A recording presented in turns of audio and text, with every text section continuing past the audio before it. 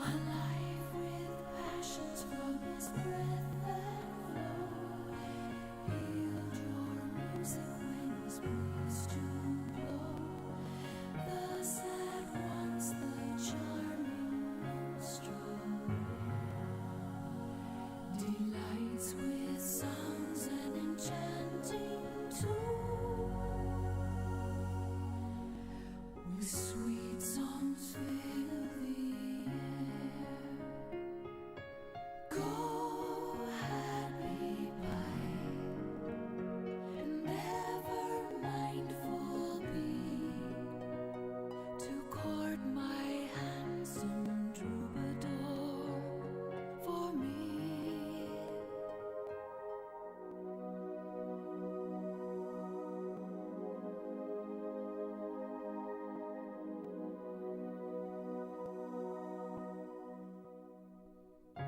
Tell him of all I feel, repeat my love at each melting touch, since to him my loyalty assign.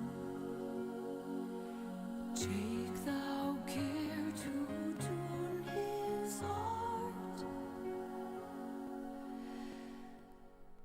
tune his heart to mine.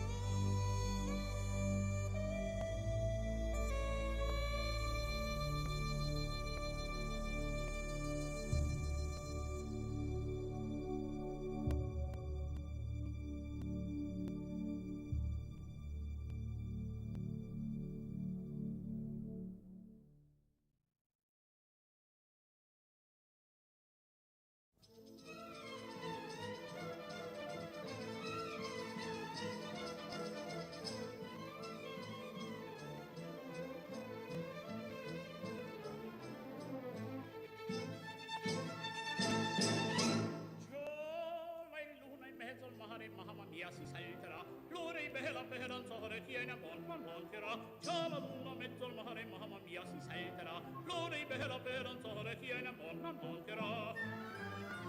Già la luna mezzo al mare, mamma mia si salterà, resta in danza quando donna mia va di qua, verso un veloce quando ciascuna coccherà, finché in cielo una stella e la luna splenderà, il più bel con la più bella tutta notte danzerà. Mamma mia, già la luna in mezzo al mare, mamma mia, si salterà, fringe, fringe, fringe, fringe, fringe, fringe, mamma mia, si salterà, fringe, fringe, fringe, fringe, fringe, fringe, mamma mia, si salterà.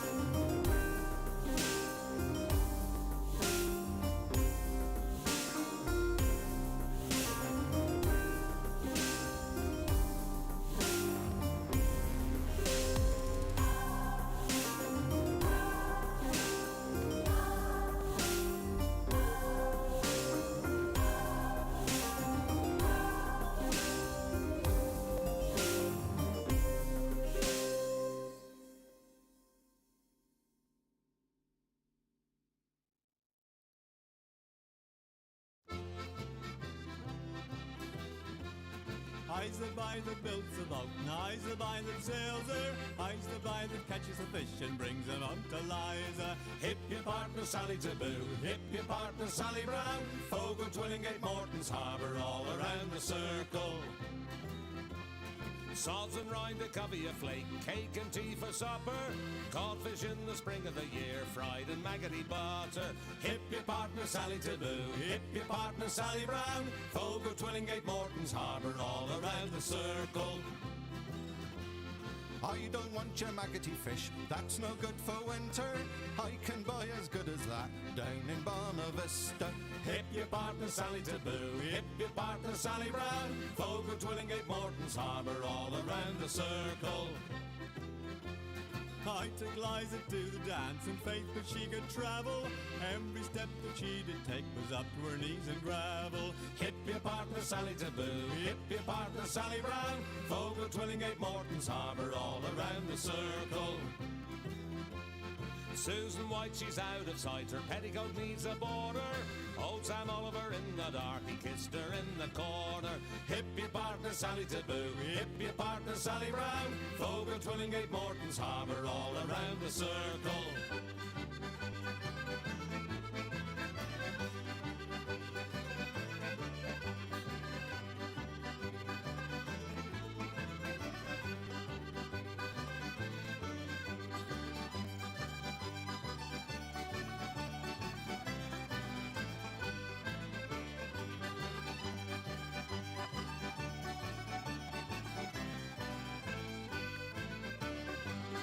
I's the boy that builds the boat, and I's the boy that sails her. I's the boy that catches the fish and brings them out to Liza. Hip your partner Sally Taboo, hip your partner Sally Brown. Fogo, Twillingate, Morton's Harbour, all around the circle. Hip your partner Sally Taboo, hip your partner Sally Brown. Fogo, Twillingate, Morton's Harbour, all around the circle.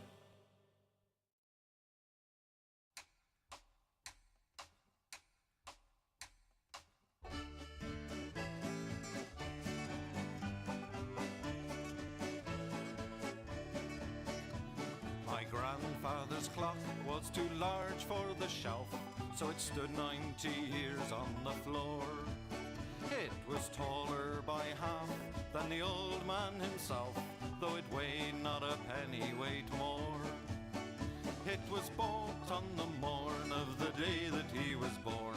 It was always his treasure and pride, but it stopped short, never to go again when the old man died. 90 years without slumbering, tick-tock, tick-tock, his life seconds numbering, tick-tock, tick-tock, but it stopped short, never to go again when the old man died.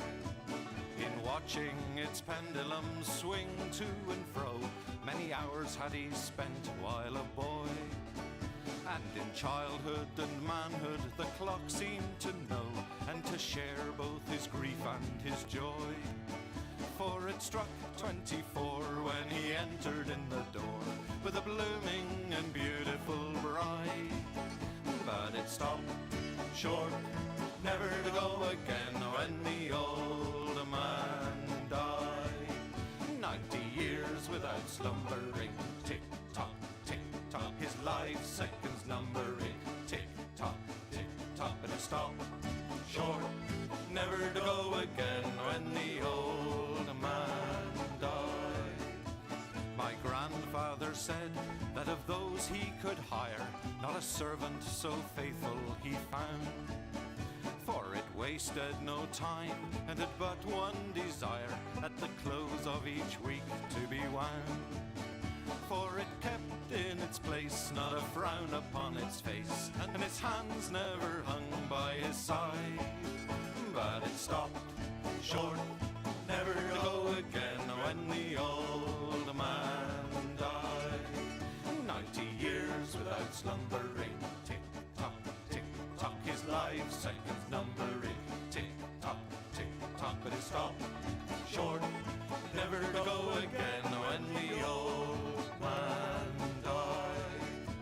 It rang an alarm in the dead of the night, an alarm that for years had been dumb. And we knew that his spirit was pluming for flight, that his hour of departure had come. Still the clock kept its time with a soft and muffled chime as we silently stood by his side.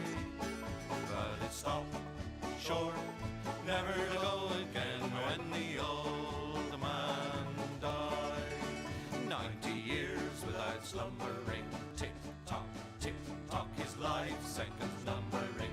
Tick-tock, tick-tock, but it stopped short, never to go again when the old man died. Yes, it stopped short, never to go again when the old man died.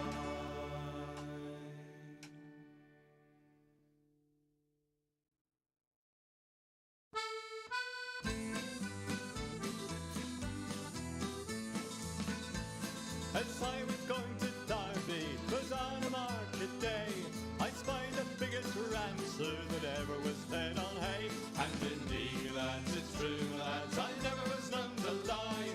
If you'd have been in Derby, you'd have seen the same as I.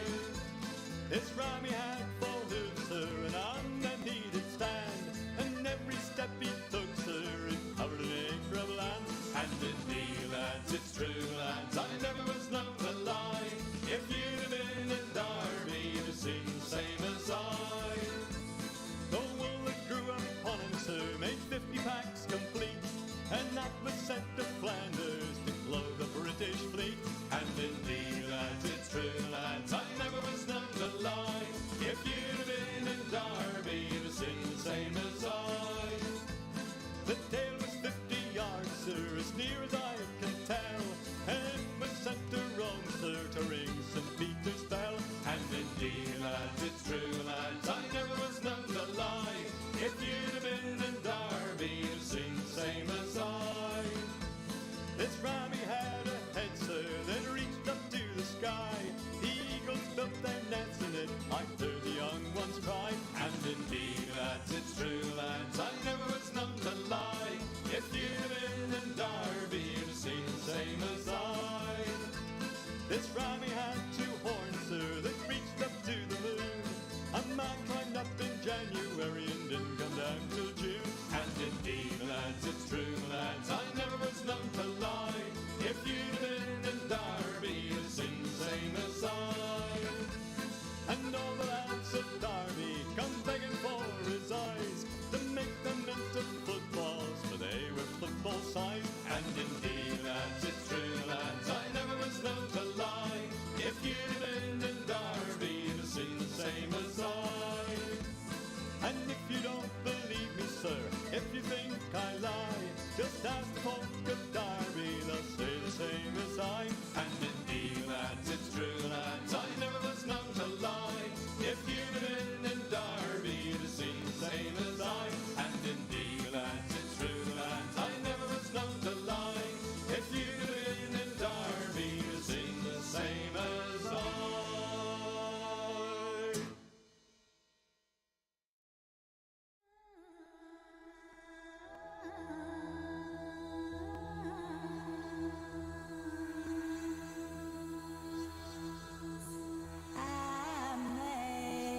Amazing grace, amazing grace, amazing grace, our Lord.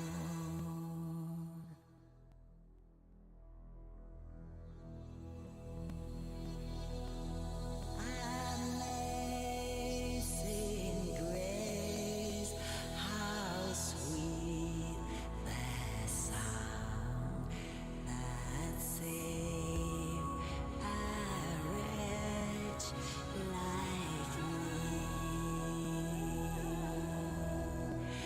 I once was lost, but now I'm found.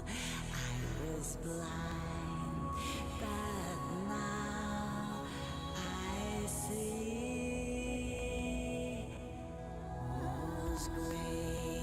breeze that full my heart to fear and graze my fears relieve. How precious did that grace appear the hour I first believed.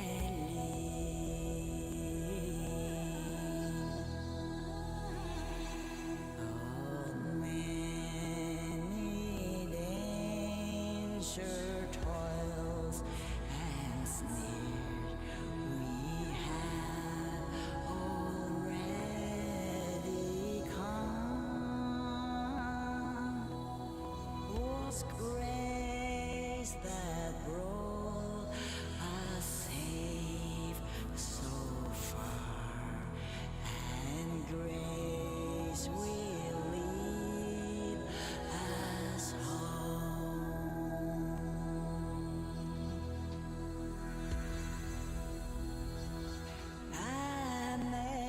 Amazing grace, amazing grace,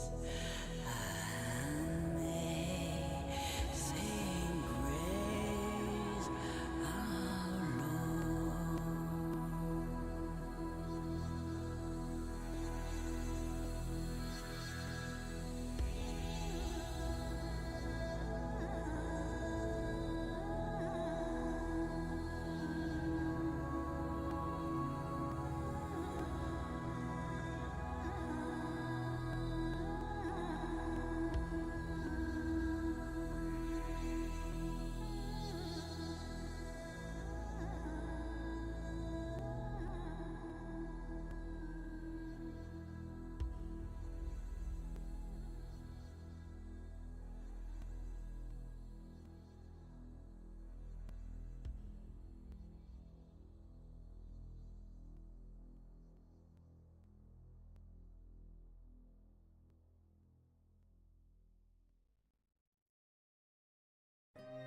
Lord.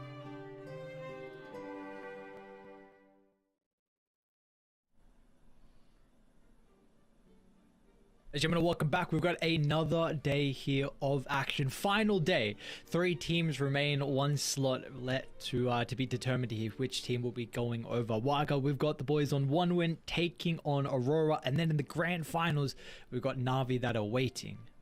Yeah, Navi, of course, waiting. There's only 1 slot these teams are fighting for. We're down to the best of the best here in the Eastern European qualifier. We'll see who's going to be the team, the lucky team to take that win, but we've had some games going here, Arius. I mean, on the way here, 1 win yesterday. They had a pretty epic bout with Liga, a Liga that looked pretty strong. We watched several of their games and saw them perform, but they were ultimately dismantled by 1 win through tenacity and sheer determination. They clawed their way back in, 1 game down in the first of the best of 3 series, and then unbelievably won game 2. So they earned their spot to be here and go up against Aurora.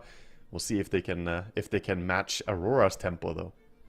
Which is going to be a difficult feat, because we actually had the opportunity to cover these 2 teams right in the upper bracket semi-finals, where we saw, you know, there was a forfeit from Aurora in game 1, but then they just, you know, mopped through game 2. Game 3 was much closer though. That went 61 minutes, but we have seen these 2 teams play, and it did look like that Aurora were the better team in particular in those games.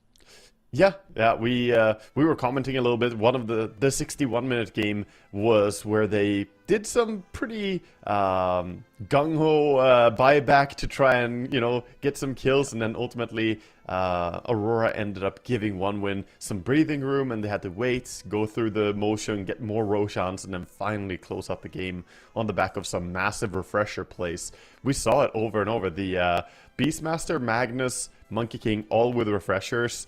And not the only series we saw that. We actually saw a similar thing when 1 win went up against Liga. It was like they took that into their knowledge. You know, they said, okay, you know what, pretty strong. They also had the Beastmaster and Magnus with double refresher, and used that to beat Liga team here in lower bracket. So we'll see. I think Beast and Magnus should probably be high priority for both these teams as they've been using it so far.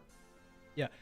The big one, right, is like the earlier series when we were covering the Magnus, we were seeing some pretty poor Mag performances, to be honest. Like, we were not impressed with them. And then Toronto Tokyo, like, he looked exceptional in the victories versus one win. With that being said, their offlaner one win, Triple S with the previous roster, with him being on one move, he solo carried games on his offlane Magnus. We're, I believe, yet to see him play it so far. Maybe a bit of a different, at least, identity with him coming to a new team. Maybe in this series, we're going to have to see them prioritize the Magnus to take it away from Tokyo. With that also being said, though, what about the Bristleback? Because this is something that they felt like was the strategy to deal with Aurora. Both in the previous games versus Aurora, they first phased the Bristleback overall. It was given over to Munkushi. And honestly, it really didn't look that good. Yeah, the Bristleback is probably a hero that, you know, he's a little bit of hit or miss for me right now. We obviously see it played two styles still. We have the carry style that Munkushi plays with the red facet. We have had it a little bit flexed towards the offlane with the goo facet, but I have not been too impressed with the offlane Bristleback. The carry Bristle can still work, and Munkushi has played well. I just think that Munkushi has played pretty well throughout the qualifiers and shines maybe a little bit more on some of the other heroes he's been using as well. But yeah, we'll see what heroes they're going to end up on and what the strategy is going to be overall here. All I know is that we generally see the teams that have a little bit more active disables and fighting power throughout the early to mid game shine a lot from the games that we've seen so far. We've had, you know, a number of games to get us here to the lower bracket finals, so the meta of the Eastern European qualifiers is pretty established by now. I think we can safely say. What's the updated stats? Because I think we were looking maybe towards the end of like day one where we were noticing, you know, heroes like Ringmaster were looking incredible. What are the updated stats now that we are final day and, you know, some of the other regions are finishing up their qualifiers? I know Southeast Asia, I think they have their last one going on at the moment. Yeah, if you got the stats up. Yeah. So Ringmaster, for instance, we have him. He was 56 point something% win rate when we were talking about him earlier, and a lot of teams were spamming him. Now he has dropped a little bit down to 53.6. Still positive win rate, still looking great.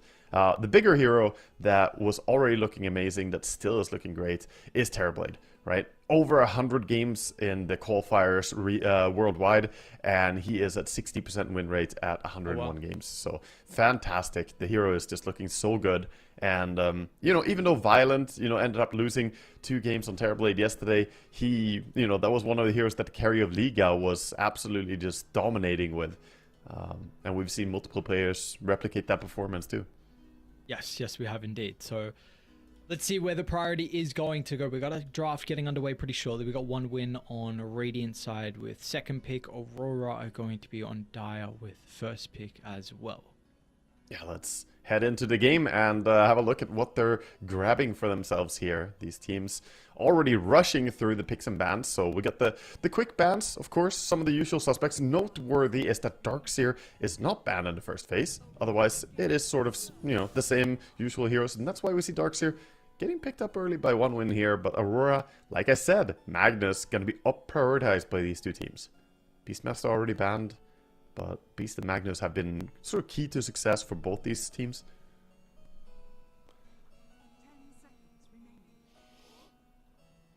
Have we seen them first phase the Darkseer on one win? I don't think so, right? It's been banned like every game almost, I think, that you and I have cast. It's been so many bans on Darkseer. Hardly... We got some games where he was played, but I can't remember if one win specifically picked it first. They have been usually going... I mean, yesterday they played Beastmaster first pick literally every game against Liga. It was just the same draft over and over. But no, you're pretty right. I don't know if they have first picked... I don't know if they've played Darkseer yet. Did they play it against Aurora? Because that would be the... No, they didn't. No. So this is the first game they play Darkseer in the qualifier here. Okay. And again, quickly to mention, it's just the fact like we see the adaptation for their previous series, no Bristleback, so wasn't even banned as well. I would be surprised if Aurora feel like banning the Bristle with the 2 victories they got. So we'll get some supports banned out from Aurora in the second phase. Jakiro along with the Tusk. Yeah, Yeah, Tusk overall, banning Tusk almost like softly counters the AA pick because he's so good with AA. But that's a hero that I'm looking towards right now that's still in the pool. Another hero that has been pretty damn big. You and I were talking about before we got into the draft here, the Ringmaster, still available. So we'll see what supports the teams are going to snag up. Most likely the next picks here, as we already see 2 cores. Darkseer hard locked in that off lane. Magnus keeping the flex open a little bit. Can be played in different ways, but quite often we do see it run as carry actually.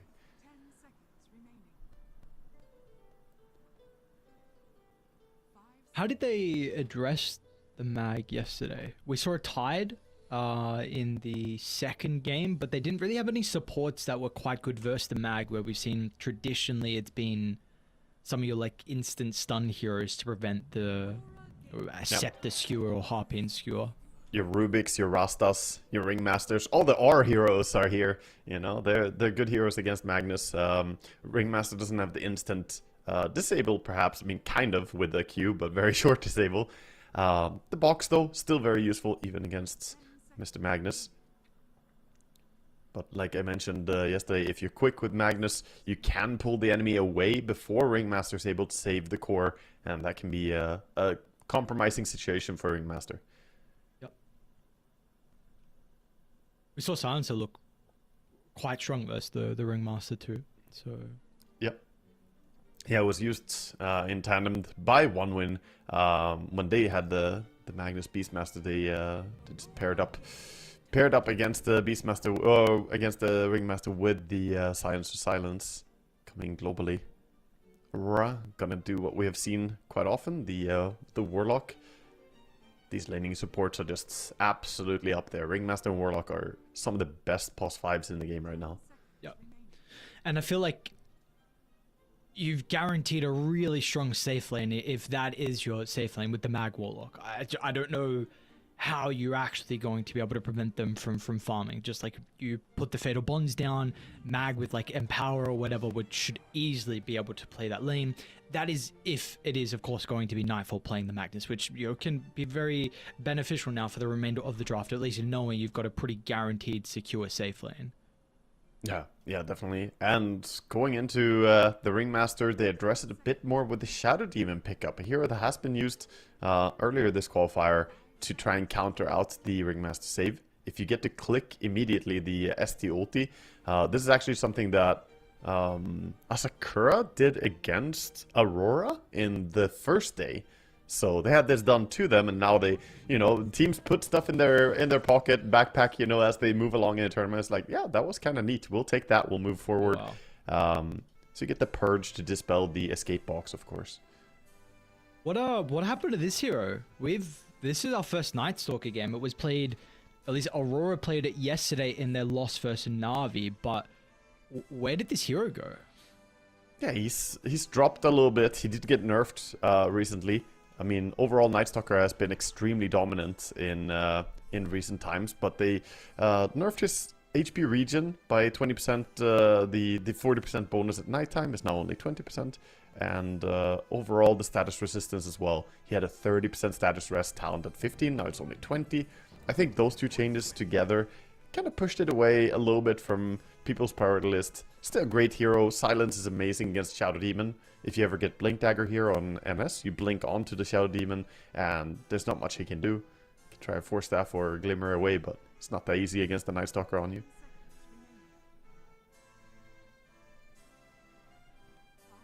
So the big thing about Night Stalker, though, is that they get all that vision, right? And it can be so useful when you play against Magnus, because Mag is one of the heroes who abuses Fog of War and will suddenly pull someone out. So wards and vision is always important when you play against Magnus or when you're playing Magnus.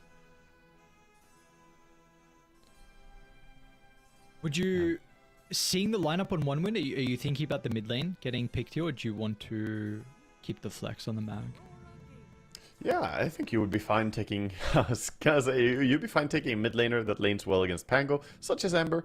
I was gonna mention there's a little bit of a downside to Ember, that there's a Night Stalker in the game, but the other heroes have very bad lockdown, right? Darkseer, no stuns, Pango, easy to lane against. The Ringmaster, Tame the Beast is not really a threat to Ember, so it looks like a great Ember game already. Aurora, they just chip it. And the only hero who can be good now against Ember is going to be the carry, which you're not worried about the carry. You're worried about, you know, some other stuff going on.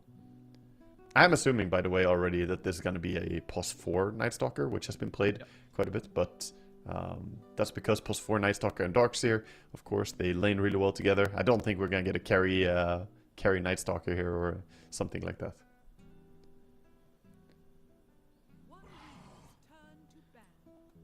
I like the morph pen. Hero that we have not been seeing a lot at the moment, but the incredible morph pick. Yeah, good to understand that Aurora, they sort of have similar issues that OneWin do. They don't have the best lockdown against a hero like that. Morph, of course, very similar to Ember in that regard. So, Sven is an option for Nightfall, one of the carriers we've seen a lot against the Darkseer. Are there others that are coming to mind for you if this is going to be Toronto Tokyo on the mag? I like the Sven a lot. Yeah, I think it should be Toronto Tokyo on the Magnus, right? We should assume that, considering how well he has performed so far. I think when they took the Magnus, it's just like, give me Mag. That's my hero. He's going to be playing it because overall we saw him get so many nice catches in the previous years, and he looks super comfortable on it. So maybe there's some argument that they could play Sven or. I'm considering what options they want to go down. Like I said, there are a few heroes that do well against Darkseer that are melee like Sven, but there's also your ranged alternatives. My mind keeps going back to Troll again when I see this. This is a nice matchup again. If you ever go on Pango, he gets rooted, he can't get away. Yep. The lane against Darkseer is easy. Maybe the Ringmaster kind of sounds a bit frustrating. I very good call. I'm just kind of theorizing. Like, I feel like it would be a bit annoying to play into the Ringmaster, but you do have like heroes to enable the Troll, the chains, the purge, the mag. So, Troll's gone. What else you got? Well, what are some other suggestions here? We've got to go further down the list. Yeah, we gotta dig deeper. So, I mean, because we can't find it, do you mag carry then? Is there an offlane? I'm still defaulting Sven. It's like I'm looking for the alternative heroes that would be like perhaps better, which is kind of hard to call. But OneWin, there were ingredients that Troll would be annoying for them to deal with. I think that's right. We'll see what it's gonna end up being. I mean, the carry pool is not actually as open as all that. One hero that is available. No, actually. Oh. Wow. They go Doom. So is it just Toronto on Doom then? Or is... Yeah, if they pick Doom.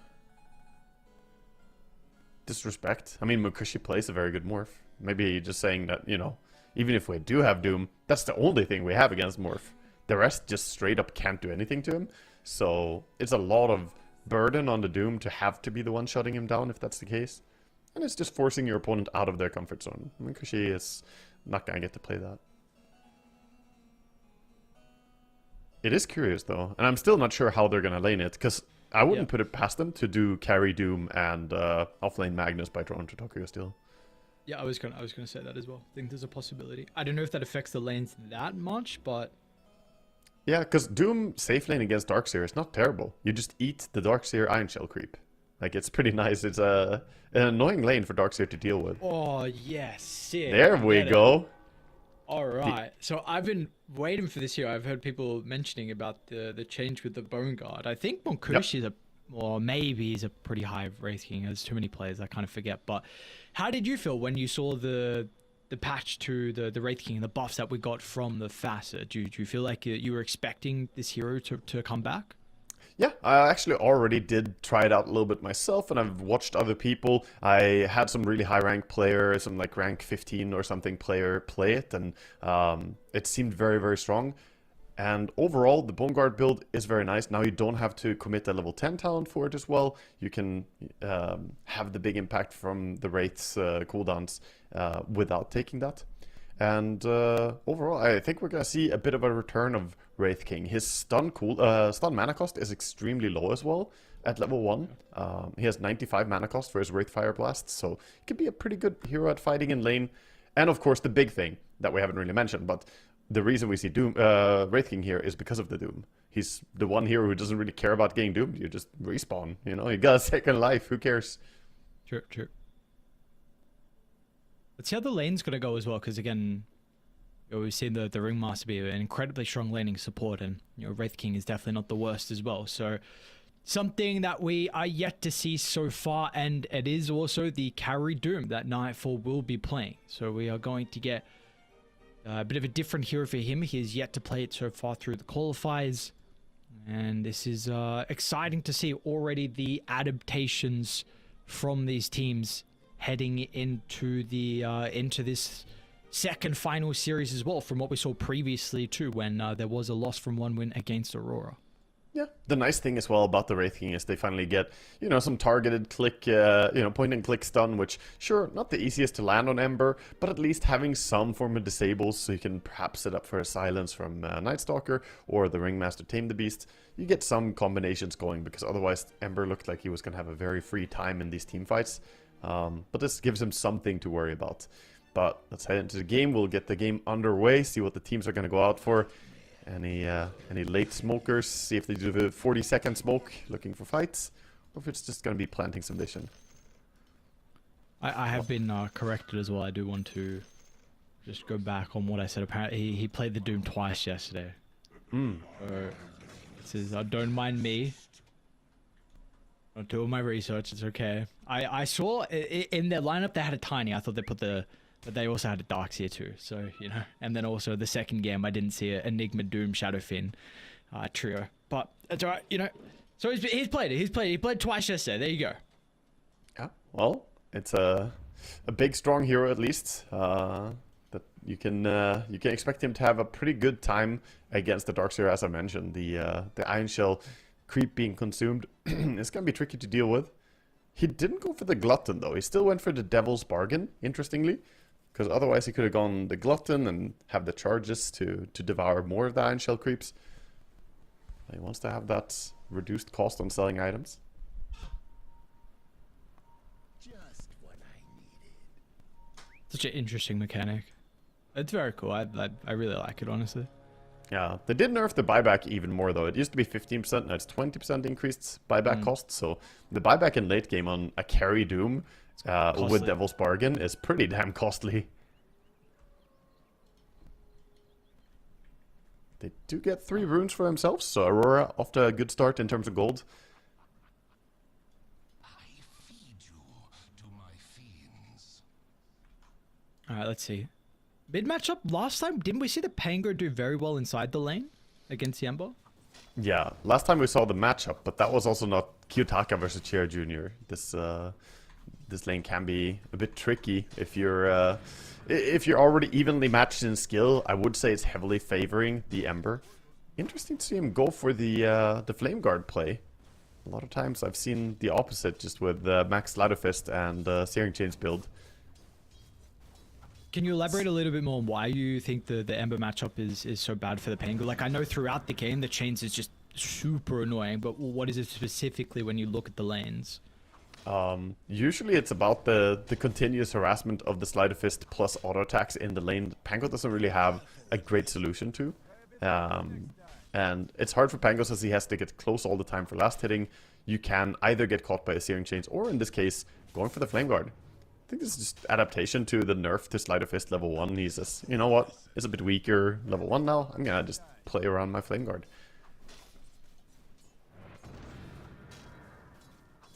Well, top lane, we got some pulling shenanigans. Might be a kill, actually. Triple S is... Yeah, okay, he's just... he's gonna stay in the lane. I mean, I guess knows he's gonna die. Still only level 1, unfortunately, so maybe hoping he was able to get enough experience to get that bonus health back thanks to the innate ability. That is not the case. Yeah, that was a rough situation for him. The Infernal Blade level 1 does hurt a lot. Of course, the Night Stalker not really able to impact lane too much this early on. Warlock, of course, such a tough hero to deal with. Really a menace in laning stage. And Doom not even going for a point in the Devour. Instead, spamming out the Scorched Earth and Infernal Blade, dealing whatever damage he can.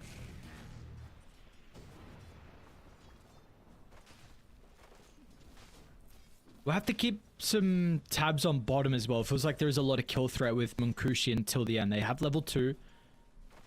This goddamn Impalement Arts does a stupid amount of damage. It may come down to like Mirror if he can use the Banishment. And there we go. There's the Banish to avoid the tame. I'm kind of surprised they use it on Toronto Tokyo instead of trying to bring the Shadow Demon's health low. Yeah. Yeah, it's a little bit tough to try and harass into the Magnus on this lane, but good defensive use by Mira, and then using the illusions to harass a little bit. Overall, the CSing down bottom should be pretty easy for the Magnus. Wraith King perhaps a little bit weaker in the very early laning stage, but once he gets the skeletons going a bit, he'll find farm for himself.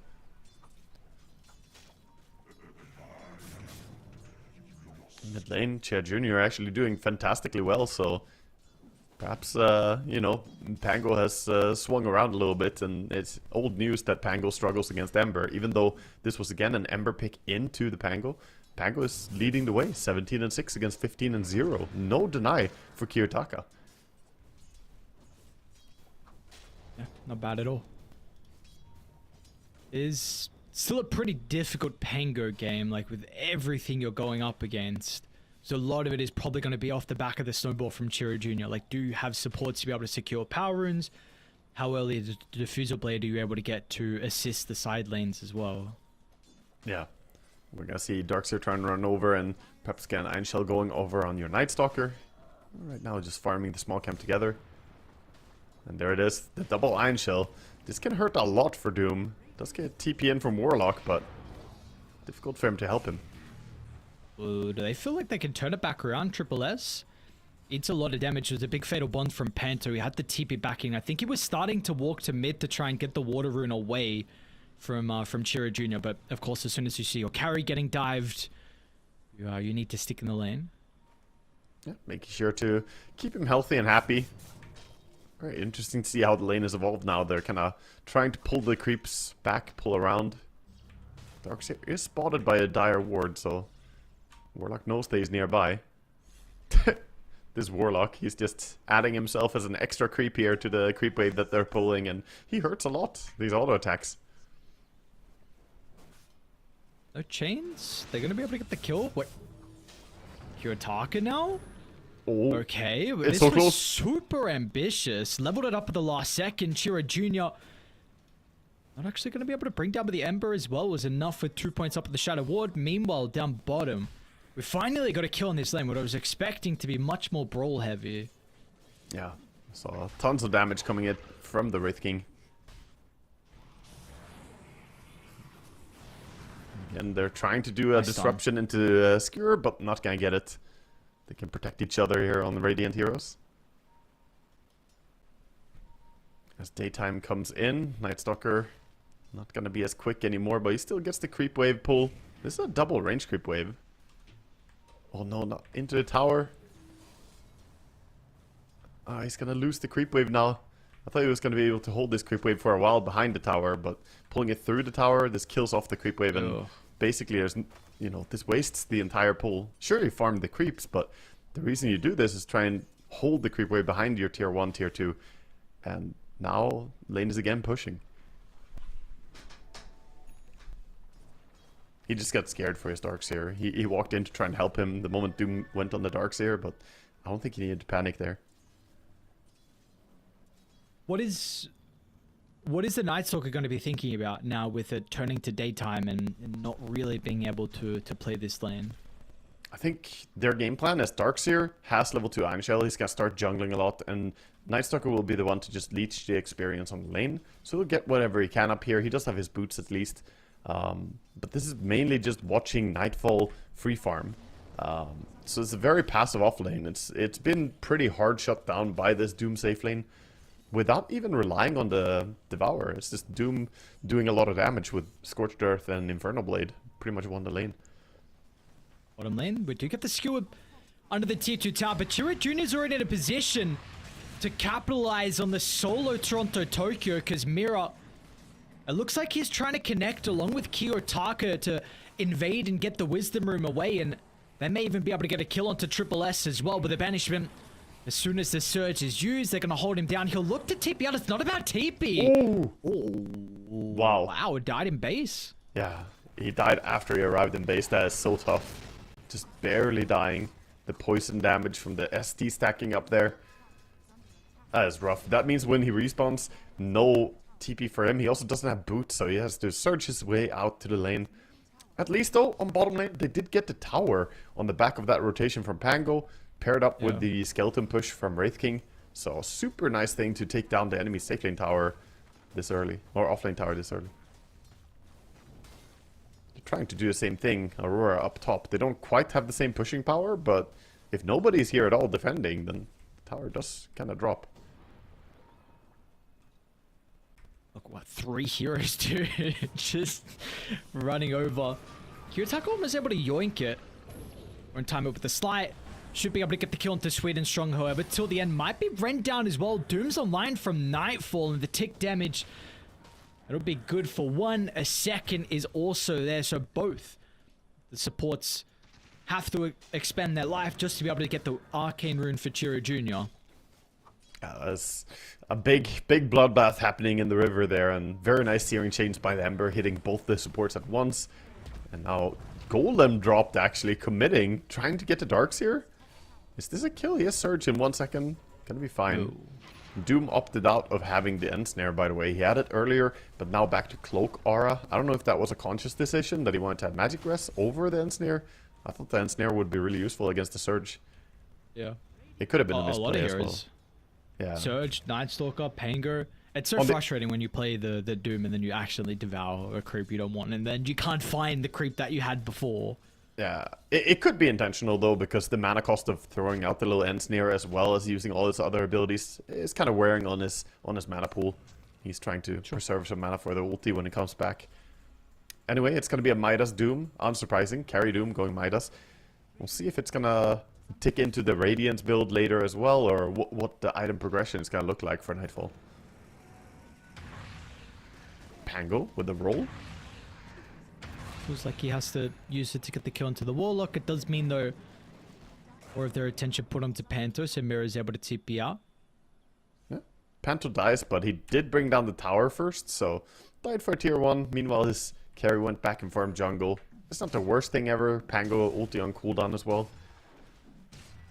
Power rune about to spawn. This time we don't see a ton of supports around the mid, so just the 2 mid players kind of checking.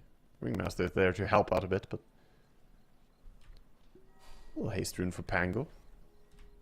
Diffusal too, coming out on the car. That's not a bad timing. 10-minute diffu is completely acceptable. That's not bad at all.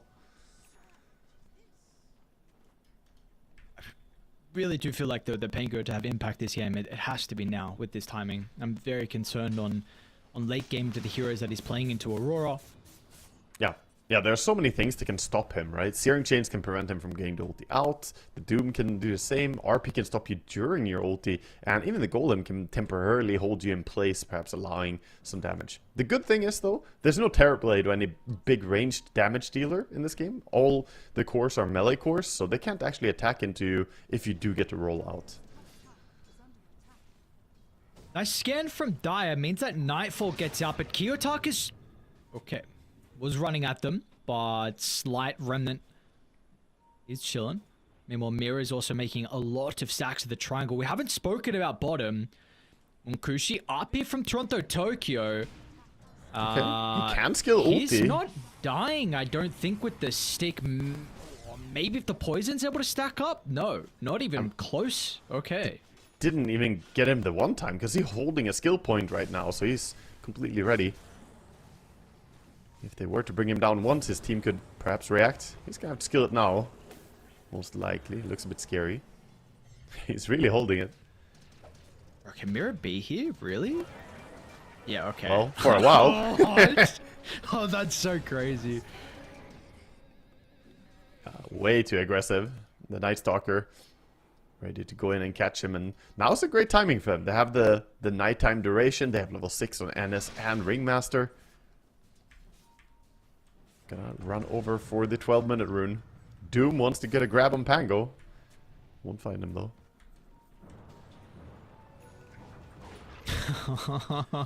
Panto doing a great job finding these D wards, by the way. First at top, when the Ember came around and they tried to go on him, that tipped him off about one ward. And now that Doom started running at Pango and Pango just turned the other way, immediately Panto just realizes, okay, there's a ward on the mid. D wards that too. So the vision advantage is coming in for Dire. Oh, are they going to get this stack, really? Wait, they must know, right? Dire, they have an observer ward. How did they get here without them seeing? Oh, yeah, they see Churju. Yeah, they see him now. D ward on the observer, but they should probably move over and defend their stacks right now. Iron Shell is in. The stack is dying. They're a bit late. Night Stalker is ready to protect it as well. Oh, great positioning. Sweet and Strong putting himself over the left side. The only way they would be able to enter up. It's a pretty decent Fatal Bonzo, which does have to make them think twice about if this is the fight they want to take. They're going to be good to get up Mirror. And still Aurora aren't bringing everyone. I mean, Nightfall has TP, but he's starting to walk instead of teleporting instantly. Yeah, he's trying to create space right now as the Night Stalker flying around. They can't lock him in place. Not enough points on that Searing Chain. A little bit of cooldown still. Since he has 2 points Flame Guard, not gonna be able to grab him. Mid tower though, they're playing multiple objectives, trying to, you know, punish the invasion, but at the same time go for that mid tower with the golem. So it's actually going to be Dire getting the tower advantage, even though Radiant were the ones to take the tower bottom very, very early in the game.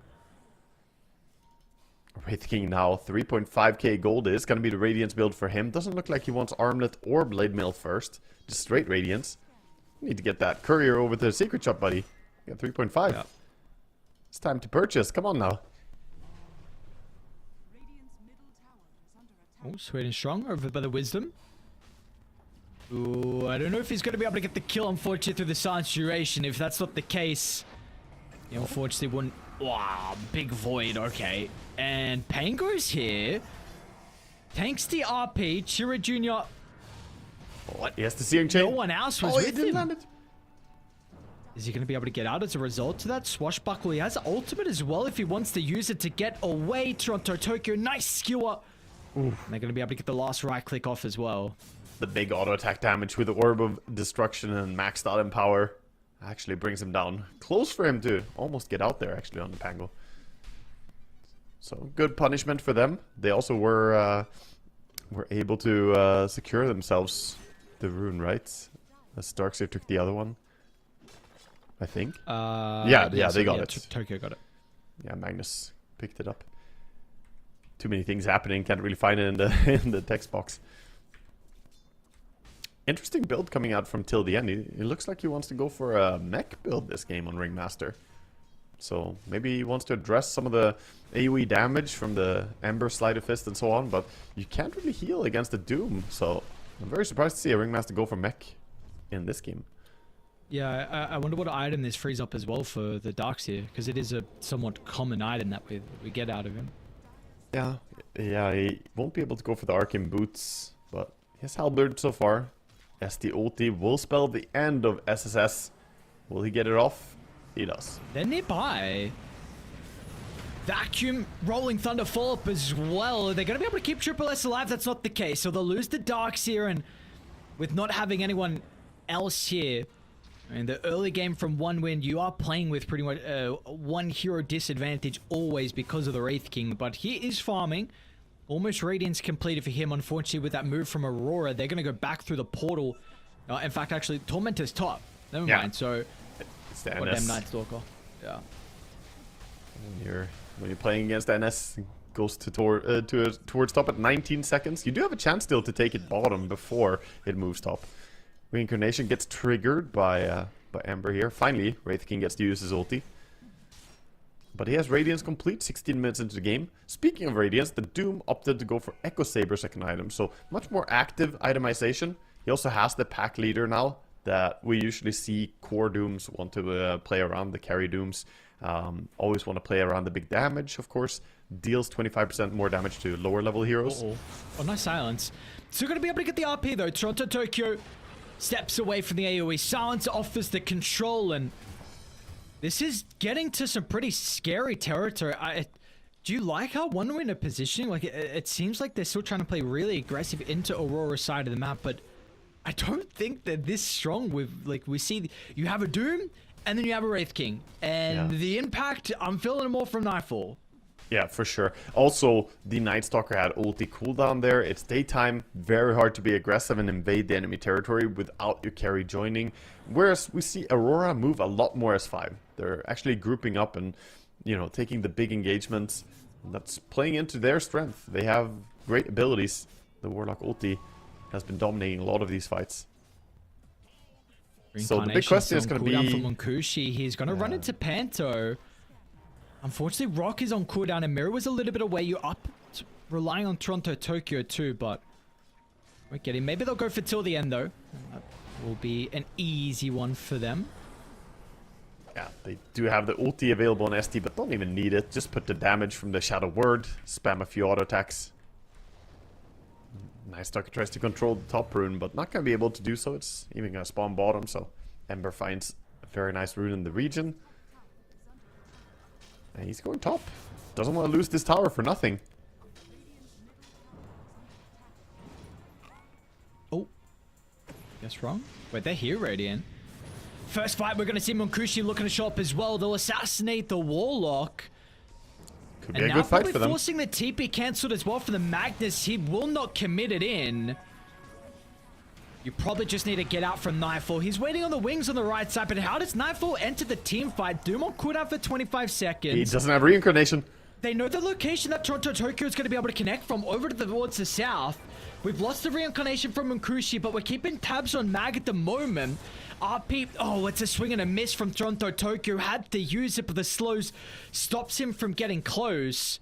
Any remnants from Kiyotaka, one up in a couple of seconds with a regen rune. He should be able to get sweet and strong, so it'll be a bit of an even trade. They saw him duck into the trees, and I think a 3 for 3. Yeah, they clean it up in the end. It was starting out a little bit shaky for them, having to cancel the TP, losing Toronto Tokyo with him whiffing, you know, on the RP. But ultimately, they show up, and there's not much Wraith King can do in the fight if he doesn't have ulti. You saw how easily he just went down. It didn't even look like anyone put too much effort into killing him. He just kind of drops, because this hero is not very tanky. The big strength is that you have that second life. And once you get good farm, sure, he can be strong, but you skip Blade Mail, you skip Armlet, so this is not really a fighting build. This is more of a, I want to farm, wants to get some big items. SMY seems to be his priority. Against the RP, against the Doom.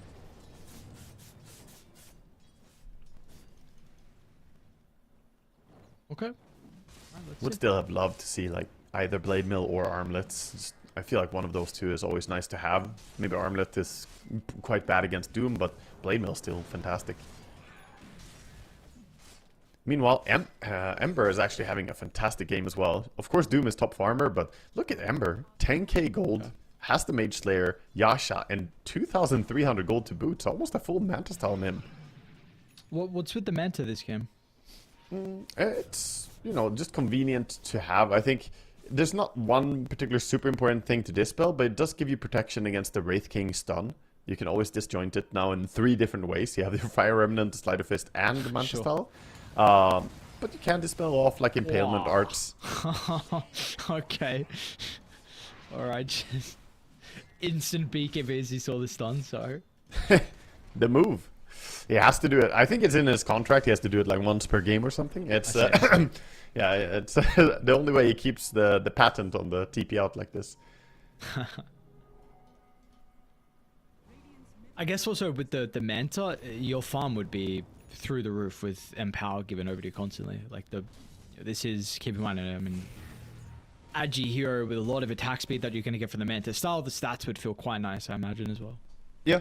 Yeah, Manta is one of those weird items that sometimes just works better on a hero than you might expect, you know? Like, it doesn't seem standard on an Ember, but it can still be very strong. Not going to help him too much against this, but he has a haste. Yeah, no, not going to happen.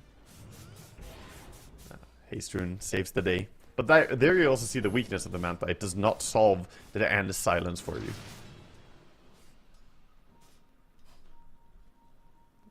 Oh, apparently the Tame the Beast is dispellable. Okay, so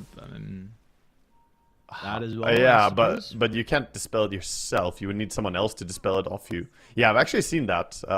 If you have defensive SD, if SD gets shard and puts it on someone, we might see it in this game. Then you're basically like immune to Tame the Beast. It mini stuns you, but then you get dispelled immediately. Yeah, most fears, I believe, in the game are actually dispellable.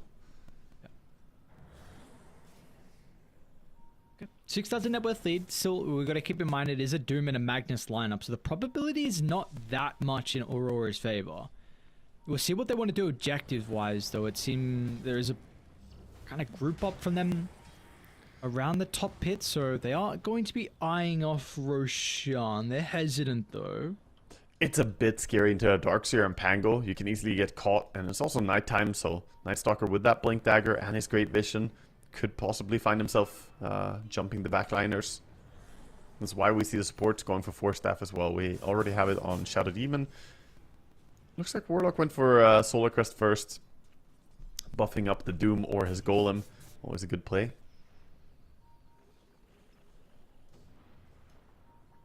And the wards at the moment from Dire is... Even Radiant have some pretty good wards as well. There's Deep One in the top jungle. Both sides playing with a lot of observers at the moment. Both teams with fantastic vision, but Radiant do a good job smoking out of that vision. Gonna go to Ember. Did he get him? Not quite.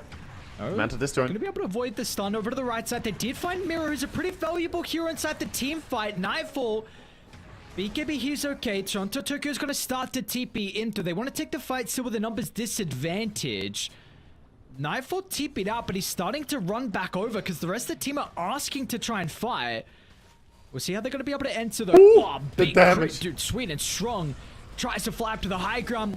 It's not a bad Fatal Bonds. It's an even... Oh, I thought the skewer actually connected onto multiple people, but it's not the case. In the end, Toronto Tokyo only drags back one. They're still lining up. The Ember Spirit's going to drop, though. The Manta will do nothing against the AoE sounds from the Night Stalker. Now they're onto Toronto Tokyo. We'll be able to get the skewer away. Mirror off the back of the respawn is surrounded under the tower. Munkushi and one win. Big swing from them, but they come out punching. Yeah, they really do. I mean, nice tenacity in the team fight there. Staying in it. Looked like they had to disengage, but instead they go back in. One win just fight through it. And I was surprised to see Nightfall not get a target for his Doom. He was seemingly punching people and getting a lot of damage done, but just didn't get a chance to find the right target, I guess, that he wanted. If you don't get Pango before the ulti, you don't really want to go on him, but it's better to get the Doom out than to just hold it for a next fight. I mean, the communication looked mega awkward from Aurora there. Nightfall TP'd out. It TP'd to the T2 tower, then started to run back in, but he was running underneath the observer wards that we mentioned earlier from Radiant. Yeah, it was... Silence stops the Doom. It's so much damage, though. The extra region, not gonna help you out there. Just burning down. And Doom has queued up the Harpoon now. After what we saw in the previous fight, with him struggling to lock on to the right target. He wants some way to catch people. Not gonna go Blink, but Harpoon instead to try and pull people back in. They're already stacking up Roche as he's traveling down towards bottom. Mira says, I'm gonna prepare for this. Get him 5 stacked before he reaches his home. Don't let him throw people. Okay. It's a pretty fast Roche. Pango is nearby, but his team a little bit far. Darkseer nowhere to be seen.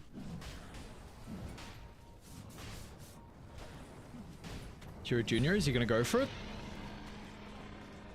Too late. Toronto Tokyo, they have this high ground ward. We're gonna see till the end. And Kirotaka, given the ages, means he will be enabled inside some of the team fights. They want to try and force the issue. Both backline support's vulnerable at the moment. If they can kill off the ward before the bonds, it's going to be pretty important. Gets it up before his death at least. Doom on Darkseer? A messy fight breaking out. Simultaneously, I mean, we've got Doom inside the middle. There was an RP in the river as well. I don't know who this is currently favoring. Nightfall's being forced to run away. Wraith King is chasing. Embers He's got Blink. Sweet and Strong's going to be back in to try and deal with some of the supports. But yeah, like you said, importantly, Munkushi catches up to the Wraith King. Now, Kiyotaka is out of resources. Toronto Tokyo is trying to work out how he can help his mid laner. He's out of charges. He doesn't have more remnants, but they don't want to go for round 2 into this, knowing that Magnus is behind. A little bit too tough to fight into.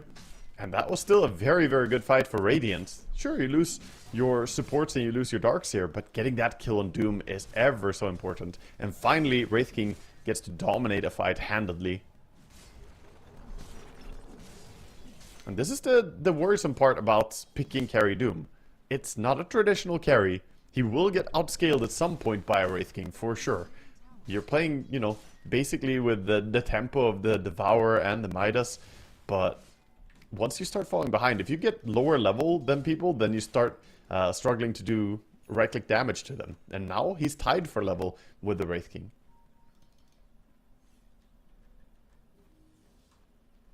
Loses that 25% bonus. And that's basically what you're playing around when you play carry Doom. You want to be ahead so you get 25% extra damage, and then you crit with Alpha Wolf. That's the entire like appeal of the hero. Mm-hmm. Unfortunately, he's not playing with a large lead at all. Nor are the rest of Aurora. This is a very minimal lead, 1,000. We've got to keep in mind the other, again, previous series we saw from these teams. It was pretty Aurora favored. OneWin have come to play today. It looks like they're going to be able to get the Tormentor as well. Dire not in the area to contest.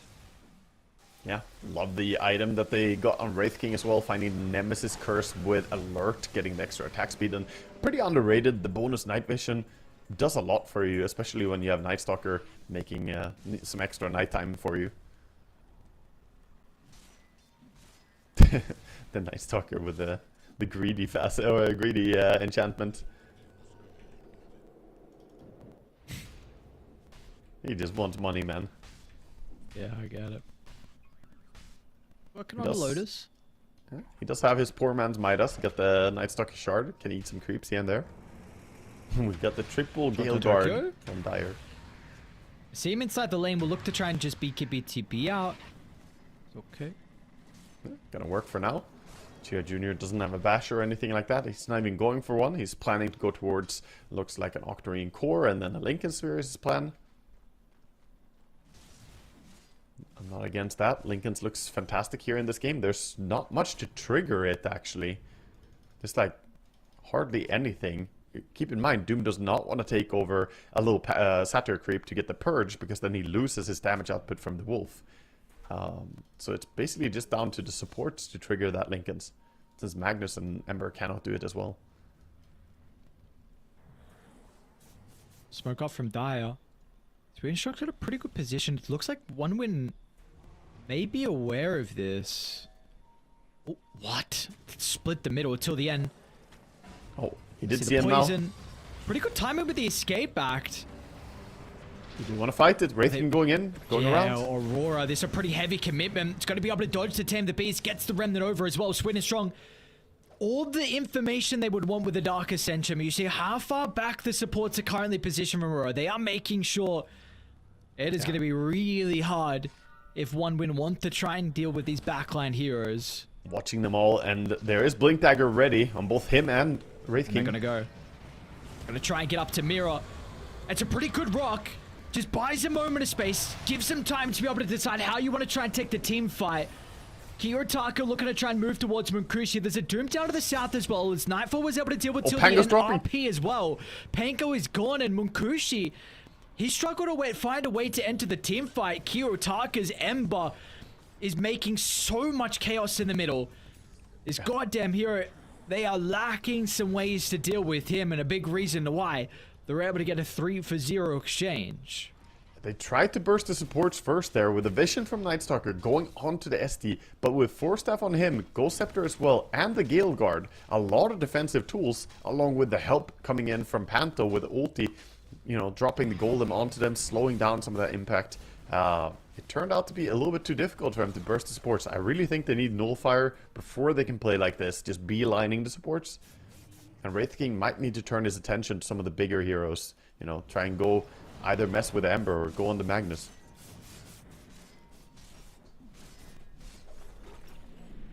Good fight for Aurora though. Back in decent shape.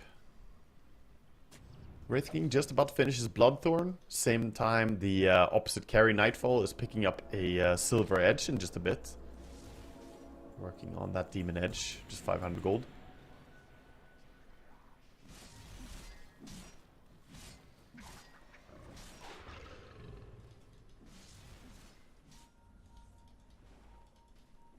I've yet to see Toronto really shine the way we have seen him before in his Magnus, picking off and pulling people back, but he does have the Aghanim Scepter for him now.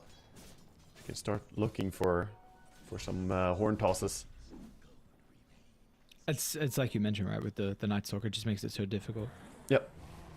Yeah, definitely. The vision disadvantage. It's not even just that you don't see your opponent, they see you all the time. So there's going to be a lot of informed decisions coming out positioning-wise. There's a couple things. I mean, I don't know if really Shadowblade fits the build from Toronto Tokyo, but ever it can, honestly, I wouldn't hate it. Yeah, but also, I'm looking at a gem as well. I think this is an item that needs to be considered pretty early on. Swing and a miss here from one win. Yeah, getting some D-ward would be important. I think Radiant are the ones who probably might want a gem now against the Silver Edge Doom as well. Till the end is going to run into him. Doesn't realize the smoke broke and he dies in 3 hits. That's why people play carry Doom. The innate and the crits, it's just tremendous damage.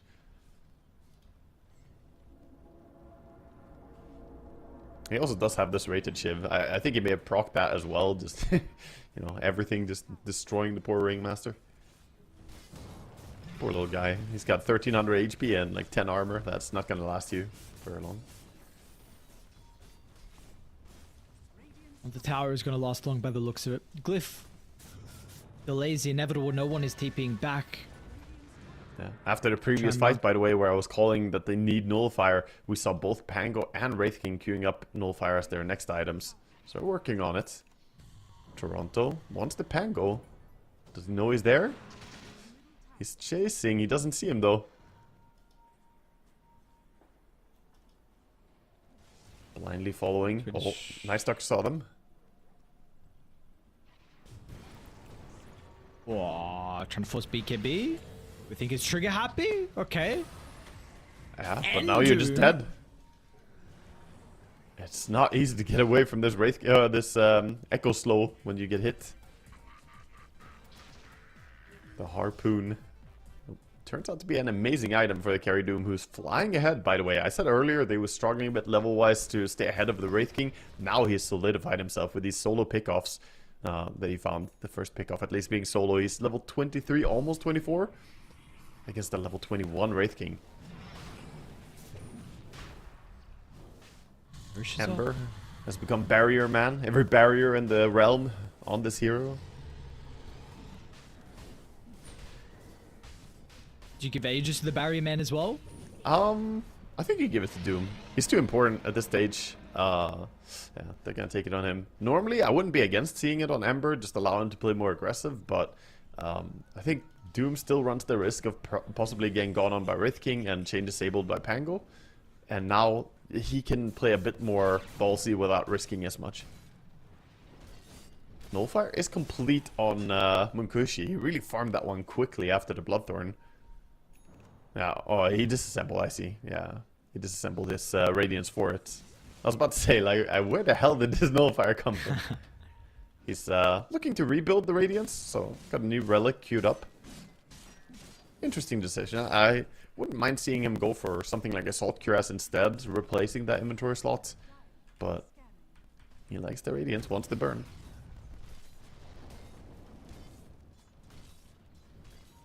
At least now with the Nullifier, if he ever does get to jump to supports again, they will struggle to survive.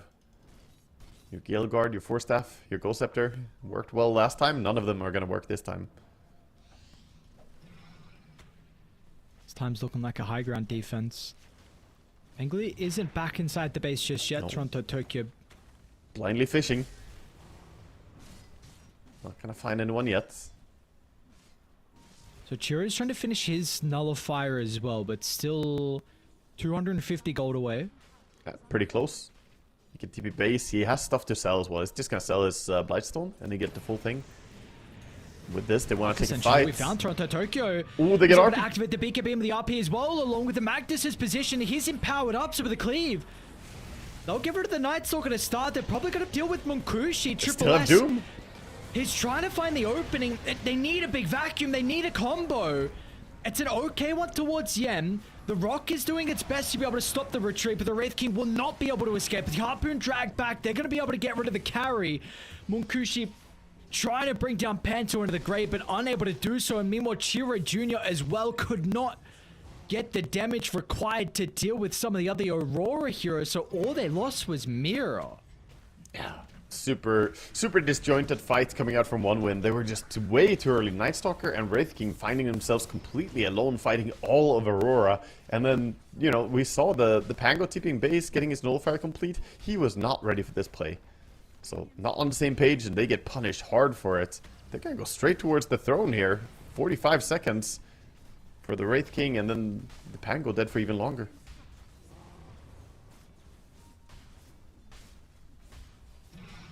One of the reincarnation. I mean, they can buy back, and they might have to. It's dropping right now. It's very close. They're trying to buy time, but this is just an offlaner and support. Yeah, what are they going to be able to do? I mean, Swedish Strong Sworn has got a buyback, I guess, or waste a couple of seconds with them hitting Kim. Let's see if the throne health is going to be enough. Skew up Munkushi again. No reincarnation, and he's just gone. Doesn't even get to right click at all. He's just running down the Warlock, but on his dying spirit, no value. Panto's going to tip him. And Aurora looks like they're going to be able to take game one unless Chira Jr. has something else to say about it. Comes crashing into the middle. A quick U-turn as well. It's a decent amount of damage, but it is just far little too late. They do not have enough. Ultra kill for Nightfall with the Doom. And the RP. Finish it up. Success in it yesterday. They're going to give him a rampage, and they will see this success from the Doom in this game as well. Wow, what a play.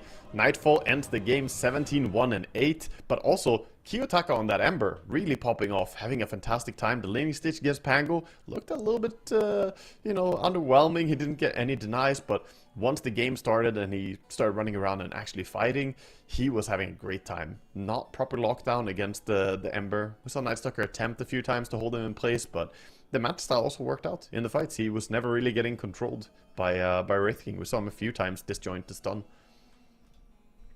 So how do we feel? What are we looking at in regards to the strategy when we look into this next game? What do we want to see some adaptations, I suppose, in particular from 1win as well? I don't think there was a lot that, you know, they need to do differently. They had moments when they looked strong, both in early game and later on. They had decent item progressions, but that final fight was just not something that can happen. If you take a big fight, you know, they TP Pango base and then they run out to contest the Wisdom with two heroes against what they must have known to be all of Aurora in the area. They didn't see anyone else on the map anywhere else for a long time. So that to me is worrisome. They need to play a bit closer together, need to be on the same page with each other, because very obviously they were not coordinated for that final fight. Aurora, on the other hand, they knew exactly what to do in these fights. They played well around their teammates, and I think it's important for 1win to prioritize the correct targets. The one fight where they chased after the supports forever really dearly cost them.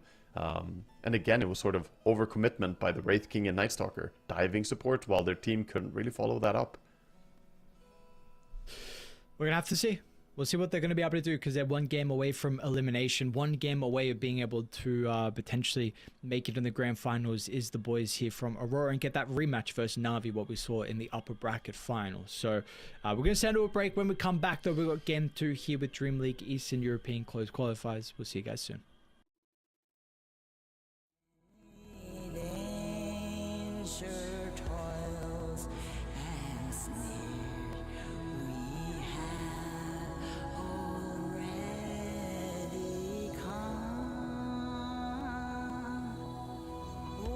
Grace that brought us safe so far, and grace will lead us home.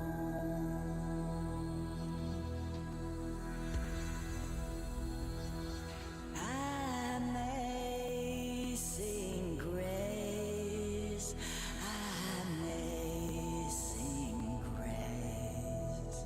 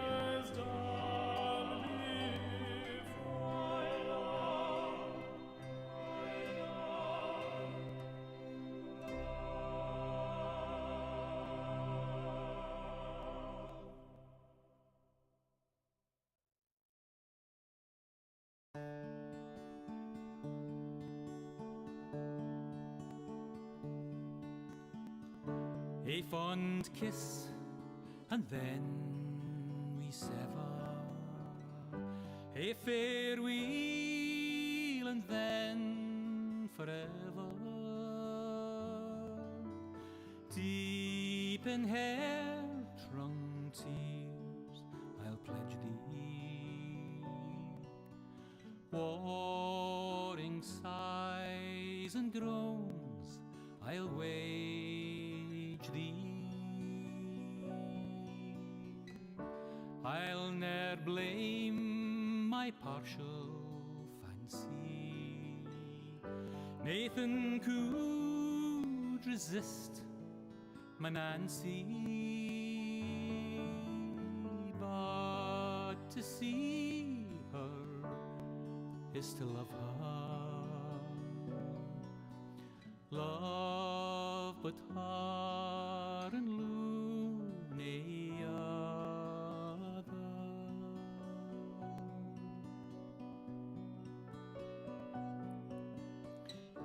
Who shall say that fortune grieves him, while the star of hope she leaves him? Meany cheerful twinkle lights me, dark despair around benight me.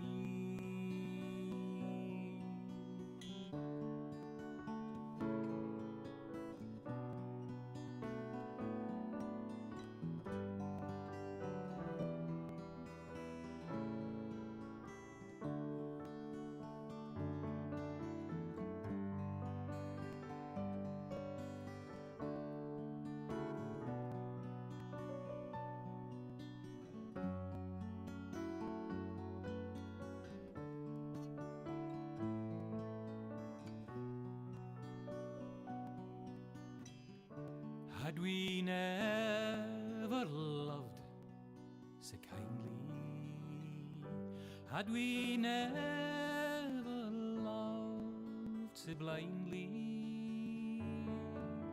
never met or never parted, we would ne'er been broken hearted. Fare thee weel, thou first and fairest. Fare thee weel, thou best and dearest. Thine be ilka joy and treasure, peace, enjoyment, love and pleasure. A fond kiss, and then we sever. A farewell, alas, forever. Deep in hair-wrung tears, I'll pledge thee. Warring sighs and groans, I'll wage thee.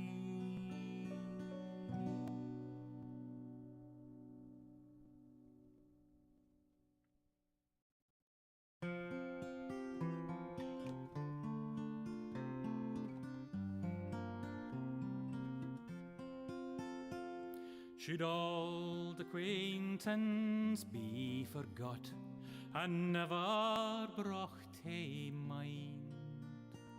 Should old acquaintance be forgot and old lang syne?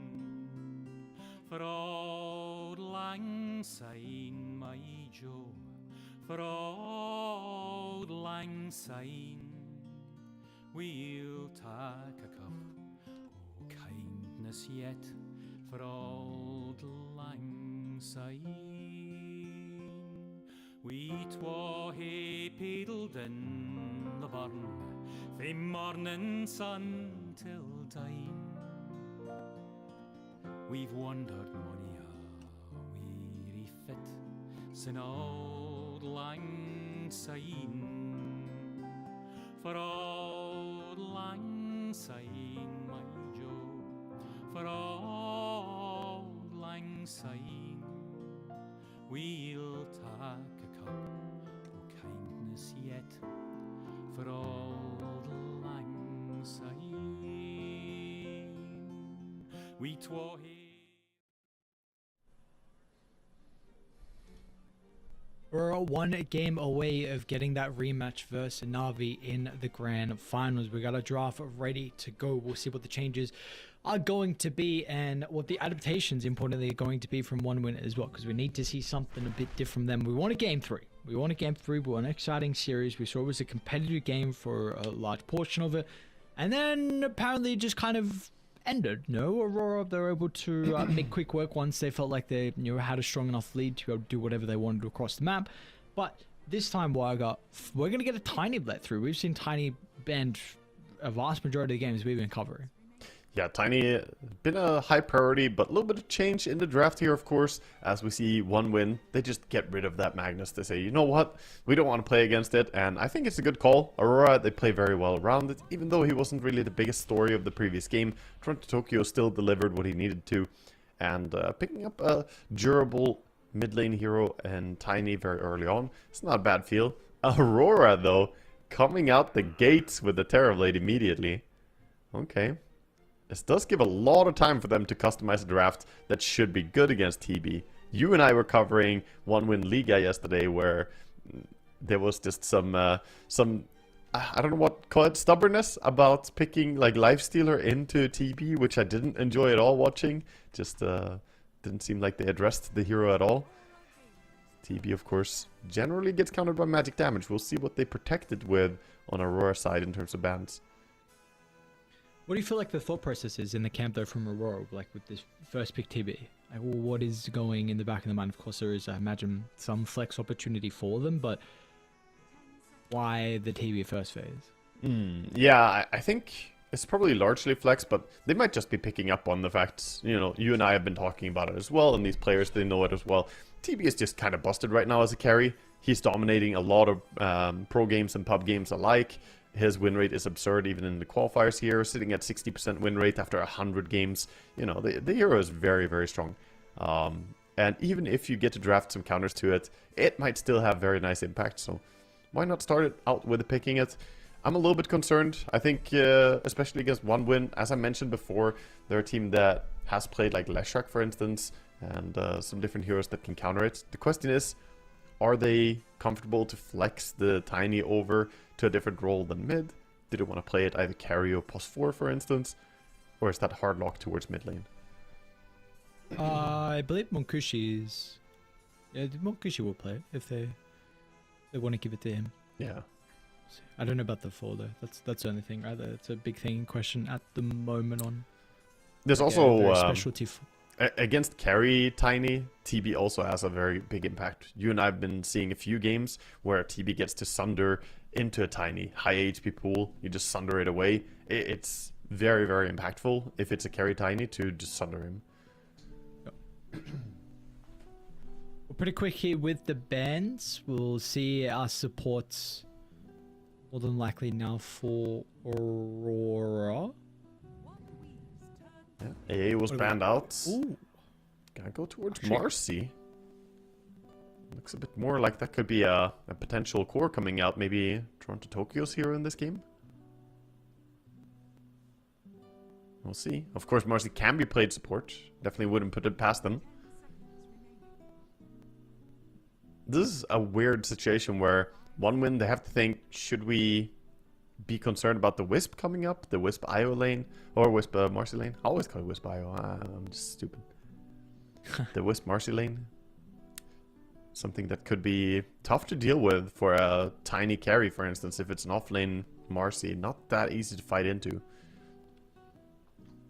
you want to see a TB Marcy as your carry and off lane, though? Doesn't that feel a bit weird? You're low on lockdown. It's like super high damage, but low lockdown. So it's pretty focused on, you know, Marcy having a good time early on. If she doesn't, then it can be very awkward. That's why I'm also saying, like, there's potential that they run at support. Since it would be a bit vulnerable to not have better lockdown later on. But we'll see. Maybe it's a different approach coming out from Aurora. They're one game up in this series, so maybe it's time to try out some new stuff. And one win, bringing the Coddle. Well, that's how you get some magic damage against the TB. Also, the miss chance is going to be amazing here against Marcy and TB.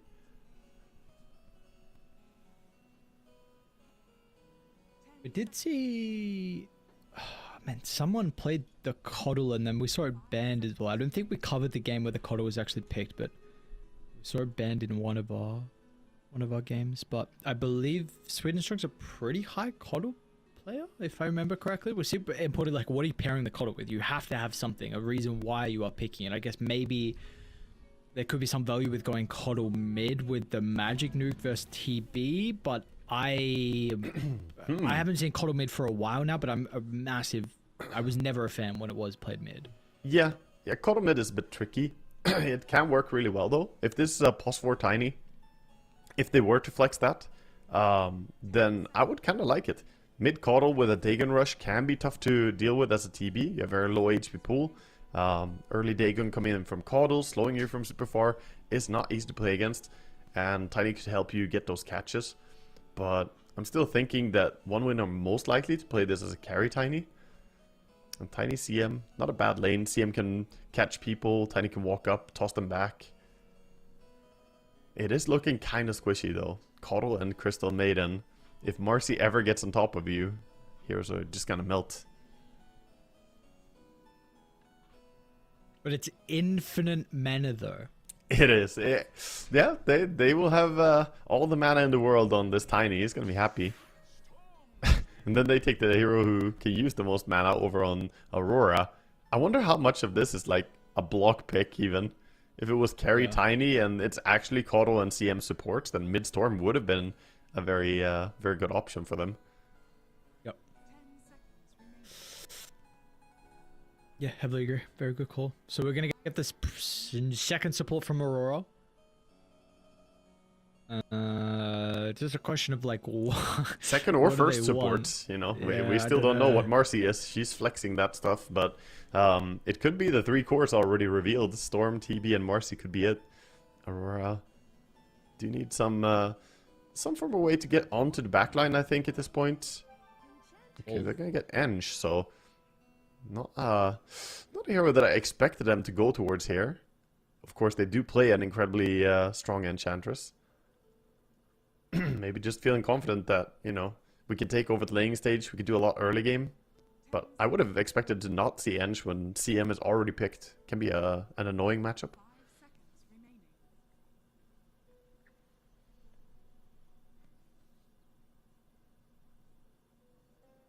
Alright, let's see. What do we want here for 1 minute? Again, the big question is like, where are we going to be putting the Tiny, and do we want to go out off lane? We need triple S hero. I wonder what he feels confident with into this. What he thinks is best. We already have a few offlane heroes banned out. It's gonna be Sand King. More magic damage.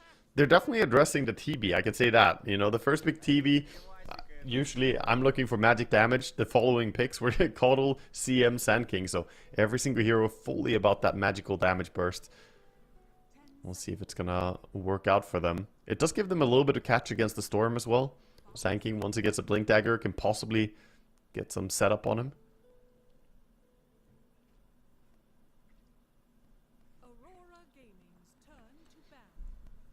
I wonder what Sand King's success has been, because we've seen the hero come back a little bit. We had a few games now of Sand King. Okay, so he's actually sitting at 45 games region worldwide on the qualifiers and 60% win rate. So actually not doing too poorly in this qualifier. No changes in the B or the C patch, was just a 3.8 patch. Sorry, 7.3 patch.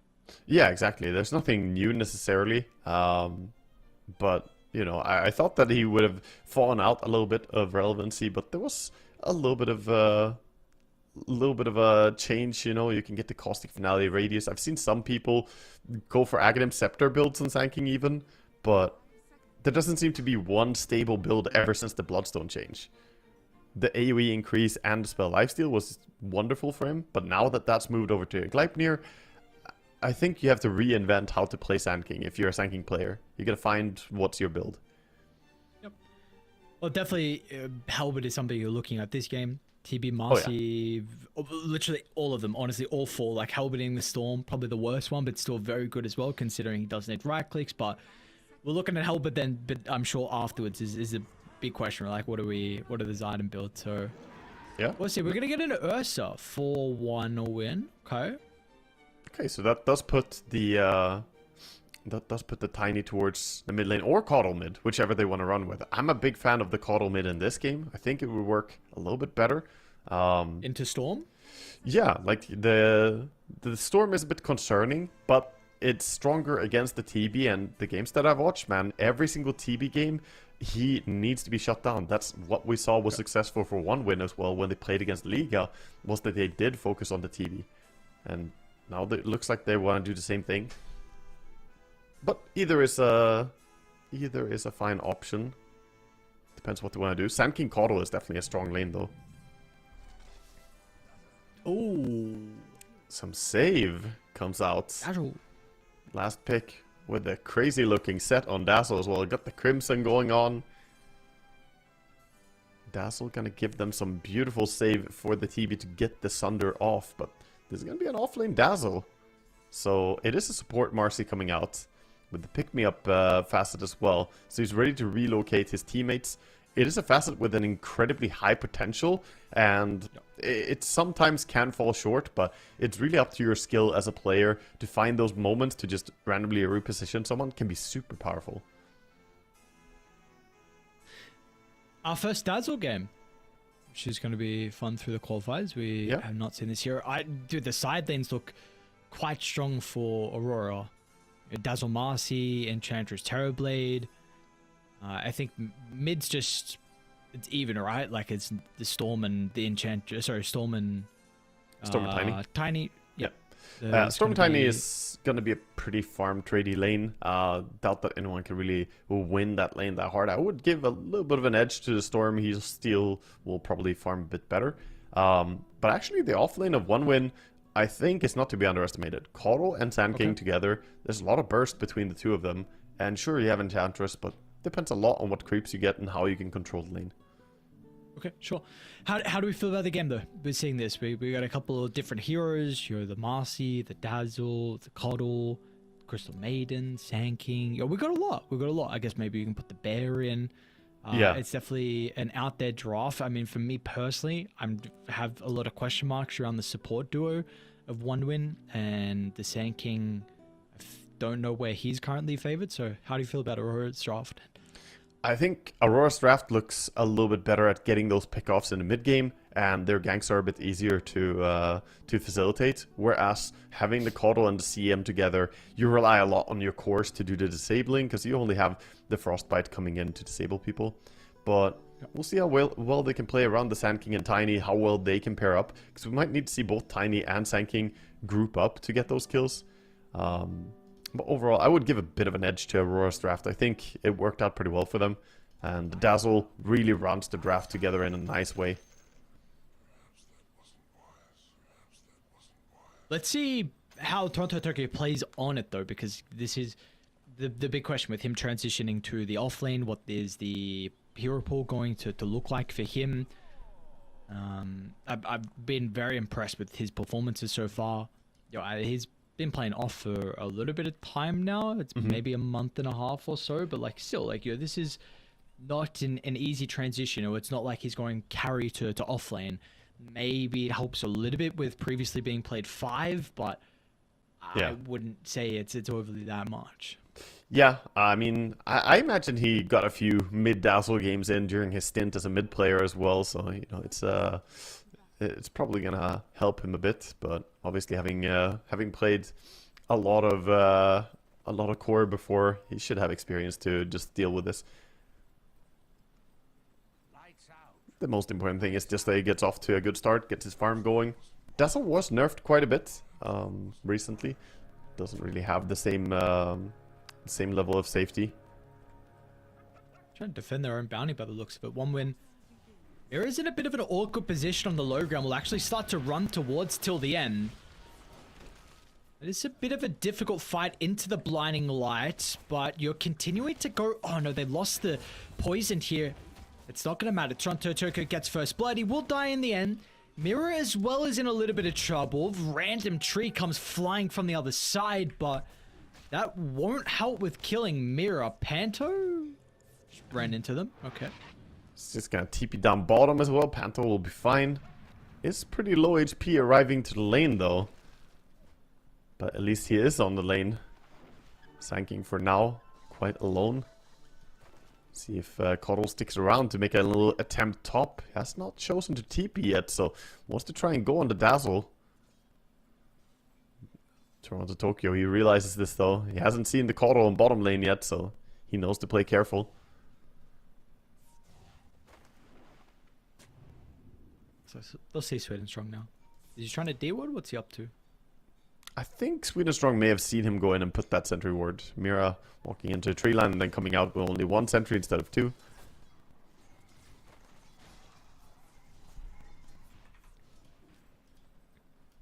But yeah, off to a very bloody start. Overall, the mid lane Storm doing quite well so far as we expected. Pretty much impossible for Tiny to deny him. So far 8 out of 8 last hits for Storm. It's not from Kiyotaka. Yeah. Side lanes though is really where we want to keep our eyes because the kill potential on these lanes is very, very high. Both on bottom and top.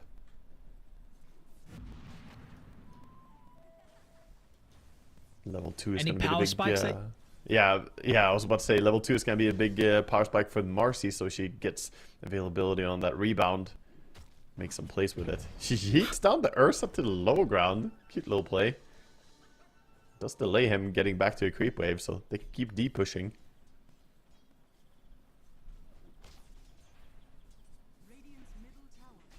So funny to see. Just chucked away. Poor Mukushi, bro. Yeah, he could have hopped right back up with the Earth Shock, but I think he was a bit worried about doing that and then getting poison touched immediately, so yeah, he played it safe, walked back again. Still doing fine for himself, getting his farm. They need the lane to get back though. This is not where Ursa and CM want to be. When you play Ursa CM, you want a long lane so you can chase your opponents down and get the kill. But when they're this far out on the lane, it's very hard for them. This is great for Marcy and Dazzle. They're very happy with the location of the lane right now. Get a quick resume, Scriff. Back into the game.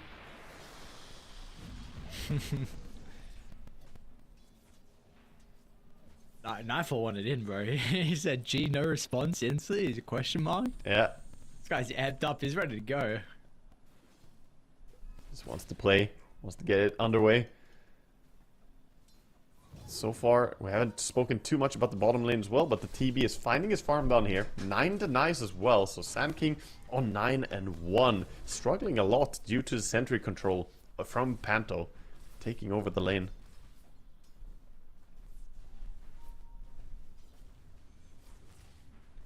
Of course, the Coddle not really able to fight. I'm surprised they went for Blinding Light and the Chakra Magic, not relying on the Illuminate to just shove the lane and like help the Sand King push and get the CS. I think I would have preferred to see them just double nuke their creep waves over and over, because when they don't do it, TB just stands there and denies repeatedly. Like, sure, you can Blinding Light for a while, but that only lasts for so long.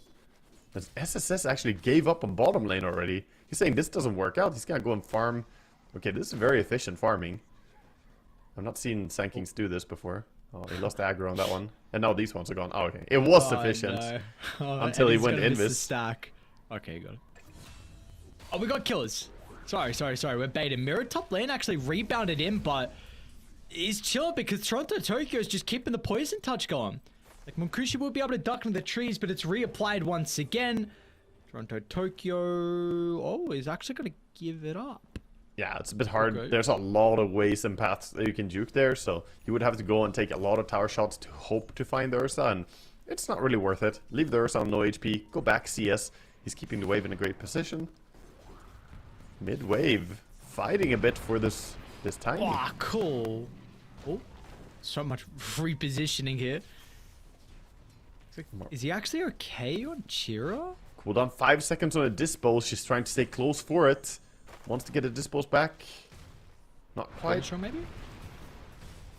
The Storm is just CSing. Mira maybe thought that Kiyotaka was going to be here. Now toss on... What's going on mid? What? They somehow outplay them 2v3. And yeah, sure, you're going to get away with Enchantress and Storm. But there's 3 of you. You guys want to be the ones getting kills. Meanwhile, top, the 2 of them brings down the Dazzle. As he was left alone, the CM and Ursa bring him down. Is that long lane chase down like you were mentioning earlier? So... I mean, if you don't have any friend nearby, then it's tough to be a Dazzle against Ursa. You just get held in place by the Crystal Maiden. Now they're bringing both the supports up top, though. Not wanting to let the Ursa free farm. TB is completely fine bottom since the Sand King is just jungling, so the attention is going to go elsewhere. Man, this is so sad watching Triple S just continue to farm this and losing aggro and then only being able to use Sandstorm on one creep. It looked good at first when he pulled both the creep waves and like was farming both the camps at once, but it doesn't seem like you can reasonably do that since you keep going in this. Yeah. Yeah, I was trying to think if there's a cute way to do what he's doing, but nah, I think it's just not quite gonna work out. He finds himself level 4 against the soon level 6 Terrorblade, so bottom lane was a disaster. And this is a first pick TB. You do not want to have this happen when TB was, you know, telegraphed as hard as he could. This is not good signs at all. So let's see, importantly, I mean, this is up to Nightfall now. Like, what are you going to be able to do with the freest of games you could ever ask off the back of the lane? Yeah, I mean, I have all the respect for Swedenstrong as a, you know, is a fantastic player, and he's obviously platinum tier on Caudle, so he knows what he's doing. But to me, it just seems like an impossible lane if you don't have Illuminate. He's going for this max tracker builds, and it just did not work out this game. So now, how do you play this game? Because Ursa is going Battle Fury. This hero is relatively slow. He's the one person that's having a really good time, so they're going to try and gank him. Mira in Toronto, Tokyo. You also have Panto coming over, but Panto's a little bit too late, and Chiro Jr. was super quick on the fingers to TP in. He was ready to try and protect his carry. They know how important Mukushi is to their success, and they will make sure they're going to be able to stop that attempt to invade and take over their own safe lane. I think this is so imperative that they keep the Ursa happy, but now with the TB wrapping around, no ulti on the Ursa. It's going to be fine with the face boots, though. You play with the spell casting from Daya. It's not enough. Kiyotaka actually feels like he has the damage. He's committed though. Kiyotaka. Ooh. It's just a CM. Oh, Panto. So, Okay, whoa. yeah, he thought that he had a good read on the situation. Kiyotaka wanted to get the kill on CM, knew that Tiny had cooldown, but there comes the surprise factor of 4-second cooldown reduction from Chakra Magic. Suddenly you're getting avalanched. You know, he was calculating the stun cooldown, but suddenly it gets changed from the Caudle impact. One more. Oh, what a good stun. The Centaur Conqueror saves his life. Whoa. He was in. What the heck? Kiyotaka. Oh, the frostbite. Okay, he has much more mana than I was expecting. I thought he was going to zip in and then only have like 200 mana left or something, but he's okay. He's okay. Yeah, that was a little bit rough entrance to the lane. He's going to be fine, though. Chia Jr. found some time to hit the tower as we see Dazzle do what Dazzles do really well, clearing Ancients. With the Poison Bloom, of course, propagating that poison between different targets.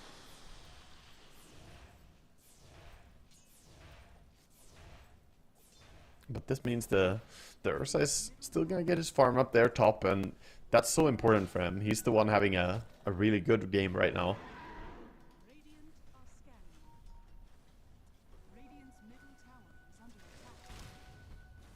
And Sand King, for all the struggles of jungling, he is keeping up with the Dazzle pretty much evenly. Both at 3.4k gold right now.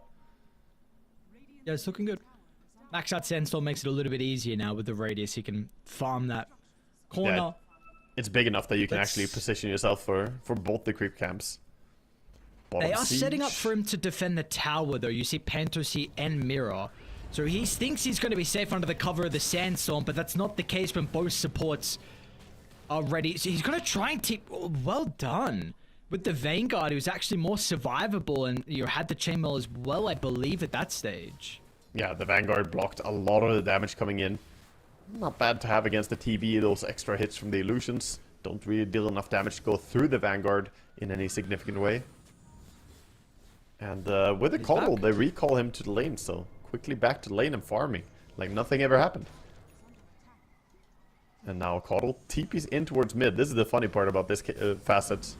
Not only being able to recall people to you, but also being able to join others. Very, very mobile. Gonna bring Sanking mid, looks like. Or he's hopping down bottom again. Yeah.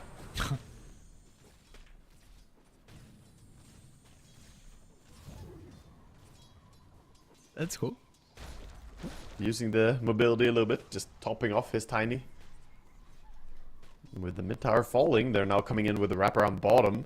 Tiny has his blink dagger. It's so quick. 11 minutes in the game. Everyone's really farmed this game. Ursa, TB, Storm. Oh yeah. Yeah, the carries in the mids are massive.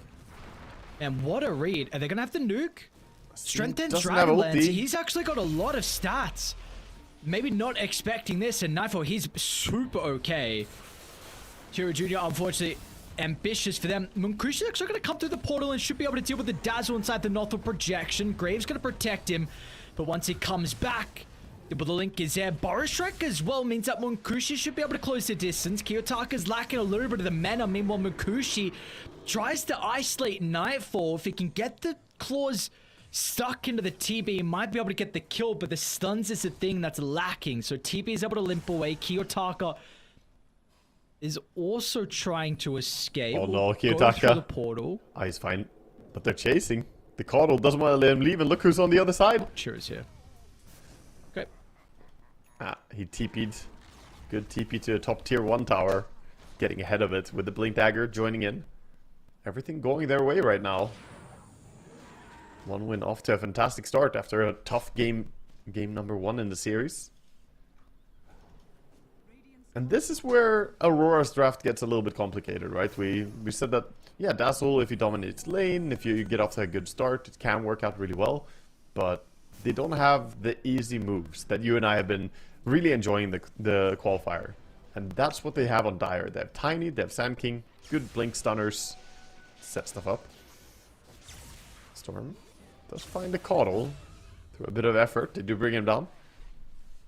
He's the person, right, on how you get the easier moves for Aurora. Like, Kiyotaka needs to get the Galvanize stack, and he needs to be able to find the farm to be able to do whatever he wants. Yeah. He's incredibly farmed, but he's only got 1 Galvanize. Yeah, he got 4 kills, but he died twice. And that's, you know, you get rid of those. Plus back in the freezing field. Nicely done, no grave. Didn't have time. Not a chance to get the Nothor grave, or Nothor protection out and grave himself. He is halfway towards the Aghanim Scepter, but catching the Dazzle before he gets to that timing is going to be so huge. Only 45 seconds for the Wisdom now, and Dire in a pretty good position to contest it.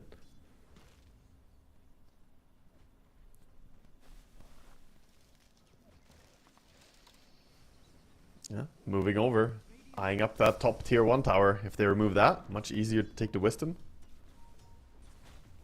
So Triple S not completing the Halberd yet. Going for the Blink Dagger. He knows that he wants that as soon as possible to be able to jump the backliners, jump the Dazzle. Are they gonna stick around, or are they just gonna... No, they're gonna give up the Wisdom Rune. Going for the Power Rune instead.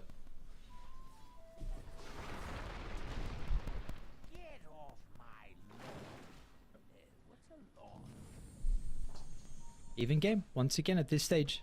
We saw it previously in the first game. We're going to see it again. Wait, in our Storm was allowed to second take the game. bottom rune.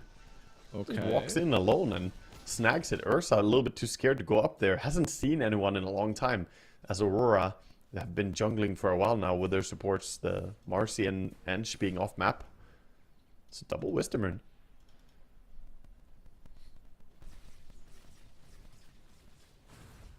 Spoke up though from one win. Yeah, they know Storm should be farming somewhere around the area. We'll see if he can sense it. That's a good defensive scan right there. He knows they're coming. Just TP out. He didn't. Is he up on the? Ooh, yeah, he was on the high ground. He was on the high ground, but that was a dangerous TP. He didn't even start ball lightning in before TPing out.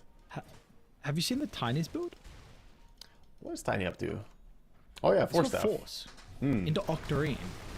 Yeah, this is a real spellcaster build, so he's not looking to do anything but just nuke and spellcast, which is very interesting. Normally we see Force Staff against like Beastmasters. This game it's more an aggressive force to try and have the speed to catch people. I'm not sure that I like this build because it falls off a little bit more when it comes to scaling. It can be dangerous as the game progresses that you end up not doing enough damage. If you have Blink, Force, Octarine, and the enemy has like BKBs and stuff, you start feeling a bit weird. Wait. It's Kodo shot seems crazy. What the hell? I just saw... He recalled mid and then apparently Tiny was just there as well? What is this? 2 charges? Okay. Yeah, you get 2 charges. So he can recall himself to somewhere else and then call someone to himself right after doing it. That way bringing someone along to what hero he jumps to. Interesting. Yeah, it gives you quite a bit of interesting plays. Pento, I've been a little bit of trouble with being next to the creeps. Extra caustic damage. Nice job with the bar to try and chaos. Honestly, have not seen enough Kodo players this patch to really, say that I've explored all the things you can do with this, but it does give you some crazy possibilities. Like suddenly he can just recall 2 people behind the enemy lines and have them gank someone. Speaking of gank, bottom lane, the Blink Ursa was put to use against this Marcy together with a CM. And Ursa is looking like the man of the hour, the big boy in this game, ahead of even the Terrorblade, having a pretty fantastic game. Not a bad Ursa game indeed. They don't have any great hero against him. There's no like Shadow Demon or something to easily take care of him. They can dispel the overpower charges with enchant, but if she's in range to enchant, she's in range to get killed. It's the way that goes. Halberd finally gone back for by Triple S, so he has that disarm available. And Radiant kind of just playing cat and mouse, and they're definitely the mouse in this dynamic.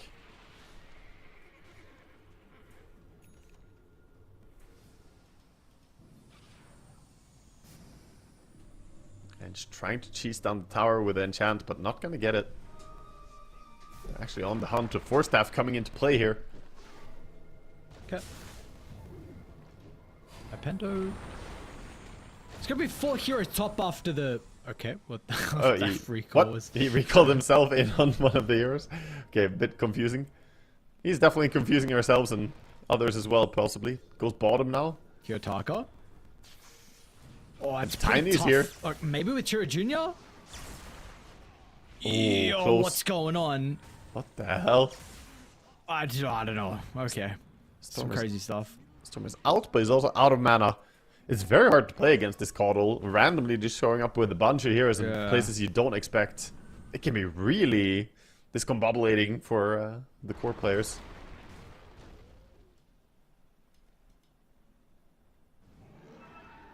Gotta be so on your toes against this. And we see it now. Radiant are starting to tighten up there a little bit. They're like, I don't know. Suddenly you get jumped by Ursa Tiny out of nowhere when you just saw them top 2 seconds ago. Anything can happen. At least now if there's a fight in one area, there's no pickoffs going on. We got a 5v5 by the looks of it brewing. I4's going to give them the information with them inside the pit, but let's zip into the middle. Kiyotaka's going to be careful about the chain control because Triple S is charging up the epicenter, and this location could be disastrous. He's jumped all the way to the backline. Mimo's still up on the high ground. They're losing everyone. Kiyotaka and Nightfall. I mean, they just clean up, and Triple S, he made the decision to try and get rid of the Dazzle. He felt like that was more important than helping his Ursa. Not They're done a yet. little bit Fighting a bit more. hesitant to maybe go back in. Kiyotaka, Soul Ring activated, enough mana to be able to catch up. The Helmet will mitigate some of the damage, but it's not going to be enough in the end as Aurora trying to go for the team wipe under the tier 1 tower. They should have the resources and the numbers to be able to chase down Triple S. Bar he's slowed. Strike still lacking the mana, so won't make it up. Double for Nightfall. I do think Triple S kind of messed up that fight. They were so clumped on the ramp. Literally all of them just hugging each other. Sure, Dazzle is a great target, but if he jumped in there, get the epicenter on all 3 of them, disarm one of them, I think he could turn that fight around. In the end, he got the kill, but was it worth it? Sacrificing your entire team? I think he kind of left him hanging there. It looked like it was going to be beautiful, the epicenter. It gives what was about just under 4,000 net worth lead for 1 win. Yeah, Mira It's actually heavily favoring Aurora, and Mira brings the edge forward, but not close enough to get the stun onto the Coddle. Scan on Toronto Tokyo goes red. They are starting to smoke down as 2. Chira Jr. is already here as well, but does blink through the creep, so they're still going to be able to cut him off. They'll need some TP. He's going to activate the Grave beforehand. Avalanche, he doesn't get it off. Again, a little bit too late with the Grave, Toronto Tokyo. And now Pandra's like, oh, why am I here? No one else is coming. What's the point of me being here? It's so difficult against Tiny to get Grave out. It's similar to you and I were casting a game where you had Weaver against Tiny, and the Avalanche is just frustrating. It holds you in place for quite a while. The duration and the stun coming in. Now finally, Ursa is going to get to do what he wants, get that Roche. And Ursa, by the way, already has Basher and working his way towards a BKB.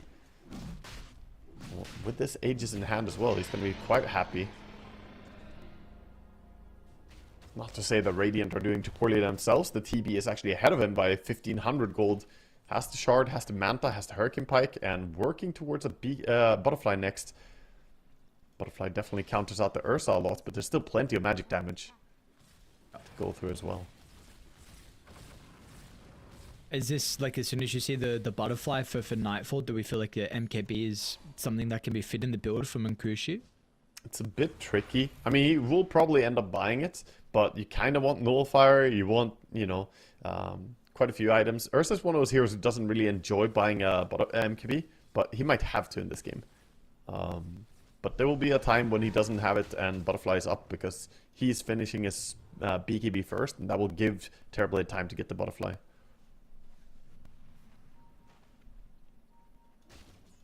Who is top net worth, but we haven't seen that much value out of Nightfall besides that fight previously in the middle. The Ben Kiyotaka. Right next to the T1 tower, so they will be able to respond, but is it going to be enough to keep Chira Jr. alive? With the Force Staff gets him over the right side, they're still going. Chira Jr. will tick out to the damage, and now with the burst as well, Triple S, that's a better initiation. Nightfall's able to get some separation with our Hurricane Pike. He's okay, but Kiyotaka, free fight here with the Storm Spirit, but he's out of mana though. He is very vulnerable. Munkushi is going to run him down. With the assistance of Triple S, there's no getting away from the mid laner, continuing to lose some galvanized stacks. Yeah, I mean, he did a great job in that fight. The bigger story was actually how Nightfall was not able to do as much as he wanted. If you look at damage dealt by the Terrorblade, only 800, not what you want from the biggest, most farmed hero in the game in that team fight. He was shut down by the CM ulti. Not able to really go in. CM actually dishing out quite a bit of damage before he went down, so all cred to Tildian there for his positioning and his choice to drop the ulti in a good spot. Yep. And also a fight where we see the Sand King's value was just night and day difference, right? From that fight around the top pit where the epicenter was, you know, we were questioning like we needed more value out of it if one win were going to win that fight. This time, he was in the middle. He was in the midst of it all. It's not his job to solo kill the Dazzle. If you want someone to jump in and kill the Dazzle and, you know, have the rest of the team fight play out somewhere else, that has to be Ursa. Ursa can quickly dispose of the single target, and the AoE damage of Sand King is really better suited for those big groupings. He's gonna go towards the Shivas next. Enchantress. Ooh, this is dangerous times for Panto. Not gonna be long for this world. Oh, no, he's not at all. They at least drag them away from the amp damage, so we'll get denied. Yeah, but this means bottom tower is going to be sieged, and no sign of Radiant wanting to defend this into the ages, especially with one hero dead. I would like to see Toronto Tokyo possibly going for a shard pretty early, by the way. He went Glimmer Cape, no Blink Dagger yet, and no shard, of course. Against the Avalanche would be really nice for him to be able to get the projection out so he can grave himself. What would you say, like, is the cookie kind of build that we get on the Dazzle? I would have to imagine he has quite a versatile item build, but if you would say, like, in the average amount of games, you know, what would be kind of the items? First we have a jump. The Sand King Okay. gets jumped by Storm. Do they have detection on him? Yeah, he's actually out. Okay, looks like he's fine. A quick answer to that is the straight build that every Dazzle player wants to do is always the same. Aghanims, Blink, Octarine. That is what you know every core Dazzle wants to do at high level nowadays, because it farms insanely fast, gives you kill potential. Hirotaka? Hirotaka! It's Ursa with the heroes they've got with him starting to heavily be enabled, and I mean, it's scary just stuff. getting difficult. The stunts. You see why you and I have been hyping it up and enjoying it so much. The drafts from these teams when they get some solid disables on their team. The Sand King, the Tiny, and the Ursa with his Basher, of course, kind of becoming a stunner himself. Meanwhile, we don't really see the same from Radiant. Like, yes, you can Hex with Dazzle, kind of, but it's not the same as getting jumped by a Sand King.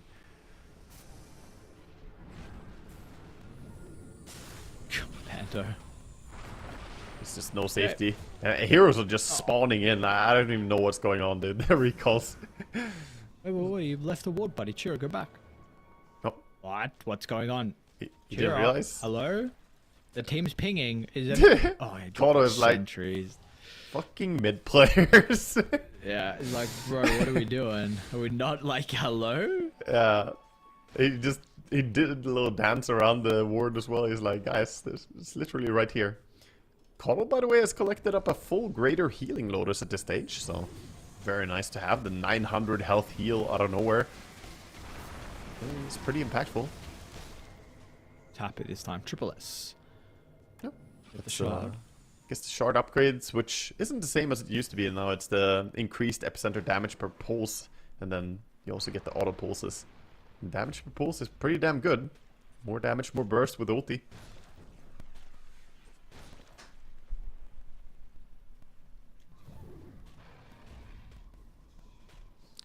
I still remember when the Sand King shard was bugged, and there was some 4,400 DPS version of his ulti.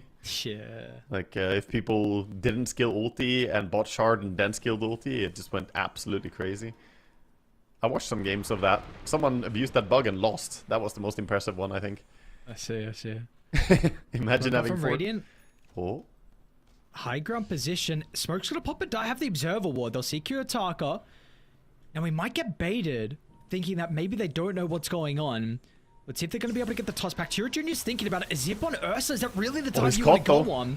Monkushi's not an easy kill. Mira tries to jump in the middle. And Triple S is looking for the Borushak once again, but it's off the mark. They've dealt with Crystal Maiden, and now Triple S, once again, looking to do everything to deal with Toronto Tokyo, but the combination wasn't good. Yeah, he jumped the backline again, but I think this is really the story. You can't disconnect from your team as Sand King. Your AoE damage too important. We saw the Ursa just needed a little bit more disables there to possibly go on someone. Of course, the Grave would have been there, so he's correct that going on Dazzle is important. You can't really just neglect him, but if your team is unable to join and fight the Dazzle, then solo Sand King jumping him is not going to cut it. He's too tanky by now. Back with that Glimmer Cape. So a good little skirmish for Radiant, but not massive. They didn't really get any big objective from it. No big kills either.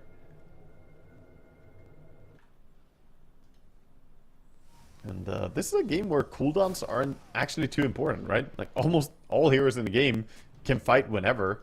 The most cooldown dependent is like Sand King, but after that, you have really low cooldowns on almost everyone. How do we feel about the scaling this game? With it's a 4,000-5,000 lead at the moment for one win, so it's still relatively close. your MKB completed from the Ursa, so that's going to help him with the butterfly from Nightfall and at least the Terrorblade as the game goes on. But when we look at the 5 men from either side and put it down on paper, like, do we feel like there is a lineup that maybe you'd feel a little bit more comfortable with heading to the later stages? Yeah, I would say Radiant overall. I like their lineup a little bit better, but the fact that Dazzle is such a shutdown game, he's 2k gold behind the Sanking right now, and Sanking isn't too rich himself. That is a little bit of a weakness. And meanwhile, we can look over to the support side and see that Sweden Strong is actually trying to make that transition, become a core. The extra core hero coming in, he's got over 10,000 gold already. And that's something that Caudle can do quite well, is just shove the creep waves. So my first reaction is that Radiant have the better scaling trio. But looking at the game as a whole, I actually think Dire have potential to outscale them. Okay. The big question mark for me, though, is going back to that. Tiny going for the 4-staff, Octarine, Eul Scepter. This is a full spellcaster Tiny. So how would it hold up as we head into late game? Time will tell. I can tell you once you get to level 25, it's going to be amazing with Avalanche and Chakra Magic. You can just double Avalanche someone. Yep. Gonna have to see though. Questions on Chira Jr., questions on the Coddle as well. Miro looking to try and yoink the 30-minute power in. Gives a kill over though. I was ambitious, walking down, hoping that there would not be any detection, but they had a ward on the high ground. It gets pinged out. If they didn't have a ward, they wouldn't have seen him go down like that. It was nighttime, of course. In the end, just a support dying, not the biggest of deals, but Roche could spawn any moment, and you want your entire team ready to contest that. Storm kind of hinting what's going to go down. He picked up the Electric Vortex duration, so might be thinking about an Aghanim Scepter later down the line. Solve some of their problems with the disables. For now, Parasma, BKB, Sanchin, or Sanchin Kaya. 9 Galvanized stacks. So we'll see what the Storm's going to be able to do. Another smoke from 1win. They were out of range of the observer ward from Radiant, kind of towards the triangle. Yeah, but still looks like they might be aware that grouping is happening. They're grouping up themselves. Looks like they might want to pop a smoke. Storm's not here. Without Storm, it could be dangerous. Smoke's gonna pop. Chira Jr. gets a jump with the instant high ground ward. Looking to try and play around with the vision. Storm will TP back and assist this fight. They got a glimpse of Miro. Mankushi's going to be in.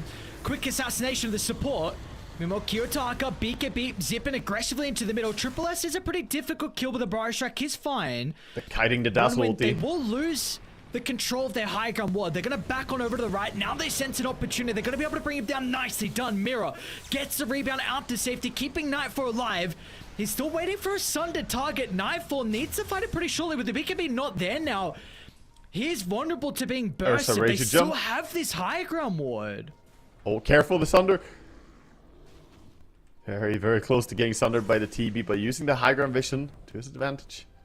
In the end, good fight for Dire. They get the kill on the Marcy, and she actually bought back, died again. So all that said and done, and the only thing that happened is Marcy died twice, but that's enough for Dire to go into the Roche pit. Get themselves that second Roche. I love the way they kited out the Dazzle ulti. The moment Dazzle ulti came in, they made a quick assessment call, right? Either you go on the Dazzle, you get on that backline, or you just get the hell out of there. You're not fighting into a projection, and it was impossible to get all the way back to where Dazzle was hiding, so they just dipped out, took the high ground, and then took the fight with their vision advantage.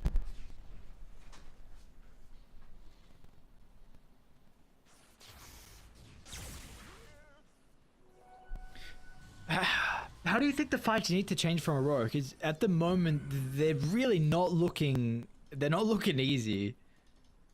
I think actually the next item from Terrorblade is going to be very important for how they take fights. He opted to go Nullifier. This is not normally what we see. Normally it's a Bloodthorn for TB at this stage. But Nightfall has the correct read. This game, Nullifier is too important. It's good against Ursa. Takes away the overpower swipes, overpower stacks. And against the 4-staff, Gold Scepter, Eul Scepter, Tiny, literally counters all he does. There's Glimmer, there's 4-staff on Caudle, there's again a Solar Crest over on the Crystal Maiden as well. It's too many things. They need to lock people down, and these support items are making a big difference in the team fights right now. Yep.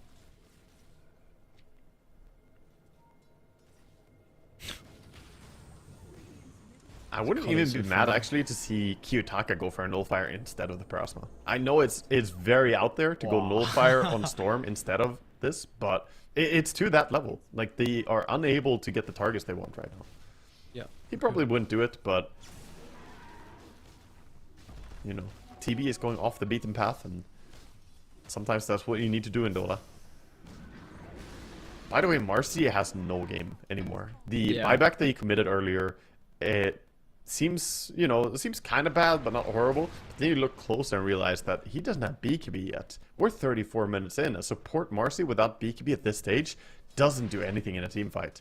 You're never going to get to right-click people. You just get shut down.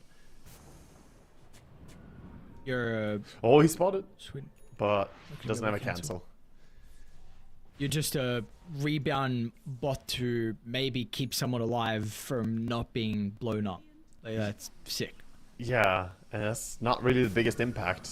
There's a big difference in how much the supports are doing right now. Even Enchantress, you know, she gets some auto attacks out, but what else is she really doing in the fights?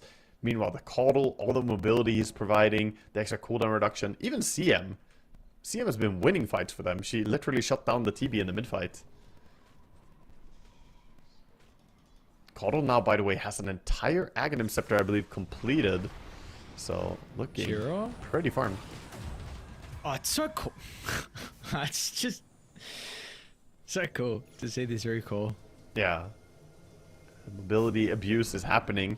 Good catch. And again, that's going to keep him from getting his items. He didn't buy out the shard. He has a shard queued up. With the Hagam? Okay.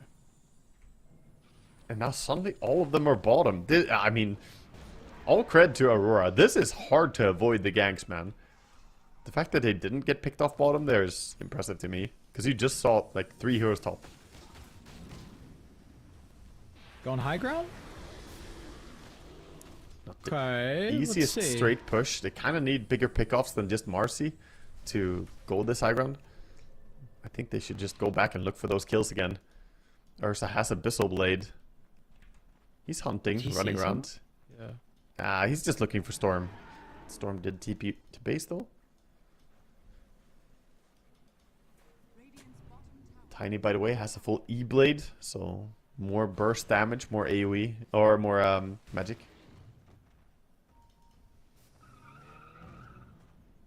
We are going to lose the Aegis for a minute though, so seems like one win aren't going to... Well, the lead is growing to 12,000, so still with this Aegis, I suppose you're building up the economy, but Aurora, it feels like, you know, they're still sticking in. We have seen fights have been a little bit difficult for them recently, but maybe without the Aegis, yeah, I think could go a bit better.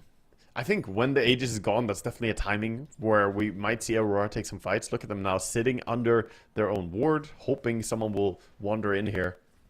They definitely feel ready to take a fight. Instead, they might have to be the aggressors because it's going to be one win who back out. And they have no stress in the world. Just want to keep building items. This is why I was also inclined to believe that, you know, Dire, they might be scaling a bit better because they were actually having a bit more farm on everyone as opposed to Radiant, who struggles so much on their supports. Right now, the Caudle has more net worth than the 2 heroes combined on the post 4 and post 5 of Mira and Panto. Yeah, definitely not things you would like to see for the Aurora, and because these are supports that can have so much impact DPS wise. I mean, that's definitely the big thing that they provide team fights as the game goes on. Panto's trying, but yeah, they're 0, pretty 6, and 8. Pretty item dependent supports though. You want to get to the stage of having BKB at least on Marcy, and even Ench, you kind of want to have, like, you know, the Hurricane Pike Moonshard we've seen sometimes just straight rushed, and then your damage output is crazy. Now they've got a pretty decent ward that's going to see Triple S splitting away from Nkushi. Storm is revealing this though. Look at him walking up like this. This is signaling that there's a smoke going on. He was not in the smoke.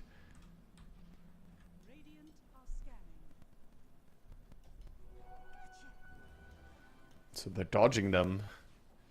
effectively, and all of Aurora have to run back to fixed lanes again, the bottom lane.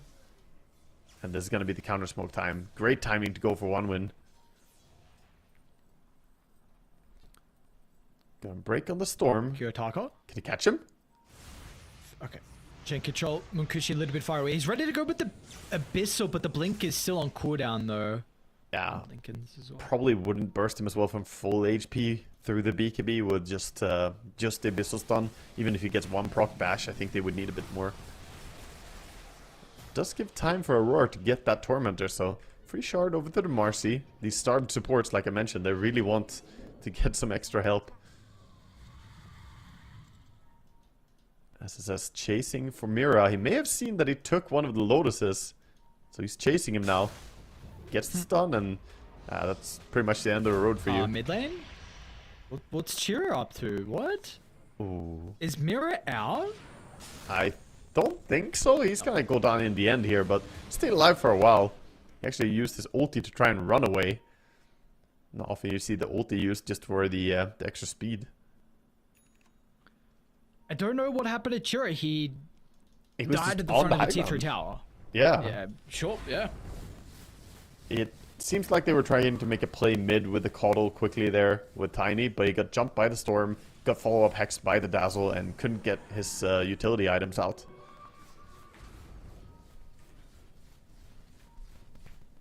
One of the rare moments where Radiant managed to actually chain stun someone with a Vortex into Hex. They don't have the easiest abilities to combo. Oh, he got the 2 charges now. With the shard as well, this Ursa is going to be enraged a lot of the time. This big man. TB is close to his 20. Well, just hit 24. Yeah. Storm. You know what this hero can do late game too? Scepter is item that he's currently going to be working on after the defensive Lincolns. That's a good choice, but he just stood under a Watcher taking this. This is so scary, even if you have BKB and Lincolns ready. Gonna be fine by the looks of it. Jumps over to Torm, but a lot of mana spent on running away. Ursa almost has a full Swift Blink. He could buy it out now.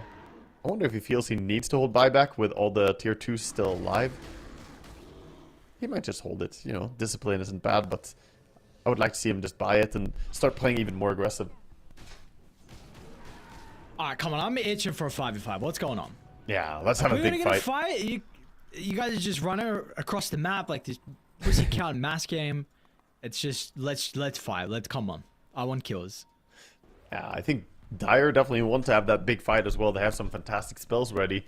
Radiant at the same time, they're looking for a favorable fight, smoking up around. Blast is still here with everyone else is over to the west. Slips out. Yeah. The wrap around. They see Marcy on the lane bottom. She's the target for now. The jump is coming imminently. She got her BKB at least. Playing... Okay. Chira Jr. Does he dump blindly? Smoke pops. Do they want to go? Mira. With the glimmer. So they're just going to be able to blow up Demacy instantly to start the team fight. Kiyotaka's going to do whatever he can. Nightfall activating the meta. So much damage onto Chira Jr. Nightfall's going to turn to till the end as well. Has it got the stunts to hold the Crystal Maiden? That's where hopefully the Storm Spirit's going to be able to come into play. A buyback out of the Tiny. A pretty big commitment. Aurora, what's the call? They're still kind of sticking around Nightfall. Looking to act as a bodyguard from Chira Jr. jumped in. Hang on, Chira. You just bought back, my friend. 110 seconds, no Tiny. Now where's everyone else? Over to the right side, Panto. Well, he's been isolated. Very messy. It's been like that way this game. Multiple fights breaking out across fronts. Triple kill for Nightfall. They're finally on the TV. TV. Track into the chain control. No, the Grave is there. Sunder on cooldown for a couple more seconds. Is the Grave going to last long enough? Can he get it off? He got it off! Oh, he got it off! Oh my Nightfall god. will live. Ultra kill for the carry. Triple S is looking for the TPL. They got the Vortex though. They're going to stop him at the buzzer. Sweet and Strong will recall himself. Again the Sunder? Into the Sunder again! Are you kidding me? No way, he's gonna cleave them apart! What the fuck is this team fight? Munkushi, how is he actually alive? Now he might be able to get a rampage. Looking back in for the cleave. Double Burrow Strike, a buyback out of Kiyotaka, long zip in. All the buybacks are coming. This is insane. They're just all dead, right? Like, they just lost the game, basically. The game is over. They only have Tiny respawning. I think TB can just go and close the game out. There are tier 2 towers. There's a few glyphs to go through. Tiny will get his respawn in time. What an absolute chaotic fight. By the way, the TB by the end there, after he fought the Ursa for the second time, he still had the Fury Swipes on him from the previous fight. He had 31 stacks of Fury Swipes on him by the end. Absolutely crazy amount of damage from the Ursa, but these diebacks, man. I think they just threw away a perfectly good game. They committed so hard with the Tiny, and then they followed up on it. Oh my god. We'll see if they can somehow muster up a defense, but they're going to ignore the racks here. Straight into the throne. 1 minute to work with. The ranged nukes are coming, though. Yeah. Can they actually keep TB alive here for this push? You just can't lose the dire heroes. Like, just play poke from par. The issue is if Nightfall is able to get the jump in, can they stop them from getting the base till the end? He will live 35 seconds, though. They've got another glyph. The defense is impressive here. Caudle doing so much work, man. Working overtime, trying to defend. He has the Will-O-Wisp again. It doesn't look like it's going to be enough. I think they can hold it. He got that Will-O-Wisp ready. What's the meta duration? It's about to tick out. And now Kiyotaka making space. Ignis dropped inside the middle. Sand King is up in 10. 10. The Sand King's up. They're just going to try and TB's dropping. Crystal Maiden. They might lose to Terrorblade. Miro pops him over the right side. Sunder used early on. Doesn't give enough health back. They're not going to be able to kill the throne. Kiyotaka doesn't have the damage to call. They've made it to just try and end it, but no. It's not going to work. Ursa's They're coming. alive. You went for the all or nothing play, but it wasn't the right call in the end. They defend the base. Toronto, Tokyo is still here. He's got a Deso. He tried to end it all, but he couldn't do it. Now the turntables. 2 minutes to head on the TB and on the Dazzle. This is a huge swing again. Can we just give it up for Sweden Strong for that defense? That was absurd. Like, obviously, all of them did perfectly there, trying to hold for as long as they could. But the stalling game of Caudle, with the Will-O-Wisp, with the blinds coming out, with the long-range nukes, just non-stop, keeping the TB from actually dealing any damage. Paired up with the E-Blade and the Avalanche. What a crazy... That is one of the best defenses I've Can they seen. get him with the cart? Oh, okay. But they have catapults. He can't kill the catapults. They have glyph. Wait, they're pulling them with the first time. The courier got it. They're aggro on the couriers. Huh? Oh my god, dude, these nerds. They're trying everything they can, but the catapults are close enough. Do they have the building damage? Ursa, you don't need to go for the range racks, man. Straight into the towers. No, I don't. But now it's my question: are they going to be able to do it themselves now? I think so. They have the heals from Caudle. Again, I think he's going to be the difference maker. They're worried about it. They don't want to throw it, but I think they got this. 40 seconds is a long time. Mirror just kind of has to go in and buy a couple of seconds, but he dies super quickly. It's not even a value death for him to waste the time. Some enormous heals coming in from Caudle repeatedly. Oh, they've caught and you know they have to be questioning themselves. Yeah, die back, and now they've also lost Mirror. Kiyotaka, 20 seconds. All on the storm now. I don't... 1v9. It's not enough. It's not enough. No way. They're gonna get it. What?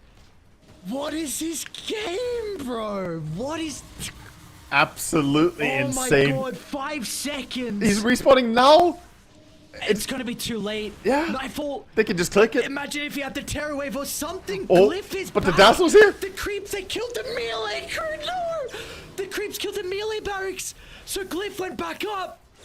Triple S is trying to bring it down. Ursa's gonna have blink up in a couple seconds. Well, they should be able to do it. They will be able to do it. Oh, that's just such a crazy end. You couldn't have scripted it better. What in the world was the last 5 minutes of this game, dude? Some I need to like rewatch this later just to see what went down. Crazy buyback usages, the commitments. I really was counting out one win too early there. I didn't expect them to be that competent at holding the tier 4 towers. The trio there working overtime to try and stall for the Sand King and the Ursa to respawn. But Tiny, Caudle, and CM, they spammed those nukes from far away and they kept the damage away. Impressive stuff, man. Crazy. And the entire win, both the push and the defense was on the back of Caudle. He facilitated the push as well because his heal kept everyone topped off. What was his heal at the end of the game even? 28,000? Most of that was happening towards the end, I think. It was so much. Oh my god. What epic cinema. You could not have hoped for a better final. Yeah, we were getting that mid game was super slow. I'm saying, like, guys, come on. Where are the kills? Where is the action? That was everything we were wanting. What an absolute crazy way to finish. And we get a game 3. We get a game 3, 1 win. Their tournament lives, their qualifier lives. It's not over just yet. Game 3 decider. First to break. We'll see you guys soon.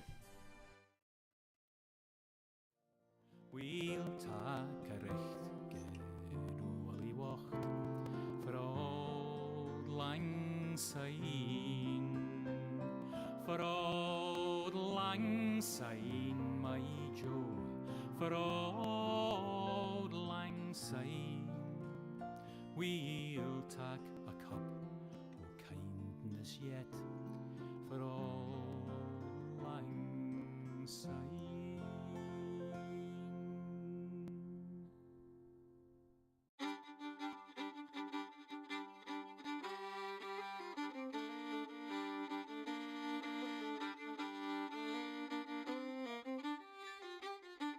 There were 2 little sisters a-walking alone, hey, the gay and the grinding.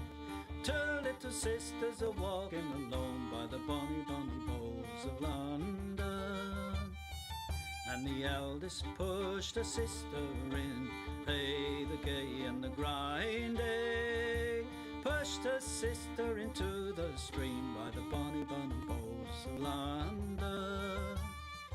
Oh, she pushed her in and she watched her down, hey, the gay and the grinding. Watched her body floating down by the bonny, bonny bowls of London. Oh, they laid her out on the bank to die, hey, the gay and the grinding. For with the fiddle came riding by the bonny, bonny bowls of London. And he made some strings from this yellow hair, hey, the gay and the grinding.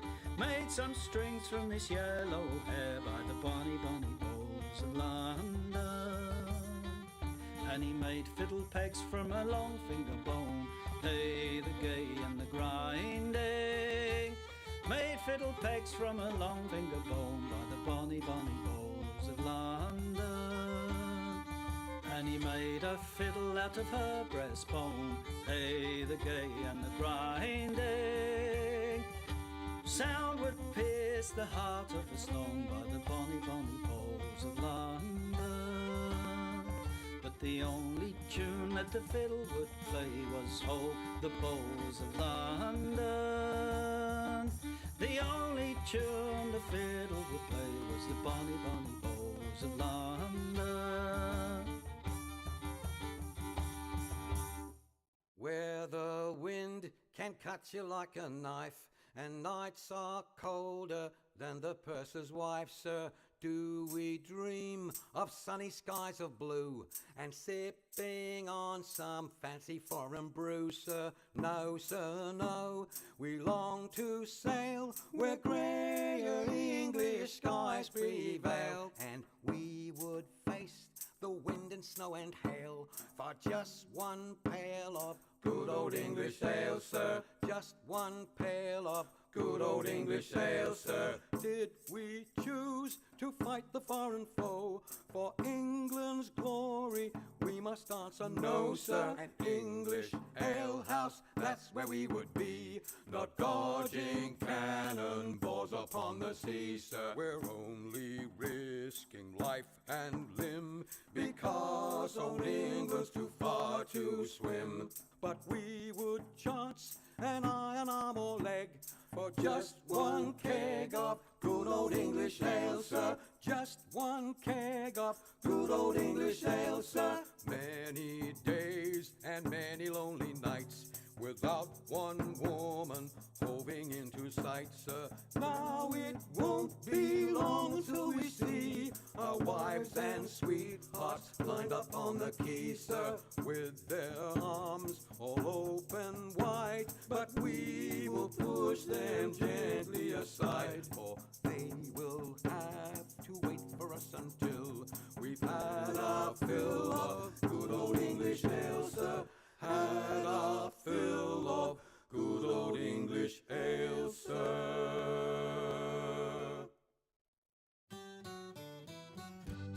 Come landlord, fill the flowing bowl until it doth run over. Come landlord, fill the flowing bowl until it doth run over.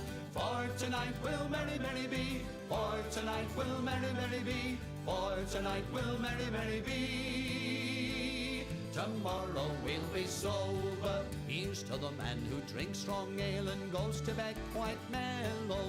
Here's to the man who drinks strong ale and goes to bed quite mellow. He lives as he ought to live. He lives as he ought to live. He lives as he ought to live. And dies a jolly good fellow. For tonight will merry, merry be. For tonight will merry, merry be. For tonight will merry, merry be. Tomorrow we'll be sober. Here's to the man who drinks water neat and goes to bed quite sober. Here's to the man who drinks water neat and goes to bed quite sober. He fades as the leaves do fade. He fades as the leaves do fade. He fades as the leaves do fade. That drop off in October. For tonight will merry, merry be. For tonight will merry, merry be. For tonight will merry, merry be. Tomorrow we'll be sober. Here's to the girl who takes a kiss and goes to tell her mother.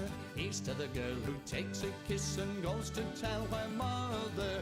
She is a very foolish girl. She is a very foolish girl. She is a very foolish girl. She'll never get another. For tonight will merry, merry be. For tonight will merry, merry be. For tonight will merry, merry be. Tomorrow we'll be sober. Here's to the girl who takes a kiss and comes back for another. Here's to the girl who takes a kiss and comes back for another. She is a boon to all mankind. She is a boon to all mankind. She is a boon to all mankind. She'll very soon be a mother. For tonight will merry, merry be. For tonight will merry, merry be. For tonight will merry, merry be. Tomorrow we'll be sober.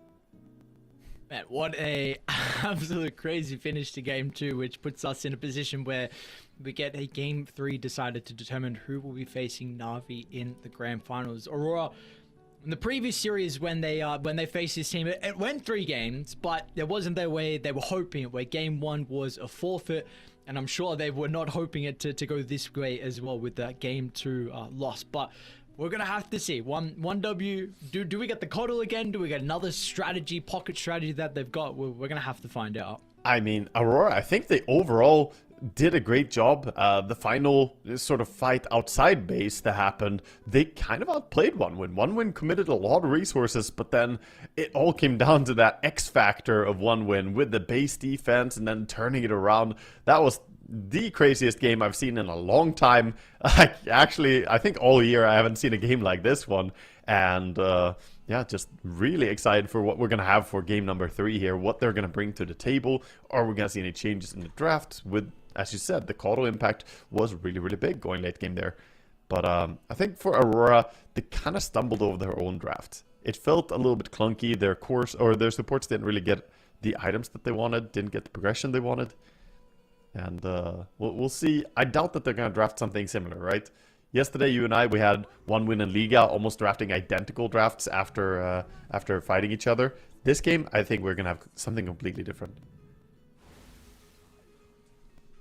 Okay, PA into the instant tide. Yeah, 2 years that have been banned more than they have been played for sure. PA usually frequenting that first phase ban, but managing to pick it up with the bans that we see. The Tidehunter generally does quite well against her in the lane. Gets the damage blocker up early and doesn't really care too much about her. So let's see what the support pairings are going to be.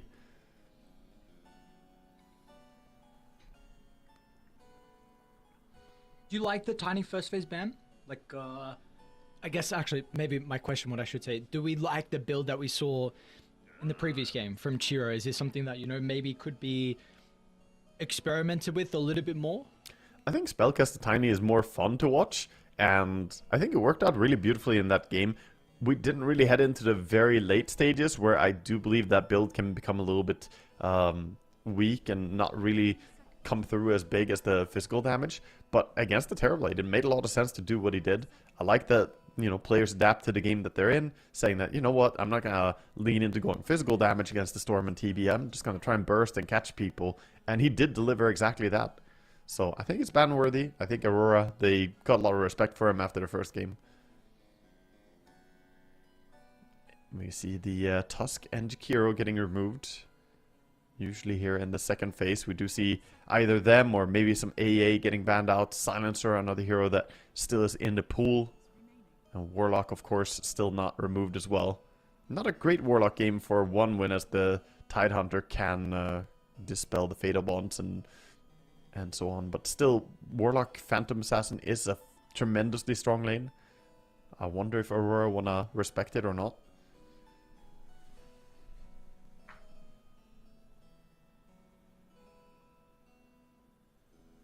You think so, right? I mean, I guess, like you're saying, maybe the lane specific, but Warlock can give you... Oh, there it is. A lot through the rest of the game. They're going to get rid of the coddle. Wow, a lot of respect. Yeah, I mean, Sweden strong. He definitely had some massive impact in that game, and I think it's not just about the late game. We talked about the base defense and that, but the overall confusion of him just recalling all over the place, it's so weird to play against, and it kind of did paralyze Aurora's gameplay. Instead, they're going to be themselves taking up the Warlock, snagging it away from the PA, so they get the big Tidehunter Warlock ultis, but very long cooldown. This type of draft can be great for taking team fights, but if you ever get poked to use one ability, then the enemy can easily play around those cooldowns as well.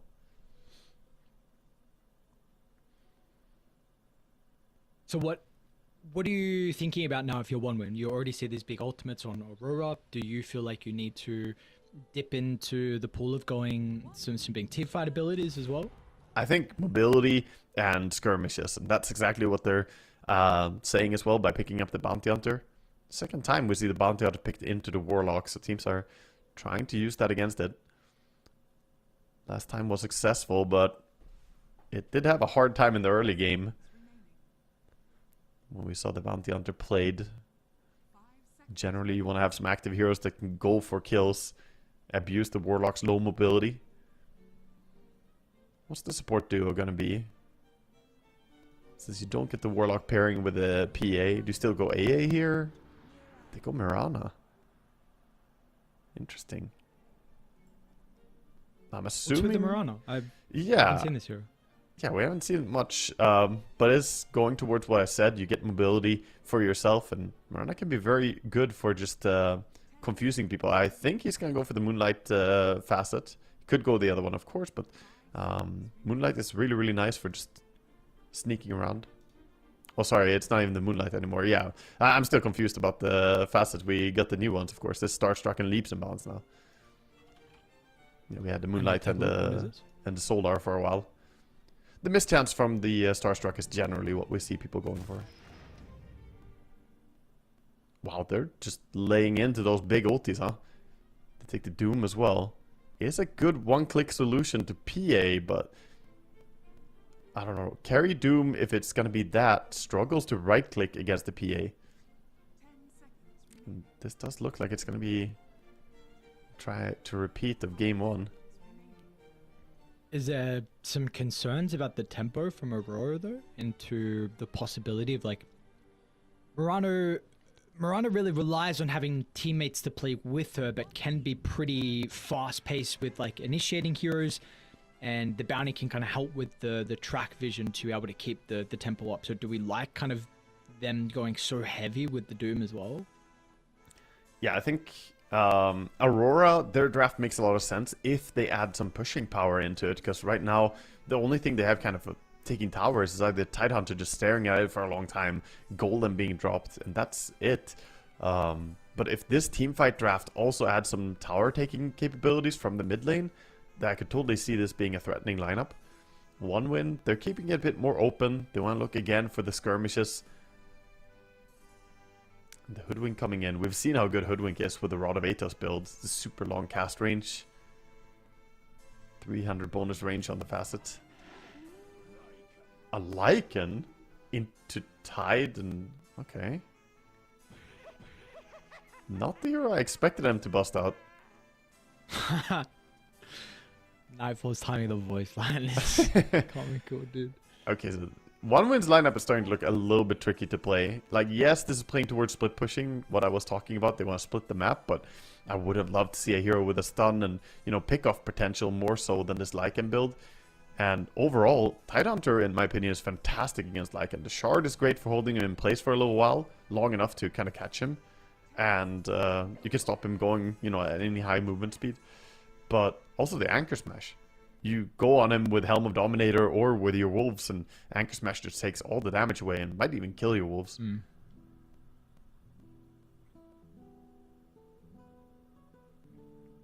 So what do you do to kind of, maybe fix is the wrong word, but to make you a little bit more confident with the 1-win draft? Like, is there a mid lane, like a specific style of hero you feel like they need? I mean, there is, but they banned it out themselves. They banned the Puck, who I think could have worked out really well for them against these big telegraphed spells. There's pretty much nothing to catch a Puck right now. The problem is picking Puck when the enemy has the counter pick for the mid is always risky. I guess if they didn't want to play it because there's potential of a sniper counter pick or something like that, then they probably should just ban it. I'm not sure what they should be going for, because what they need to pick here is just something that can also deal with getting a last pick counter pick. And with Pango banned out and DK banned out, I think Aurora have covered a lot of their bases. Tiny, DK, Pango, those are the usual heroes that can lane into whatever on mid lane. Chair Jr. definitely is a phenomenal player at excelling on quite a few aggressive, you know, spirit style heroes. He plays a good Queen of Pain, but comes with a lot of risk going for any of those heroes here. It's a very difficult pick. Very hard for them. Yeah, they gotta dig deep and think about it. They ban out the Storm. So it's gonna be Slardar. That is so ballsy though, picking the Slardar like this. Okay, they do get big minus armor. They have minus armor from Slardar, minus from Lycan, and then huge physical damage from PA. And both Bounty and Slard are to give vision on the enemy. So Hoodwink, if you ever show, you get tracked up or amplified. You can't really hide in a tree line. But there are so many heroes that are good against Slardar on mid lane. This is just a buffet, I feel. Pick whatever you want, and they have 2 minutes to think about it almost total. So what are some that come to mind for you? I mean, Huskar would be a terrifying hero. If I had this lineup, I would be absolutely terrified of a Huskar right now. Massive team fight, and Huskar would bring the tower push that I was talking about. Slardar gets like destroyed. It's not even fair. I guess you could come in with Bounty and try to offset the matchup, but if he just stays on top of it, having sentries down, then there's again nothing you can do. I'm not sure if Kiyotaka plays the Huskar though. That's the only thing. Yeah. Other than that, I mean, so. they can still go for like Queen of Pain is completely fine into their draft.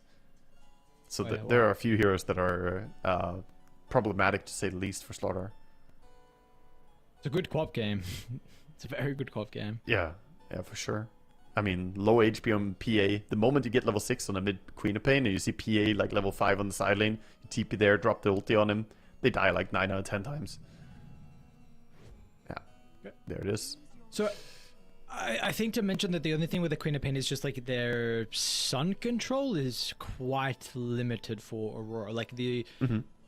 But that was probably going to happen because you go so heavy into the team fighting ultimates. Like, yeah, okay, in the fights you've got Golem and Ravage and whatever and Doom to be able to kite someone, but you do not have the tempo hero that is at least able to initiate. But besides that, it looks like it's a very good Queen of Pain game. I really like the draft from Aurora. The Queen of Pain fits pretty well. Like, lanes super well here. The damage against PA is going to be great.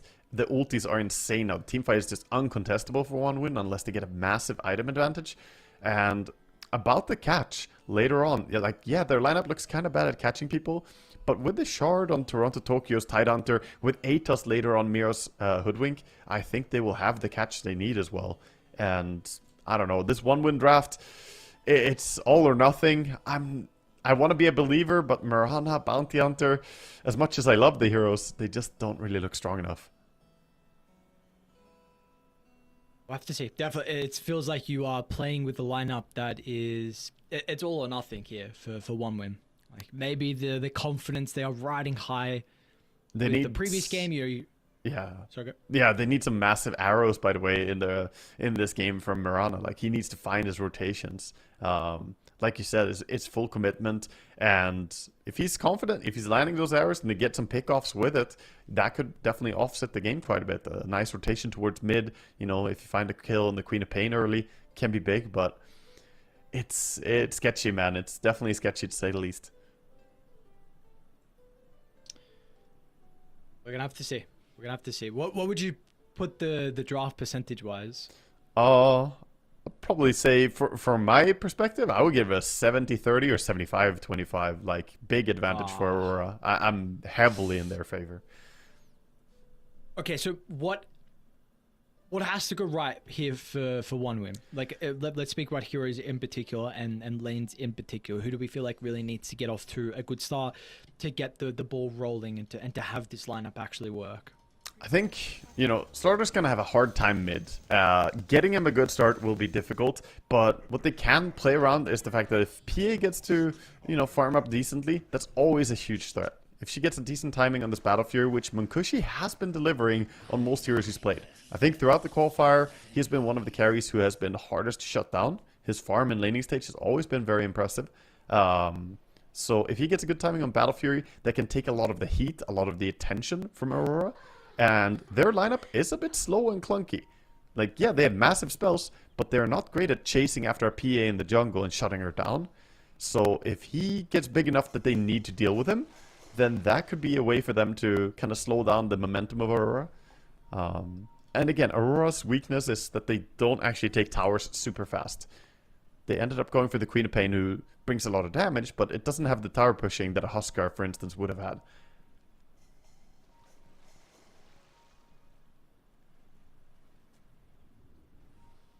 Well, let's see. Let's see if they can make it work. I'm excited to begin a game 3 Na'Vi. Yeah. Queen waiting in the grand finals. Queen did drop the Observer Ward in Vision on mid. It's already pinged out by Slardar. They know about the Observer Ward. Bounty's probably going to hang around and possibly get the D word on that. Let's see if he swaps. Actually, it seems like he is not going for it.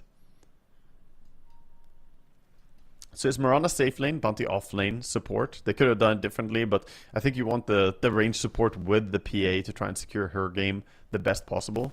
And Mira actually gets forced to TP.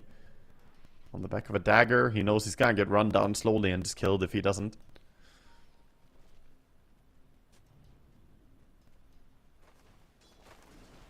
How would you rate the new facets from the Mirana compared to the old ones? Like, I know the damage one was absolutely crazy, but where do these new ones currently sit?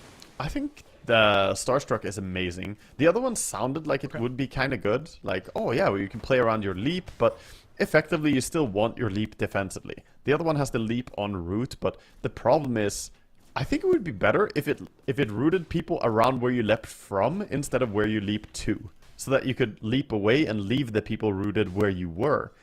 But now it's like you gotta leap into root, and that's not how most support Miranas want to play at all times. But this mischance is really, really good. It was already nerfed once because it was too strong.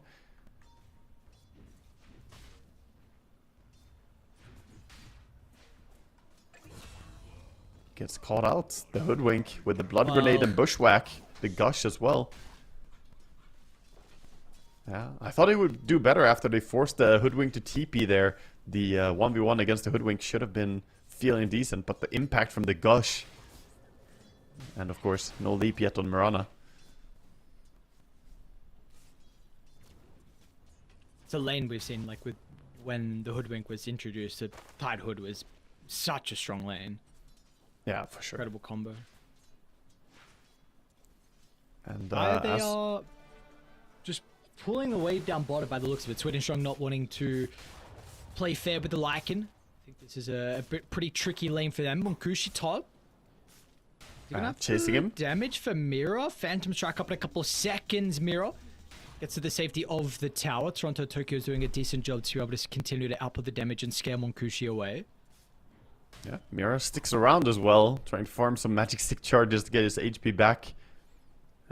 Good split pull on a stacked camp here from till the end. And again they're onto Mira with the leap. They got him. Yes, they do. Okay. Yeah, and they can start laying into the Tide Hunter as well. Toronto Tokyo, you're tanky, but no points in Kraken Shell yet. Mirana's auto attacks are adding up. It's probably gonna... Oh, he actually keeps going for the Anchor Smash. Very aggressive item, skill build here from Toronto.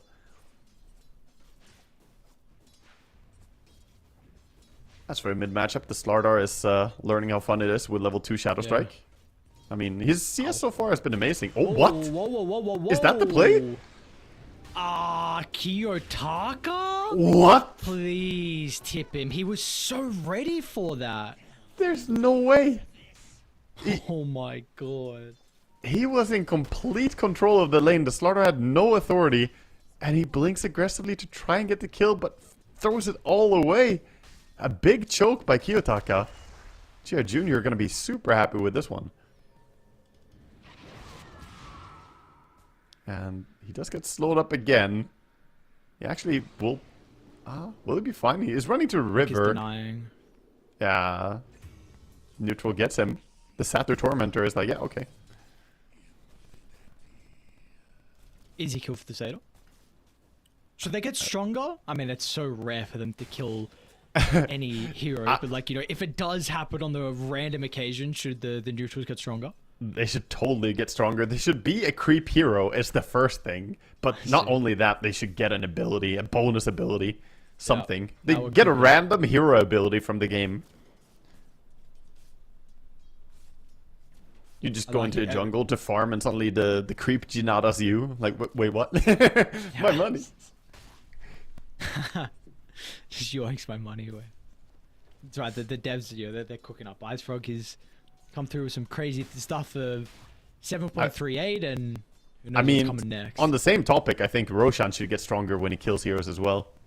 In before there would be a strat of a support just going feeding Roshan 20 times so the enemy can never take Rosh. Yeah, but then how do you come? Yeah, I mean that's it's a fine line to play, because then when you do potentially come back, then what happens if you can't kill Roche? No, just don't play around Roche. It's like the enemy has Storm, actually. they want the Aegis. We have Wraith King, you know, we don't care. Yeah. It's 5-head. Gotta go deep with it. Oh, onto the PA on top, comboing her. It's got big wand. Yeah. Ooh. Used it late though. Yeah, he was holding it. He is getting to farm the big camp on PA, so quite happy. Looking at the bottom lane, we haven't talked about it too much so far. The Lycan only at 14 and 4 CS, so not getting the most farm right now. 29 and 9 on Nightfall's Doom. Off to a good start again. Yep. We'll see how many points this time he puts into Devour as well, considering, I mean, not... It was the Darksea, right? We were saying, you know, maybe he would level it up a little bit more because of the creep, but... to get rid of the Iron Shield. Maybe it's this case as well, just to have a little bit of extra farm and be a bit annoying for Triple S, but I think we did so previously was max out Scorched Earth. Yeah, it's the same skill build. He put the 2-point Scorched Earth and level 1 he skilled at the Infernal Blade as well. So same build. Queen of Pain, defensive ulti, actually does clip onto Sweden Strong, ticks down. Yeah, but he dies though. Like, you're dying to a Slato who's potentially about to get a kill into Panto as well. He's got a one if he can get off, and he does. Bottle? Salve? Can he find a deny? It's hard. Is he... No, okay. The Doesn't Silve up through the tick and try and get to Roche. It wasn't just Shadow Strike, it was Shadow Word and Shadow Strike. That's a bit much to salve and bottle through, so...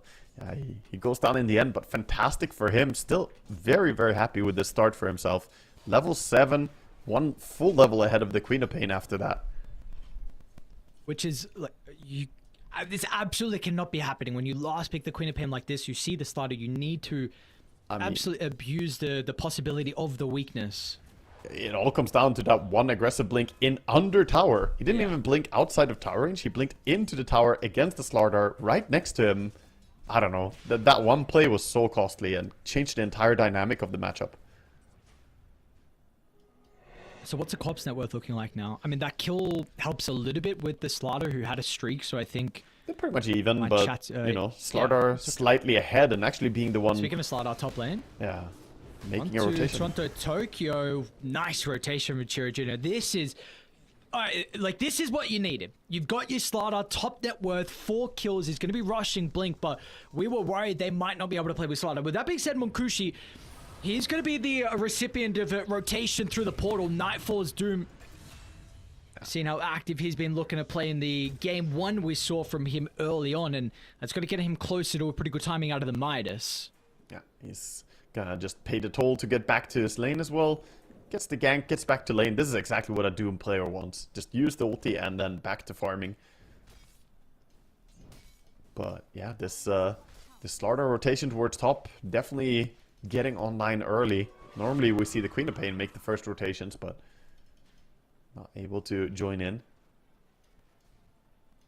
Big stacks being made for the Tidehunter, by the way. Already a triple stack on the big camp. Ancient stack is stacked up twice as well.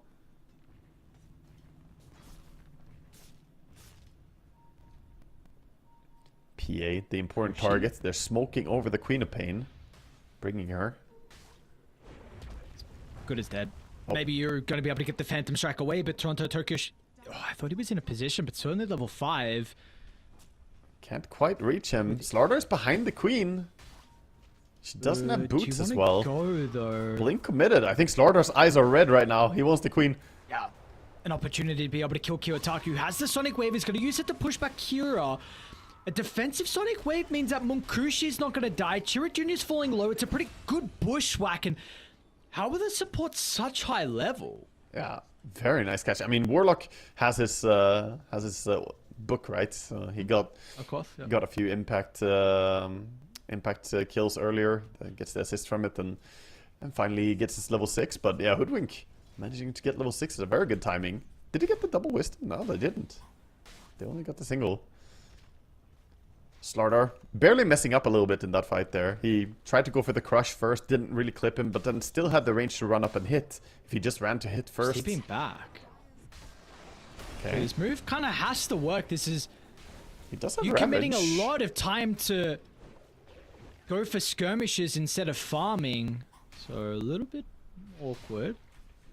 Yeah, ideally you finish up that Blink Dagger so you can go on to, you know, the Queen a little bit easier, or even catch the Warlock. Munkushi, by the way, guy gets spotted by the 2 supports. Did he just kill him here? He's dead. Wow. Ran too close. Hoodwink with that ulti. Very sneaky play by them. And well, your top net worth Slaughter has been usurped by every single core on Aurora, and importantly, the Queen of Pain. So, yeah he's some question. He's falling behind a little bit from the effect of those 2 fights, and also getting the tier 1 tower already opens up the map a lot for Aurora. So that's super important. I said they don't have the best tower pushers, but on the back of using the golem, they use it to push a lot, and now top tower is, or top area is completely theirs. The Warlock heal to farm jungle with Hoodwink. It's pretty cute. That's It's like Iron Shell play, you know. Should there be a Warlock Darkseer combo where you just Iron Shell and Shadow Word someone? Get a little bit extra. I'm down.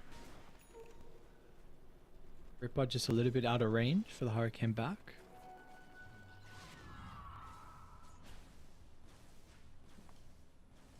Finally, it's a bit of a... We might see Tide swing back soon to get some more farm. He has the Vlad's completed. The Ancients and the Big Camp are calling him, but at the same time, bottom lane has been very, very resident sleeper. Both the safe lane of the Doom, off lane Lycan. I guess Doom at least joined through the gate and had some impact, but Lycan has really not had much to say this game so far. It's been quiet. He hasn't even dealt any damage to the tower. Literally 4 damage on the bottom tier 1 tower, which, despite Doom's rotation, is pretty impressive.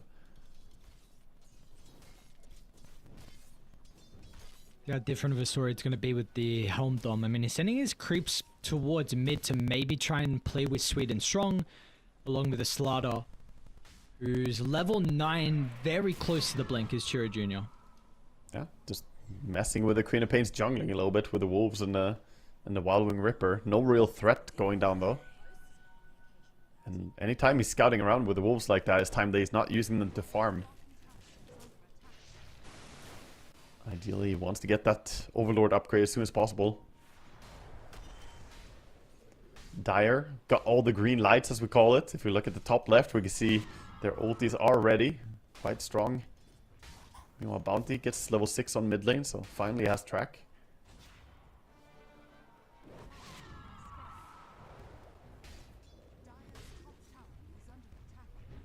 How's Munkushi's catch-up going? Deep back into the jungle. A little bit of time, unfortunately for him. So it needs a lot of components and a lot of time. Oh, Nightfall actually changed his item build from the previous game. So, previous Doom game, that is. Okay. He does go for the Radiance in this game. Doesn't want the X-Saber. And I think this is the correct choice. There's a lot of right-click on Dire. Like, every single hero wants to auto-attack. Oh, are they giving the triple stack to him? I see. He's gonna get really farmed here then. Full Radiance complete. He sold the Midas with the Devil's Bargain to get it even faster. There was at least one game where he went Radiance yesterday. Maybe a second if he sold it. I'm not sure. But yeah, at least the post-game stats said he had the Radiance. Yeah. Gucci. Massive opportunity. They're going to TP in, but far too late. But the new... It's a lot. Dagon, Sharpshooter, low health pool of the Phantom Assassin is never going to be able to stand a chance against this. Didn't even need to use the Queen ulti, so yeah, that was a super easy kill. She's just farming a little bit of a dangerous area. All of her team is kind of occupying the safe space for them. The bottom part of the map is where PA would ideally like to be, but where does Lycan go then? Mid tower, just being clapped down. I said they don't have the best pushers, but power of Nakama, the friendship here, all here is just right-clicking down. The tower will fall.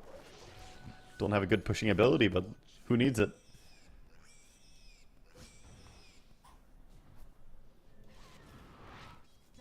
$4,000 leads growing for Aurora. Map control in their favor.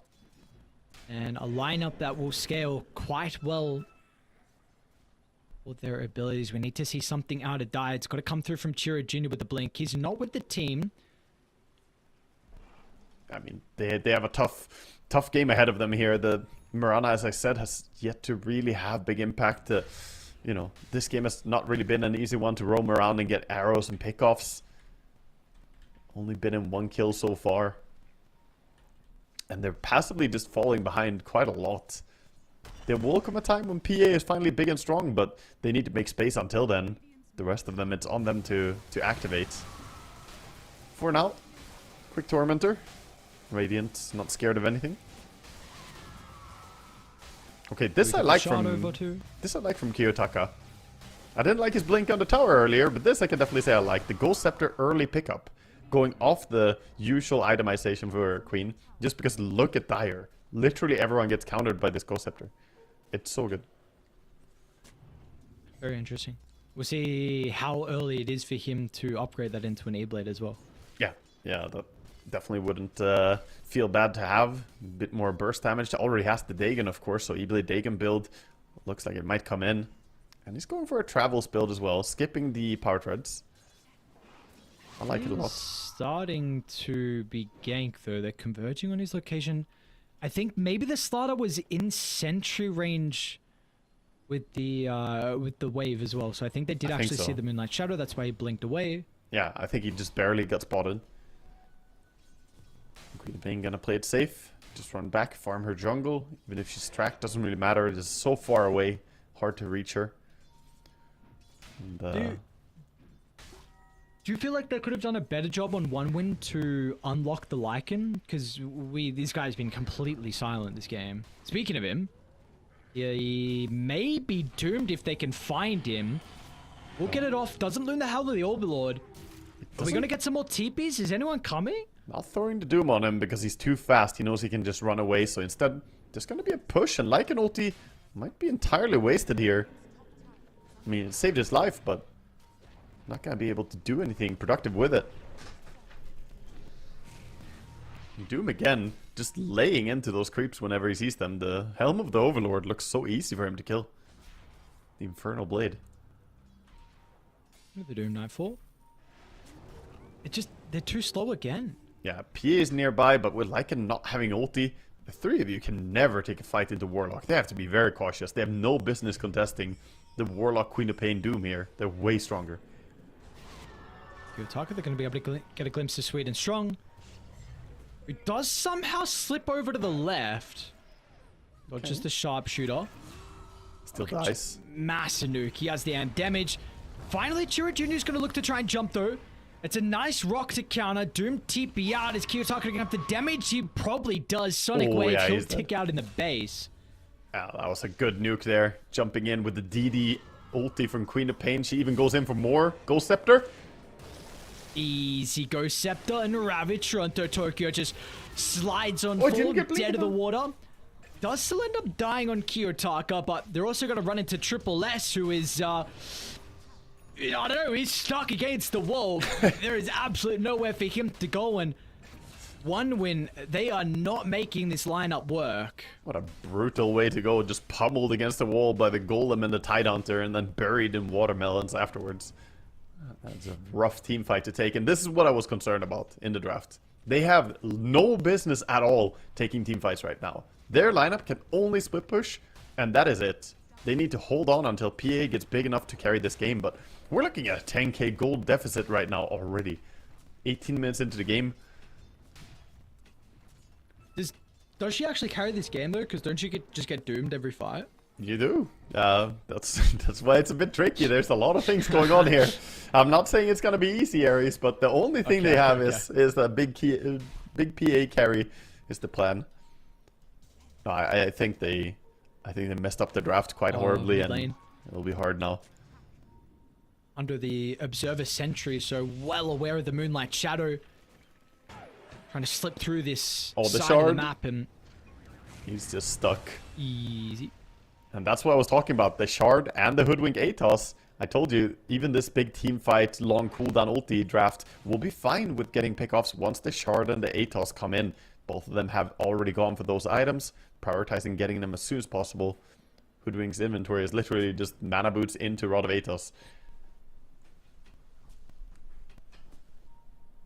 Good D-ward, recognizing that Bounty was invading.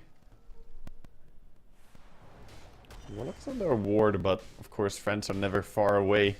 Radiant gonna play very close to each other, probably for the entirety of this game. They know that splitting up is not their strength. They're on the Mirana. Is he just dead again? Okay. Ah, this shard is... The thing about Mirana is that she can't... Oh, hold up, they're going. Panto. Rock is down for another 5 seconds. Kiyotaka's going to be able to get the control onto it with the Slardar. They do a really good job to protect Panto, dealing with the creeps, and meanwhile, no one is there for Tyrion Jr. This is... this draft looks impossible. I'm gonna be honest, the Lycan looks entirely useless against Nightfall. He just Infernal Blades the big creep, and that's it. He, like, kind of kills it. Holds it dead in its track, and... I haven't seen Lycan have literally any impact so far. Not to say that Triple S is bad at playing Lycan, but this game, they picked it into Tidehunter. It was a willing choice as well that they made, and it just does not look good. Unfortunately, it does not. You had to find a miracle to get the Game 2 victory. Yeah. And we're looking like maybe in that position once again for Game 3. It's going to be another kill into Sweet and Strong. This is just, again, this is a bounty lineup, dude. They are down 13,000. Yeah, just absolutely sadness playing bounty when you have a team that cannot take any fights. I mentioned it last time we saw the Bounty Hunter. I told you, you have to have a lineup that can fight, that can go for kills, and this is the polar opposite of what you want when you're Bounty Hunter. Sadly, Bounty is not a very strong hero to go for fights with, so he already needs you to pick more teamfight, more burst, more early game heroes. And they ended up with like PA, Slardar, Lycan, and then a Mirana support who brings no real big spell. It's just tough, man. Kind of anticlimactic after a game we had. It was just an epic game in Game 2, and now it feels like Aurora are just slowly but surely building the lead, taking over the game. Choking them out of the map. Bounty is trying to cut the creep wave, but Travels on Queen of Pain can join in. He can just ulti him if he wants. There's no team fighting going on, but he doesn't even need to. He has a sentry nearby. Nice scan from Dire means that... Oh, I think they're still going to get Monkushi. They're trying to tip in to maybe give him a Phantom Strike target, but the bushwhack from Mira. BKB used defensively. The neutral, what? It was like a triple tendrils or something. Fatal Bond's gonna lick up. Dude, Triple S just ran in, and he's gonna try and run out, but he's dead. So there's your Lycan impact. And Moran is also dead as well with the Atos from afar. How sad is it, or how telling is it that Queen of Pain, half these fights, doesn't even need to pop ulti? Like, they're just dominating the fights without using their abilities even. And Chair Jr. trying to get one farm he can top, but the blink is coming. Shard off cooldown just now. There we go. He has to auto attack it. He's trying to body block it by standing on top of it, but Slaughter does get rid of it.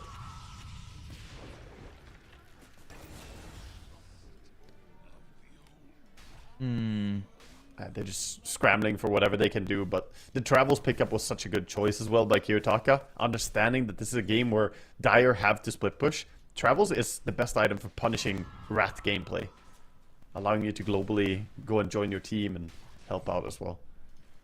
Do you think, is there any way to buff Travels to make it, like, I don't know, I feel like it's a pretty shit item. You think? Wait. Oh? Well, okay, I just mean, it's super, we only get it late game, right? Like, who is, when do we get Travels? I feel like people only think about it when, okay, well, I can't have room for my boots. I just it's mostly the meta and what heroes we have right now. They enjoy, a lot of heroes feel like they need the tempo for face boots. You're definitely right that early game is like priority. Oh, hold up, PA gets gone on BKB. Oh, defensive use of it. You have zero damage. You're tickling him, yeah. He life stealed through it, in fact. It wasn't He's close. full HP. And now Monkushi's zapped down. This is a absolute depressing game to be eliminated from. Like, you come in game 3, it's crazy, you puff your chest, you look great, you absolutely just had a crazy game to victory, and you go out like that. Yeah, no, fizzling out entirely, and it's so sad, but I mean, this is where competitive Dota comes down so much to the draft. Because gameplay wise, you can say whatever, but Chair Jr. did more than well on mid lane, and Kiyotaka, you know, threw a bit, blinking on the tower, dying. Slaughter had a good start, and despite that, this is happening. That tells you how much this game is about draft. Like Dota, if you mess up your draft hard enough like this, I actually think this is like fumble level draft though. It's not close to being a good draft, unfortunately. They work well on their own. Like the heroes are pretty good as a combination, but into what Aurora are doing, it's just never gonna work.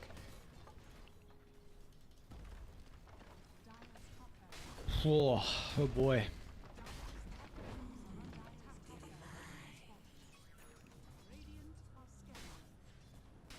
Boy, Yeah, what can you do? they're desperate. They're going around with Mirana Invis possibly. They're thinking about it. Gonna pop it, but don't really have much time. They gotta go and defend. Who do you even go on? I actually don't know who should be a target. How do you go as well? How does the Lycan enter? How does the PA enter? Toronto Toka just solo killed him. I guess with the help of the dagger. They're gonna try and go now. So they see an opportunity to Nightfall, but Rock, Sonic Wave, Ravage, everything. As soon as someone shows up for a second, they use every single ultimate. Triple S is trying to run him, but as soon as he enters, he's doing a beeline and looking to get out. Because one win, they've had enough. They cannot make it. Or they will be moving over and getting a rematch against Na'Vi in the grand finals. Aurora are the quick victors in game number 3, and a quick tap out and leave there from sort of sad one win after we've seen them perform much better than this, but didn't really give themselves the tools to play in the final game that we get to see. Bit anticlimactic, as we said, but it is not over yet. As you already alluded to, we have the great final now. It's down to 2 teams. Who's going to be the one to take the 1 qualifier slot? Is it going to be Na'Vi, who have been waiting, or is it going to be Aurora? We'll see soon. Yeah, we will. And grace will leave us home.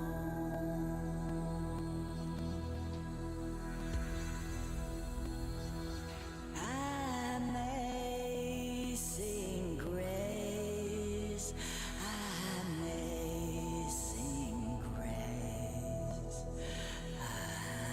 amazing grace, our Lord.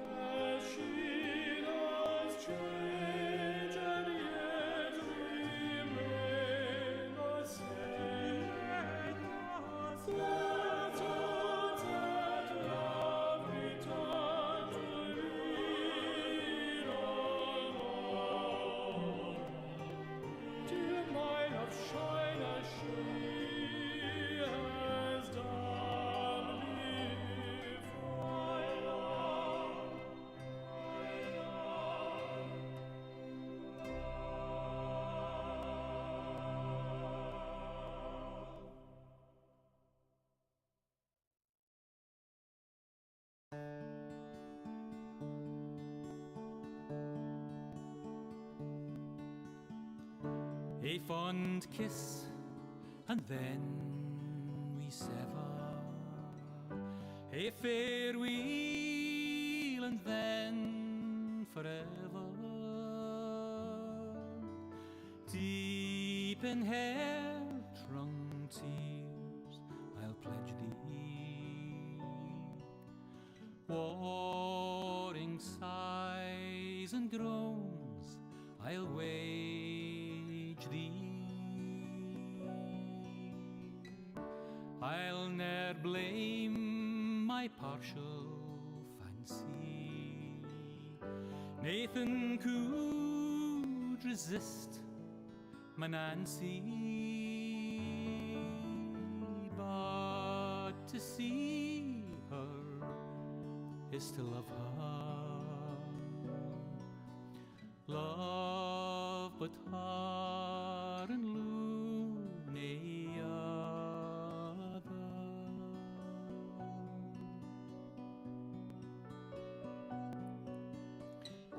Who shall say that fortune grieves him, while the star of hope she leaves him? Meany cheer for twinkle lights me, dark despair around benight me.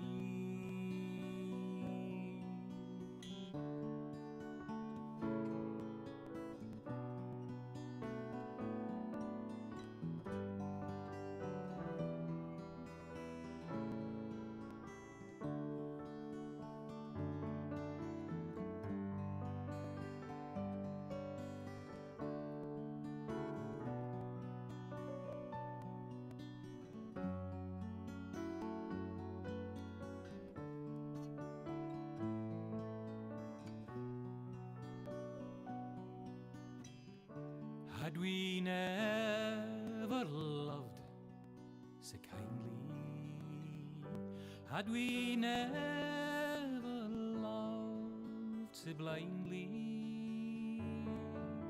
never met or never parted,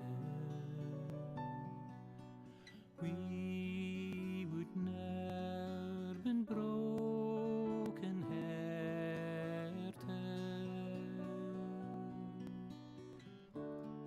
Fare thee weel, thou first and fairest.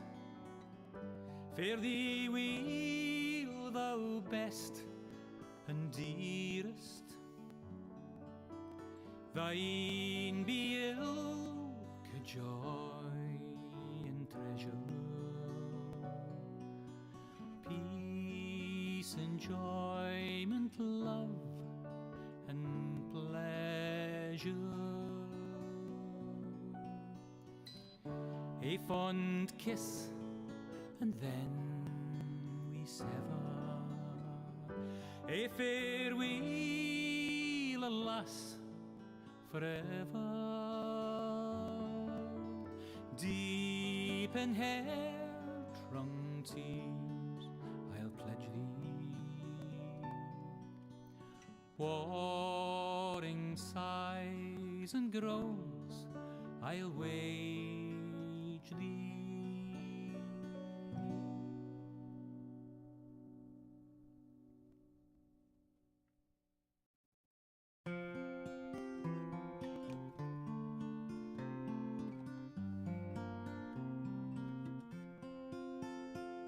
Should old acquaintance be forgot and never brought to mind? Should old acquaintance be forgot and old lang syne? For old lang syne, my Joe, for old lang syne, we'll take a cup o' kindness yet for old lang syne. We twa hae paddled in the burn fae morning sun till dine. We've wandered mony a weary fit sin old lang syne. For old lang syne, my Joe, for old lang syne, we'll take a cup o' kindness yet for old lang syne. We twa hae rin aboot the braes and pooed the gowans fine, but seas between us braid hae rolled sin old lang syne. For old lang syne, my Joe, for old lang syne, we'll take a cup o' kindness yet for old lang syne.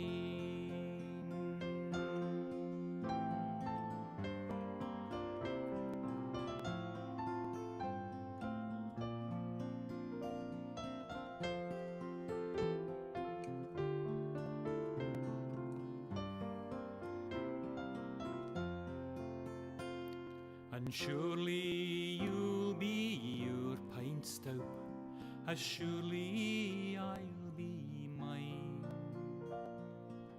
We'll take a recht good wally wacht for old lang syne. For old lang syne, my Joe, for old lang syne, we'll take a cup o' kindness yet for old lang syne. So here's a hand, my trusty fear, and gie's a hand o' thine. We'll take a recht good wally wacht for old lang syne. For old lang syne, my Joe, for old lang syne, we'll take a cup o' kindness yet for old lang syne.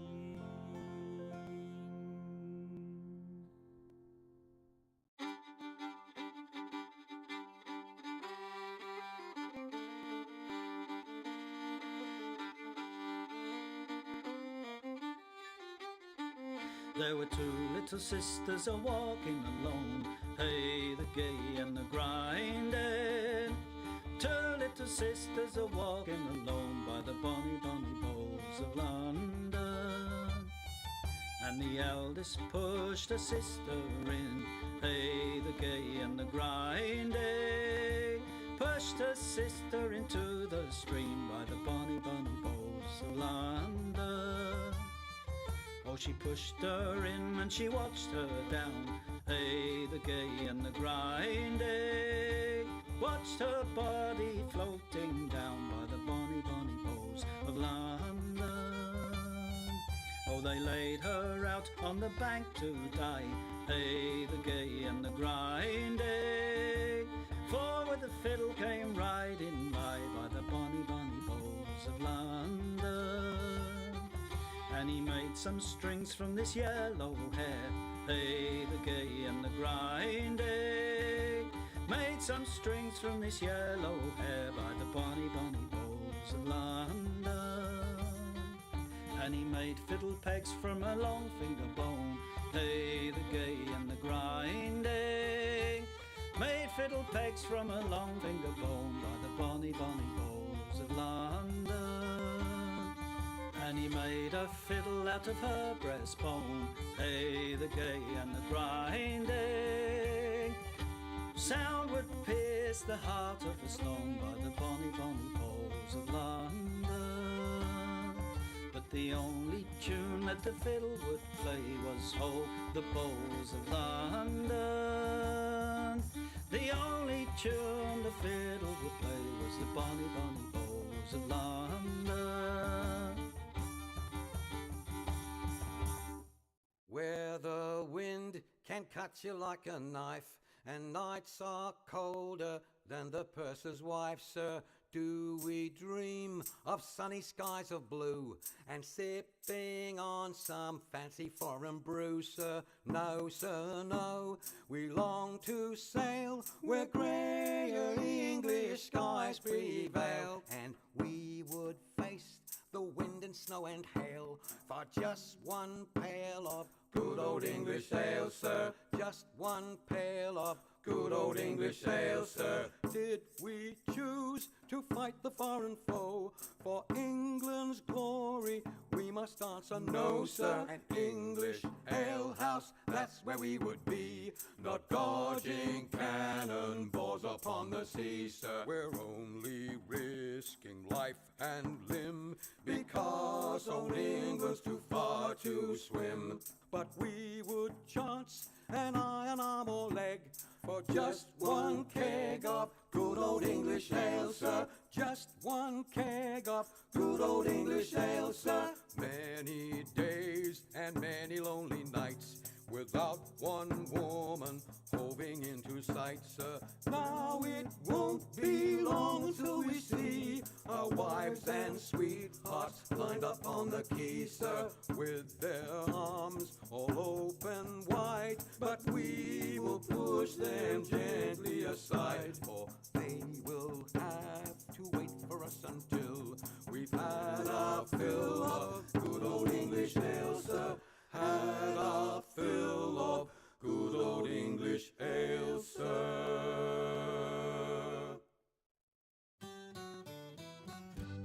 Come landlord, fill the flowing bowl until it doth run over. Come landlord, fill the flowing bowl until it doth run over. For tonight will merry, merry be. For tonight will merry, merry be. For tonight will merry, merry be. Tomorrow we'll be sober. Here's to the man who drinks strong ale and goes to bed quite mellow. Here's to the man who drinks strong ale and goes to bed quite mellow. He lives as he ought to live. He lives as he ought to live. He lives as he ought to live. And dies a jolly good fellow. For tonight will merry, merry be. For tonight will merry, merry be. For tonight will merry, merry be. Tomorrow we'll be sober. Here's to the man who drinks water neat and goes to bed quite sober. Here's to the man who drinks water neat and goes to bed quite sober. He fades as the leaves do fade. He fades as the leaves do fade. He fades as the leaves do fade. That drop off in October. For tonight will merry, merry be. For tonight will merry, merry be. For tonight will merry, merry be. Tomorrow we'll be sober. Here's to the girl who takes a kiss and goes to tell her mother. Here's to the girl who takes a kiss and goes to tell her mother. She is a very foolish girl. She is a very foolish girl. She is a very foolish girl. She'll never get another. For tonight will merry, merry be. For tonight will merry, merry be. For tonight will merry, merry be. Tomorrow we'll be sober. Here's to the girl who takes a kiss and comes back for another. Here's to the girl who takes a kiss and comes back for another. She is a boon to all mankind. She is a boon to all mankind. She is a boon to all mankind. She'll very soon be a mother. For tonight will merry, merry be. For tonight will merry, merry be. For tonight will merry, merry be. Tomorrow we'll be sober.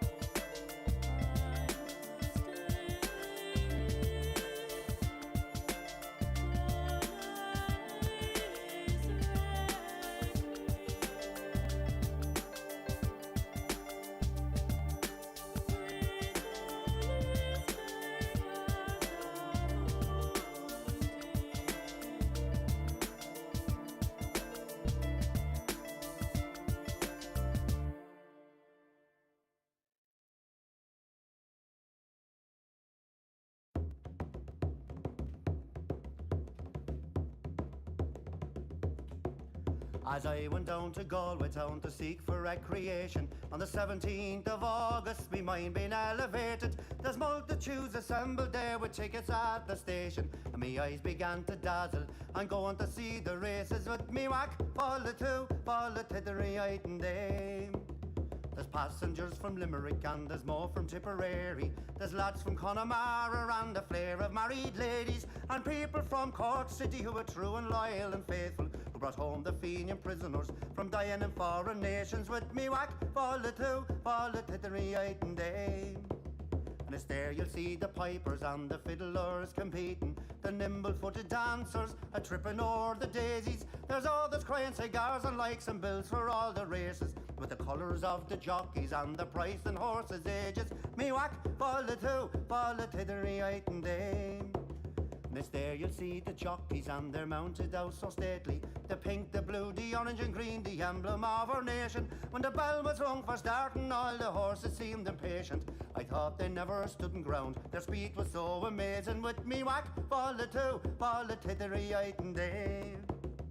500,000 people there of all denominations. There's Catholics, there's Protestants and Jews and Presbyterians. There's yet no animosity, no matter what persuasions, but sportsman's hospitality, those Jews fresh acquaintance. With me whack, fall the tittery and day. August fire Marish and Krushki in the Spirk Shelan.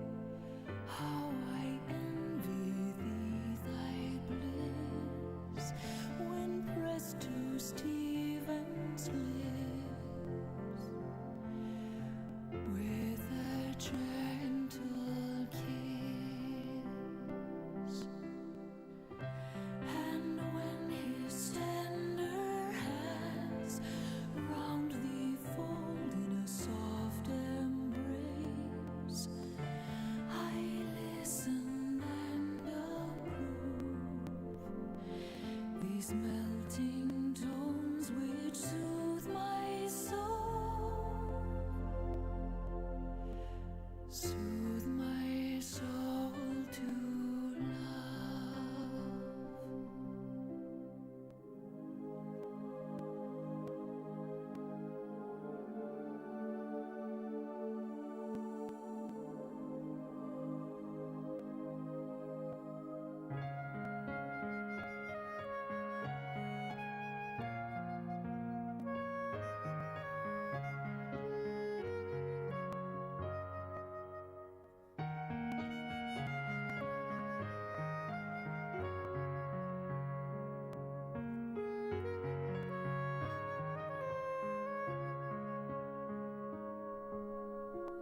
Alive with passions from his breath that flow, he'll draw music when he's pleased to blow.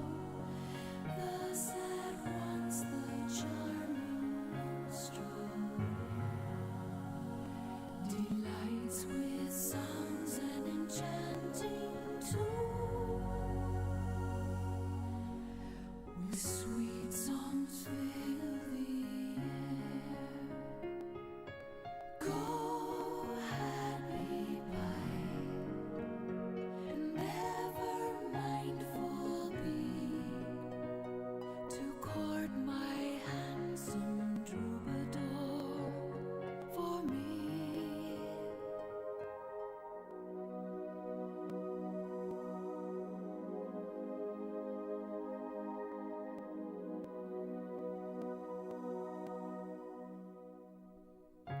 Tell him of all I feel, repeat my love at each melting touch, since to him my loyalty assign. Take thou care to tune his heart, tune his heart to mine.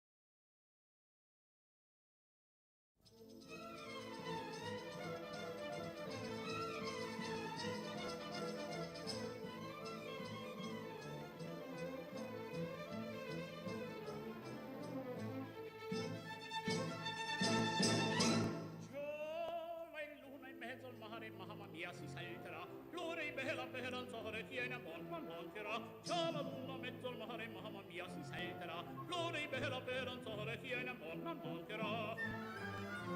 Già la luna in mezzo al mare, mamma mia si salterà. Festa in danza, donna mia, la ride tua. Un garzon veloce, quando ciascuna toccherà. Finché in cielo è una stella e la luna splenderà. Il più bel con la più bella tutta notte danzerà.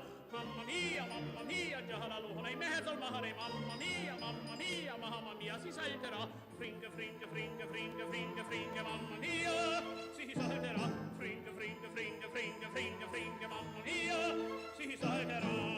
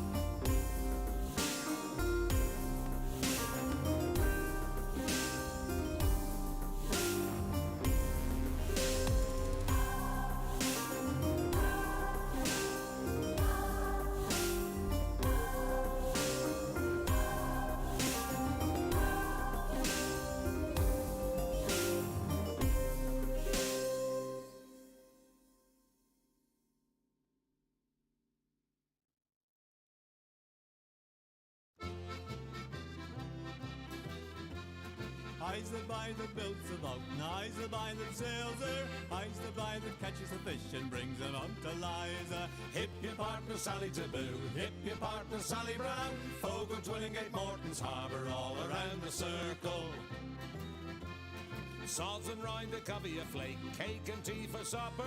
Caught fish in the spring of the year, fried in maggoty butter. Hip your partner Sally Taboo, hip your partner Sally Brown. Fogo, Twillingate, Morton's Harbour, all around the circle. I don't want your maggoty fish, that's no good for winter. I can buy as good as that down in Bonavista. Hip your partner Sally Taboo, hip your partner Sally Brown. Fogo, Twillingate, Morton's Harbour, all around the circle. I took Liza to the dance in faith that she could travel. Every step that she did take was up to her knees in gravel. Hip your partner Sally Taboo, hip your partner Sally Brown. Fogo, Twillingate, Morton's Harbour, all around the circle. Susan White, she's out of sight, her petticoat needs a border.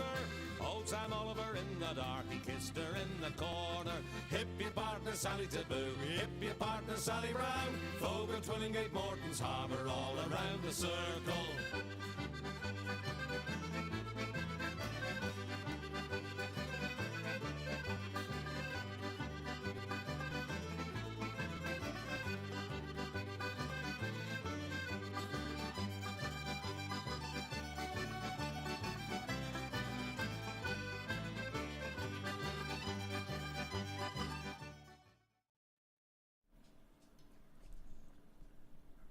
It's time for the grand finals. Two teams battling out for that one slot. We get the rematch of the upper bracket finals as well. Na'Vi taking on Aurora. We didn't have the opportunity to cover that series, but now we will get the opportunity to cover it in a best of 5 as well. It's always fun. Best of 5s. This is some exciting stuff. No best of 1s, no best of 3s or 2s. This is where the real men are made here to make it over to DreamLeague. That's true, and it's going to be a full best of 5 as well, as Kiyotake is here in time this time. No def loss here, you know, for game 1. Aurora, they are ready and showing up in time. So we'll see who's going to take it. Obviously, last time it was a 2-1 victory for Na'Vi, so it was a closely matched series, and it did go the distance in terms of game duration as well, as they had almost an hour-long game. We'll see if there are going to be any adaptations or changes. No doubt Na'Vi have been watching what just happened between one win and Aurora as well. Probably scratching their heads at game 2 with the crazy stuff that we just had happen. Yeah. Yes, indeed. There's some interesting things that could come out in this series as a whole. We saw the Conquer previously in, not we that saw it, I should say, but in the series with Na'Vi versus the boys on Aurora in game 3. They had the last pick Conquer overall as a response to the Beastmaster that went mid, which is something, of course, we saw once, right? And then we saw we saw that matchup once, and then we saw the Conquer again. It looked pretty decent. Overall, though, I'm super excited to watch this new Na'Vi roster. I've been a massive fan of Boom. I think his transition to the offlane, every time I cast him, I bring it up. I think his transition to the offlane, he struggled at first, and then I thought he was like the most improved player on that secret roster. Unfortunately, wasn't able to make it work. Massive fan of Sanctity. I've covered this guy a lot over in Southeast Asia. I think he was by far one of the better mid laners, like when he was on the Mongolian teams like Lilgum. So great to see. He's been on Na'Vi for a while now. And you bring Yuragi back and some other players. Like Ari's here too. Kaori is here as well. It's a very cool roster. Yeah, exactly. Get the mix. It's a cool roster. There are a lot of players who are exciting to watch. They like to do creative stuff. Between the support duo in particular as well, you got Ari, of course, who never shies away from playing some off-meta stuff. He was one of the people playing a lot of support Magnus back in the day, and Kaori also been willing to play some heroes that are not necessarily always considered meta. I remember he was playing like Phoenix when I saw nobody else playing Phoenix. It was Kaori. His Phoenix was just owning games, so that's a standout hero for me that we might even see. Who knows what they're going to bring to the tables, but we're going to head into a draft soon and see what these teams will get underway. I can't really wait to see what they will bring for this best of 5. Like you said, it's a marathon. Yeah. Hopefully we get the full best of 5. Lately, some of the BO5s that I've been covering have been 3-0 and not, you know, too exciting. So let's get ourselves underway. Let's go. We got Na'Vi on the Radiant side. We got Aurora on Dire. They're going to have first pick as well for Aurora. Yep. See what the priority is for now. Nothing too crazy going on in the picks and bans on the first phase. Very similar to what we have seen before.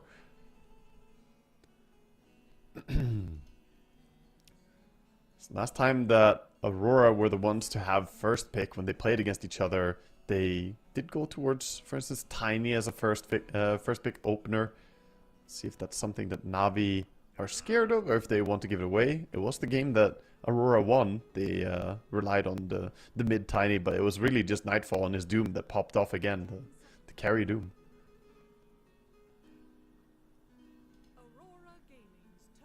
And they're actually going to get rid of it. Okay. Yeah, I mean, they've been playing it so much. They used it against them. 2 of the games, I believe, they used it in the series that they played last time. And obviously, they just played it as well, back-to-back against 1 win. So why not get rid of it? If it's so comfort zone for Nightfall right now, might as well give some respect to it. We'll get the Magnus. So let's see what the response is going to be from Na'Vi and how they can look to deal with the Mag. Do they care for a Darkseer? It's in the pool. Okay. It's a hero that overall we don't see him go too deep into the draft phases. A lot of teams rate him quite highly. It was actually Aurora who played it against Na'Vi in the upper bracket series. Not a snap pick either way. They're thinking about it a bit. What have they been prioritizing? Because this is our first Na'Vi series that we're getting to cover, so... They've been picking a lot of early Jakiros. He is in the pool right now. I think that might be the hero that they will go for. Jakiro first pick has been a priority for them. Corey definitely doesn't mind playing it. Yep. Other than that, you know, they also have been playing similar stuff, going for some Magnus, you know, picking up these early heroes. But actually Sand King as a first pick even. Oh, I don't know.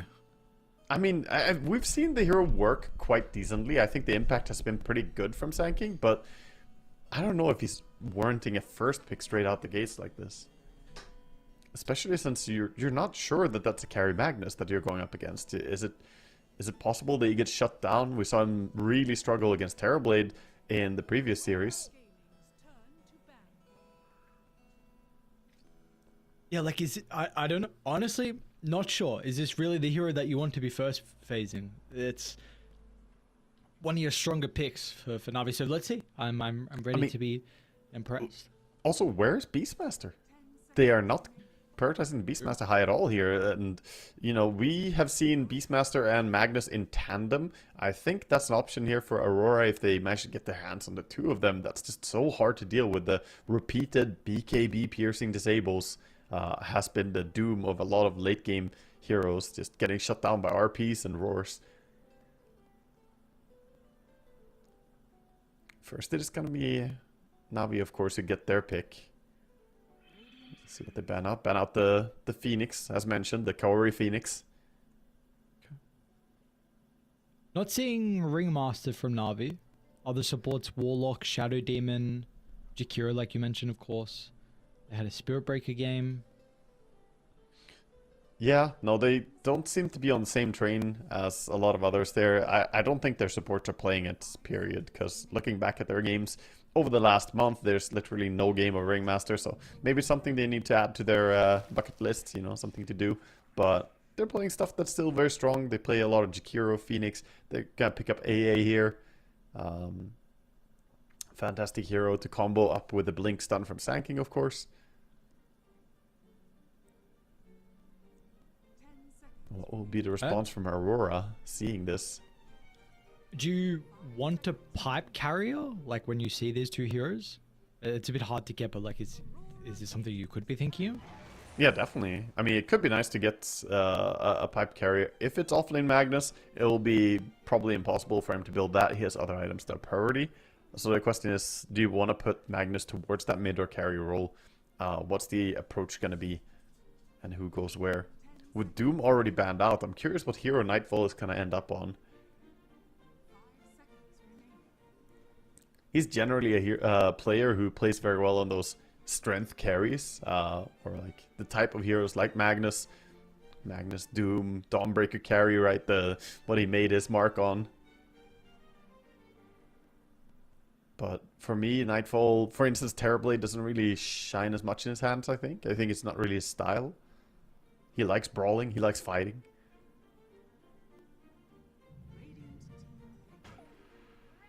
We got the Hoodwink. Okay, so Mira... What we saw previously, a couple times, and of course, before he took his break, the Mira Hoodwink was something that won a lot of games. Hoodwink to Kiro combination, you get the super long range. You have Hoodwink to sharpshoot anything that Magnus catches. Also in the lane, you and I have seen the success of Hoodwink and Magnus finding those pickoffs specifically on AA. If AA steps a little bit too close, Bushwhack, Skewer, Shockwave, you just die. So very, very important that he doesn't get out of position, because I think we saw like Adar on his AA repeatedly struggle against the Hoodwinks. Not an easy matchup. So, I don't know if I was thinking about saying this as an early Morphling, but the only reason why I was thinking about that is the fact we're not getting Morphling. I'm maybe confusing because I was watching the Secret game and there was a Morphling in there. And now I'm forgetting, I don't know if we covered also a Morphling game recently, but this is... Yeah, you and I had one Morphling game. We had the Morphling who struggled a lot. He just got kind of bursted. It was against the Centaur and lane, I recall. That's right, yeah. But yeah, they're going to go with Morphling and follow up with a good combination, of course, and the Shadow Demon has a pretty good utility here. The Shadow Demon defensively against the Magnus. If you get Shard, you can cleanse off a lot of Jakiro stuff. And not too bad aggressively as well to try and set up for AA ulti or Sanking to follow up. And I've give me some active hero from Aurora, and I call this game here. I see Navi's lineup. I'm like, what are we doing with an AA Shadow Demon? My Morphling's gonna hit creeps for 15-20 minutes. We've seen Sand King, like, I don't know, this hero's super hit or miss. So Enigma, fine. Like tempo controlling hero, I should say. It's pretty good versus Morphling, though. Am I misremembering? Yeah, it's fairly good. Enigma does lane really well against Morphling. You can't really kill the Eidolons too easily. He just backs with Eidolons when you run up. You don't have an ability like Flak Cannon or something like that to kill them off. So that sets up to be a good lane. Looks like Nightfall quite likely to take the Magnus, or they put it mid. Obviously, they have the big flex on that hero. But yeah, I agree that lanes are looking pretty good.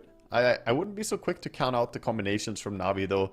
Morphling does want to farm, but the rest of the heroes can fight really well together. Add like a Pangolier or something into the mix of Navi, and that would solve a lot of their issues. See what they're gonna end up getting, though, as Aurora ban out the Kunkka first. Obviously with Shadow Demon, some combination potential. Lanes well against the Magnus as well, and does well against him overall.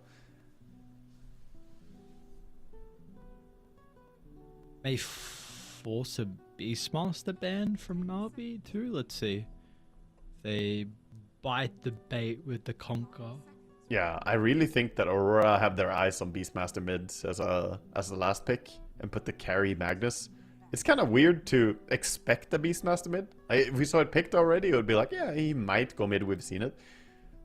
But yeah, the fact that he hasn't gotten banned all the way here is a bit surprising to me. They're banning out. So what else? What else is an option if they don't go Beast? But like, are we looking for mid laners, right? Because they ban Ursa, maybe it's just for the game and they'll get rid of a mid laner here too. Yeah, I mean, it's completely possible that they just go for a carry. In which case, there's a number of heroes that could do quite well. I honestly wouldn't mind seeing them try and get their hands on Slark, for instance, but there's a lot of AoE damage from Sanking, so maybe a bit worrisome. I think he could do well with Jakiro in lane, though. Can you AM? I mean, it's good against Morphling, but I dislike AM current patch. I feel like it's too greedy. This patch is so early based. Medusa ban. Yeah, they're covering up the big center. Medusa would give them some pretty nasty grouping, and their tower push isn't bad either.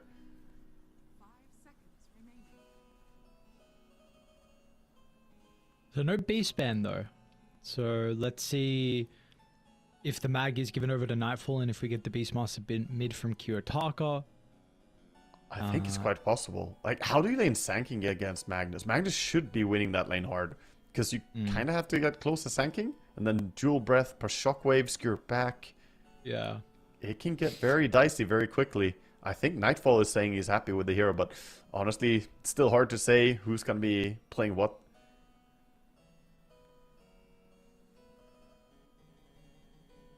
Let's see. So if it's not the Beast from Aurora, and if they're looking for a mid, I would like some hero to go in for the Hoodwink Jakiro. We got what Pango. Tiny's actually still in the pool as well. He is, yeah. Oh no, he's banned. He was banned third. Is he? Oh yeah. Sorry. They go Wraith King. Okay, so they grab their carry. Does mean that this is gonna be a mid Magnus, offlane Enigma, and the only question I have, like, Toronto Tokyo has been performing so well on Magnus. Does it really feel nice to not give it to him? Every game he's been playing Magnus, we've been impressed, you and I. But I doubt that they're gonna put the Magnus on the off lane here. It's too easy lane for Enigma against the Morphling. You don't really have an alternative as well, because otherwise it would have to be a mid Enigma. And I just don't think that's what Kiyotaka wants to play. Mid Enigma, yeah, I don't know. I would be crazy though. Yeah, it's happened before. Some teams have done it and get the tempo from it, but it makes sense to band out the Kunkka and the Tide, two heroes that do really well against Enigma, clearing out the Eidolons. Navi now seeing the full draft. What's going to be the response? A lot of the carry or counters to Wraith King are carry heroes with the mana burn, but they already have their Morphling. Can they beast themselves or no? Fully possible, but I wonder if, yeah. I mean, it's a hero they could go towards. They could go for something a little bit safer as well if they just want to play. If they just want to play Puck, get combinations. That is open. They go Pango. Okay. Another hero that clears out the Eidolons very easily in the fights. Can just with one swashbuckle clear all of them.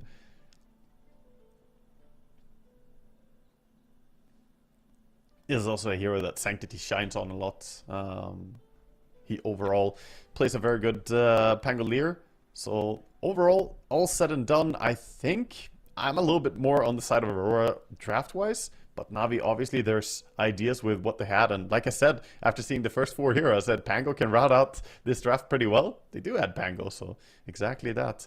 And it looks like they have decent team fights, good pickoffs, and Morphling is definitely the strongest hero if we go late enough. Okay.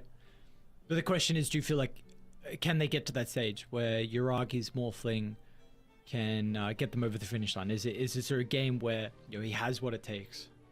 Yeah, it can be difficult in this game. There's a lot of push power. Nightfall has shown what tempo he can play with some of these safe laners. If he gets the similar effect of the Doom with this, Wraith King get the Radiance early. It can be difficult to hold control on the map. But we'll see. I think Navi definitely have a good fighting chance. Their counter gank is really strong as well. If anyone gets gone on, maybe you come in with the Shadow Demon Disruption, AA ultis, Sand King jumps. So Aurora have to be very cautious not to overstep. Alright. Let's see. See how this game is going to go. We've got a best of 5 exciting stuff here with a rematch from the upper bracket finals. Navi, of course, having a bit of a break, not having to play earlier. What are we chuckling at? What happened? Just my dog getting excited for the game, you know. she got confused. She thought she saw a Lycan pick. I see. Okay, yeah. Well, is she? Does she have a favorite? Does she know who's gonna win? She. There's not much thoughts going on through her head. I'm sorry. She probably doesn't think too much about anything. She's mostly just happy to be here, kind of vibe, you know. Just hanging out, keeping some company while we get some good Dota going on. Yeah, for sure. But we'll get underway. We'll get into the game. No more pauses, no delays, and let's see what these teams are going to be getting into for the start of the game. We've seen a lot of them prioritize getting a late smoke going for the wards. Looks like that's going to be the priority here as well. then you get a bit of a chance to go for kills as well. If you smoke immediately, you don't really have time to go for pickoffs.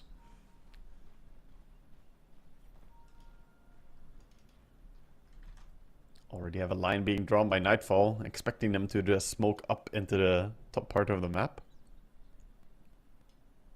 He didn't go for the damage facet that you and I have seen a bit on Jakiro. The Twin Terror. I actually think that facet might be better now. It's close after nerf, honestly. I'm gonna say the auto attack damage does actually add up quite a bit in the laning stage already, since Jakiro tends to get so many auto attacks out. Yeah, it's definitely an interesting one. Probably one that we need to see a little bit more to get a better gauge on, right? I would love to have like a lot of data, like just hundreds of games, and see how the win rates are kind of averaging out after that. But looking at just a few games, you have to use a lot of your intuition and your feel. Overall, it seems decent to me.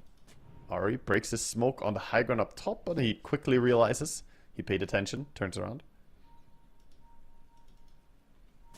Boom. Look.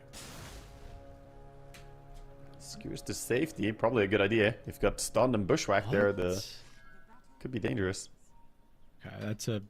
I was very confused on how they got that deal ward, but I guess they were blocking the camp, so a little bit lucky. Bit of a weird ward placement, to be honest. Yeah, that's unfortunate. I don't think he had any clue that there was a ward there, I'm gonna be honest. That's just common for Sand Kings, right? They want to farm the big camp, so this is a good preventative measure. Throw a sentry in there. Bottom lane, some damage being done to the Morphling, but he quickly regens most of that before he gets to the lane, shifting around a little bit the stats. But this is what I'm expecting to be a pretty difficult lane. Hoodwink kind of wins against AA 1v1, honestly, and Enigma does a great job against Morphling.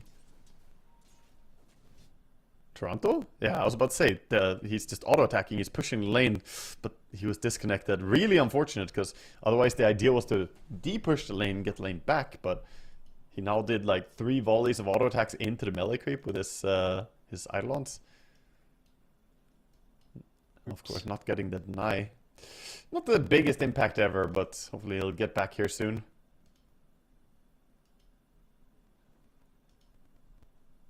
So I'm just trying to double check if Ari and Yuragi already ever played together on, if they're on the same OG roster. And yeah, they were. Okay. They were. I wasn't right, sure yeah. if yeah. Well, I wasn't sure if they just missed each other or not.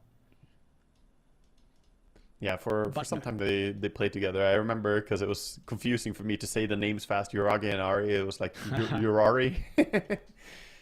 Speaking of Yuragi, in this game, he decided to go for the Quelling Blade on Morphling, because he's up against a Hoodwink, so already trying to cut a lot of trees. He's done a good job cutting down the nearby trees, making it harder for the Hoodwink to both hide and find a target for the Bushwhack. Also means he's pretty much impossible to catch for Hoodwink as long as he's in vision. The quick Quelling Blade can always stop you.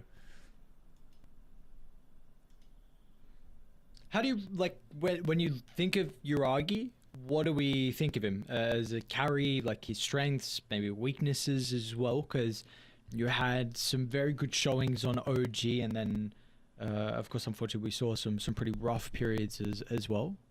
To me, he's pretty similar to Violent as a carry player. You and I watched him earlier, and I think they have a lot of overlapping traits. Very good illusion hero player, very good on, the Morphlings, plays very well on this type of kind of greedier carry. If we compare it to Nightfall, there's a big difference, right? Nightfall generally is a tempo carry.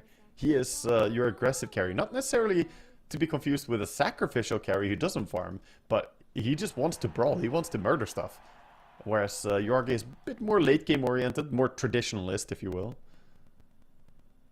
This is, of course, a lot of labels being put on a player who obviously is adapting to the meta as anyone else would, but we all have our natural preferences, how we play Dota. Sure. Yep, sometimes have to adapt, but you have the opportunity to go back to what you're comfortable with and prefer. So, something that we would much rather. I want to keep a close eye on the mid lane, by the way. There's a lot of kill potential on this lane. If you overstep a little bit as Pangolier, you might find yourself getting pulled back. So far, Magnus going for the Empower level 1 just for last hitting. So not going for the Shockwave into a Skewer for the level 1, level 2 play. Makes sense against the Pango. He's kind of hard to pull back.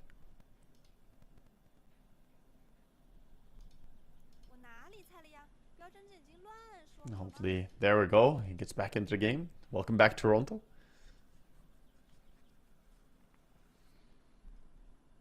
Should be good to go now. Hopefully. Looks, by the way, like Kaori is about to get the D ward on the small camp in time for the first creep spawn on the small camp. Just drop down the sentry. He's gonna run around and find that sentry ward. So unless Hoodwink makes his way over there, the small camp is gonna spawn. Okay. And it will. Nicely done. Immediately running. Mira doesn't want to let this spawn, but it means he has to run into the AA. Gets help from Eidolons though. This is dangerous, AA. You gotta watch out, man. Is it a kill with Blood Grenade? Or maybe if he went for it straight away? I don't know. It was close. Yeah, they would have to run around the tree line. If there were no trees between the Eidolons and the AA, but the Eidolons not that fast, so they would have to path around as well. I think he was fine, but that's a lot of damage being done. The waveform. Not sure if there was potential for anything there, but he's been cutting down pretty much all the trees. This poor little squirrel doesn't have a habitat anymore. Deforestation in my game. Meanwhile, on the other side of the map, we have Boom trying to connect half the creep wave. Does he get it? Do not want to get the entire creep wave. Nice. That's actually very, very good that he only got 2 of the creeps. Because he doesn't want the dire creeps to get outnumbered. This does allow him to deny the most possible farm. But this is telling you the top lane is being dominated by the Wraith King at large right now. He's free farming quite well. Looks like he's got the armlet queued up as well. The previous Wraith King game, Munkushi did not go the armlet. It was just the Radiance Rush. I love that. I think going for upgraded boots, I think getting those face boots going and armlet is so important. And this also is going back to what I was saying about Nightfall's style. He wants to fight. He's not just going to go for the farming route. Much more aggressive choices than what we saw from Munkushi. And overall, that's what I see work best for Wraith Kings, I think. When you don't just beeline towards the Radiance, and instead stay aggressive and fight heavy. They're going on the Sand King. He's just gonna TP out. All the way to base. All the way to base and no boots on him, so we'll take a while to get back to the lane. Which is a lane that's also shoving too. A bit unfortunate. Ari's not the worst person to get experience, but you'd so much rather the Sand King 2 be here than not. Yeah, most of the creeps are gonna stay alive until Sand King comes though, since they're playing so aggressive here and pushing into the Radiant, so he'll be fine getting back in time, it seems. But of course, fantastic start for Nightfall. Didn't get the kill, but got the forced TP out. Asmid looking pretty... I can't see the Pango on the last. It's okay. It's pretty even. 18-4 compared to the 15-2. Yeah, he's doing alright. He got the bottle as well. They're both staying very even in both farm and trades. A little bit of an edge for Kiyotaka perhaps, but I would also say it's maybe favoring Magnus a bit more, this matchup. Pango's timing is really going to be when he gets some power threats in here as well and can actually last it a bit easier. He has them queued up for now. Water and gets swiped under his nose. Sorry, we'll get the other one at least. So yeah, to find our first blood, 4 minutes into the game.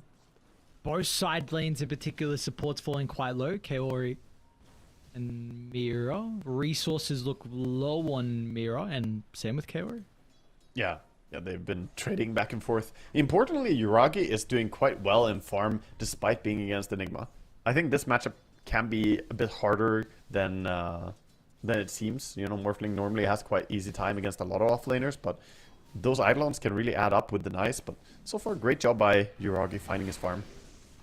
Boom. He's got a tick out. Tried to eat the Tango at the last second as well, even using the branch. Because he had no other trees nearby.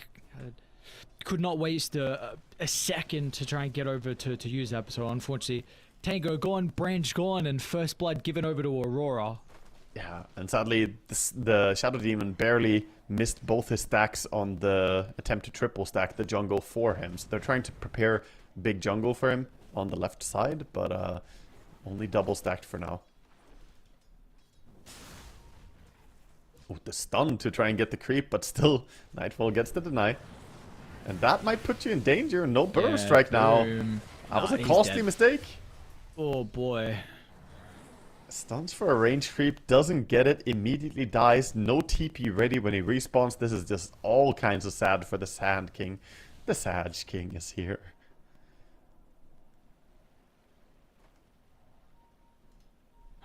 I'm already looking at stacks. Unfortunately, again, that sentry is still up from Panto that we saw earlier on.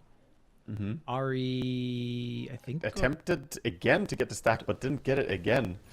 Okay. It's a bit hard to stack that one by pulling it to the top right. Well, bottom lane, though.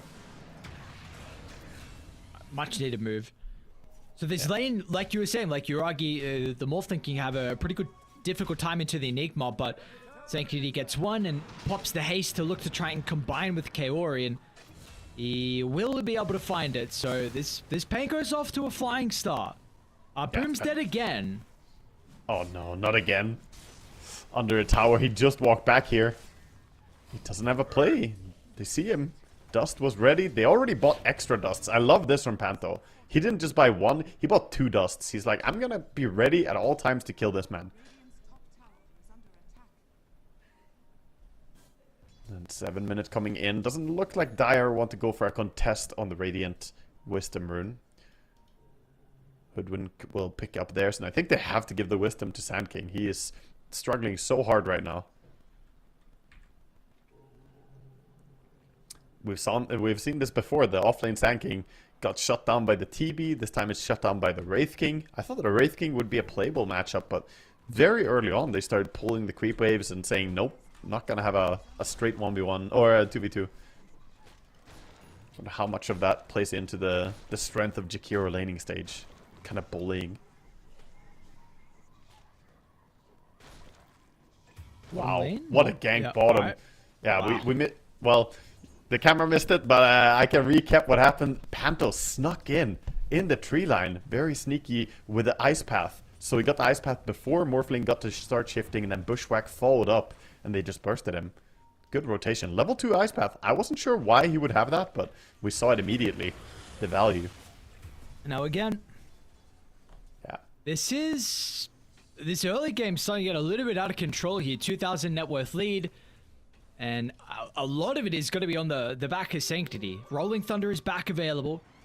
Looking to try and make a rune off the back of the Invis rune, which they were not able to scout out before he used it with the ward that they just placed by the pit. They've got a sentry though. They could bait it. Spotted. Okay, never mind.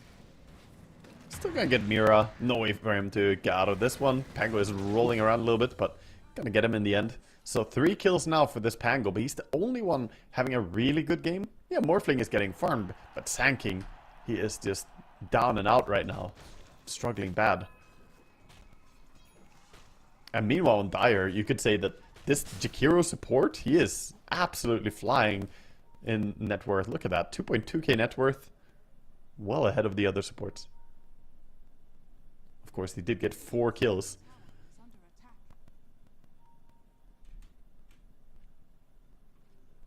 He's rich. He's mega rich, Panther. He even has the ulti already. Got the Macropire. Not the easiest to gank the Morphling with the Macropire, but if he manages to do the same thing again with the Ice Path from Fog of War, that could be dangerous for Morphling. Probably why we see Morph sitting pretty high in strength now. He's not maxing fully on Agi. He's actually sitting at 1000 HP, so harder to burst.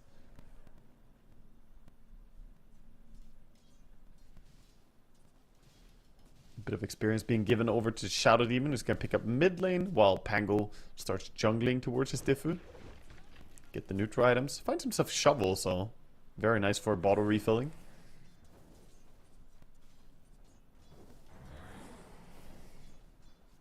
And despite the Wraith King's pretty free lane, he's still saying that I want this armlet. Not gonna shift his mind towards Radiance. The intrusive thoughts of I could be greedy kept him at bay. Already has the full armlet coming out.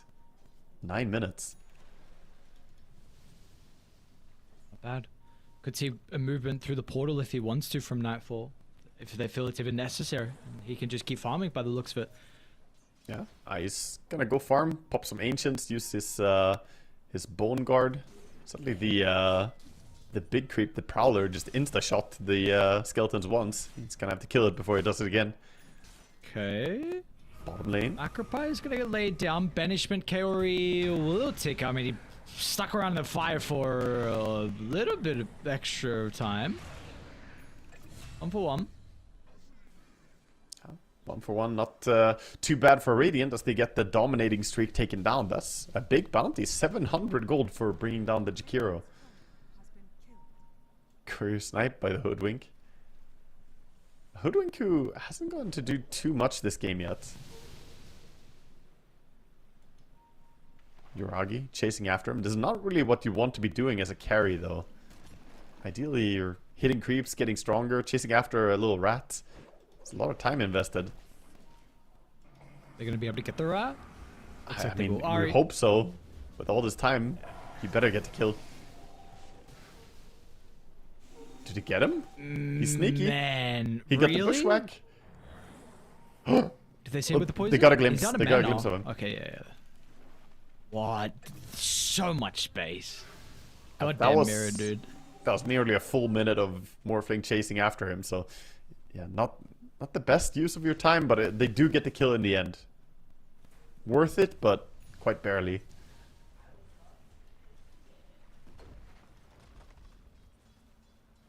Wraith King is accelerating his farm now using the armlet and his Bone Guard army that he's built up. Once you get the Bone Guard army going, it's actually self-propagating, since when they kill something, you get more stacks again.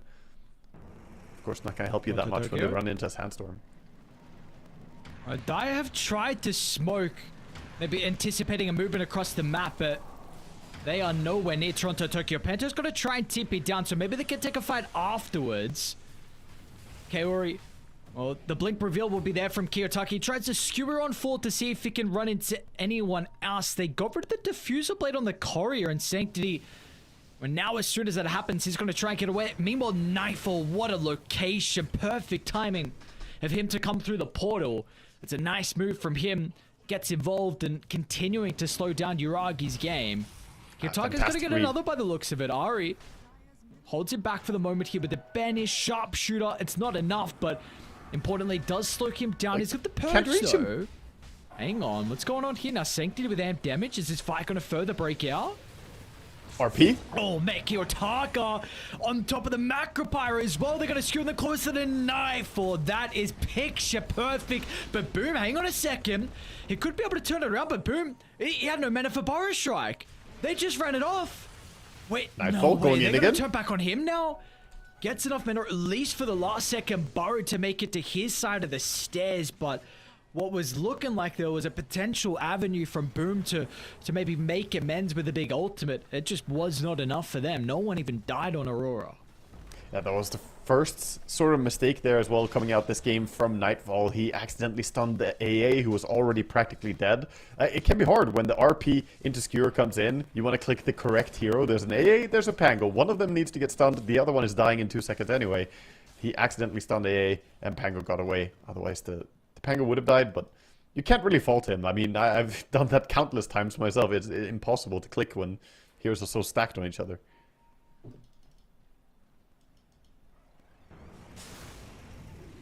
Link, AOP. This time, just nuking down Toronto Tokyo. And Sanctity should be able to get the turnaround onto Panto as well. This is going to be a secondary kill. They might lose the Shadow Demon to the Skellies, but Ari held the banishment for himself. Kiyotaka's looking for the snipe. A little bit too far away to get that blink shockwave. Only level 2 as well. Yeah, not quite. He does get the skewer back on the AA though. Okay. So, gets a bonus kill. Looking pretty good. Yeah, Kiyotaka's playing very, very clean so far. The cores are doing quite well for themselves. Yes, the Pango is having a good game, but The Wraith King is growing very rapidly, and the Magnus having such a good start. Meanwhile, Morphling, it's not like he's off to a bad start, but he did die twice. The pick off from the Jakiro was really impactful and slowing down his momentum a bit. Yeah, I would be worried for Navi here. They need to keep having clean rotations and ganks from Sanctity. So far, he's doing it. 4-0 and 2. But sooner or later, those RPs are going to be landing on you, my friend, and there will be chain stuns. Nightfall with Deso. Yeah, I saw that. He changed his mind. So not going for the Radiance, going Deso instead for more one-shot capability onto heroes. And maybe looking to get involved a little bit early with the objectives. I mean, you see what a timing for the Deso to be picked up as soon as the Tormentor has spawned. So a smoke down from Aurora. Yep. I've got an Ice Blast coming from across the map. We'll see what the timing's going to look Ooh, it's like. good. It's Mira's dead. Well done. Oh, they're committing. That's painful. Why are they committing? Okay, dude.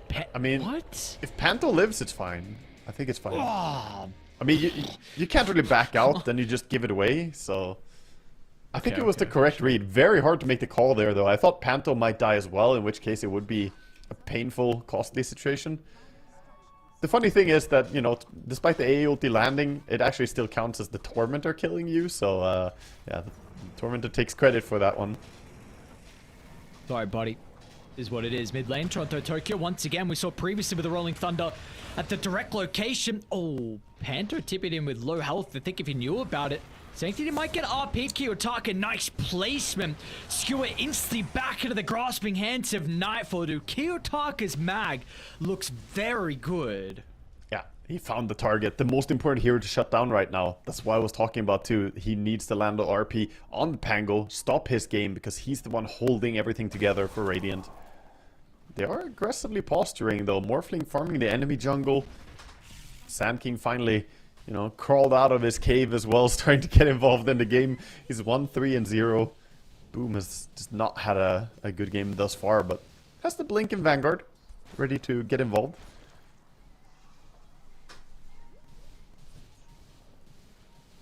I'm liking what I'm seeing though, Wagga. 2,000 net worth lead, 20 kills this game.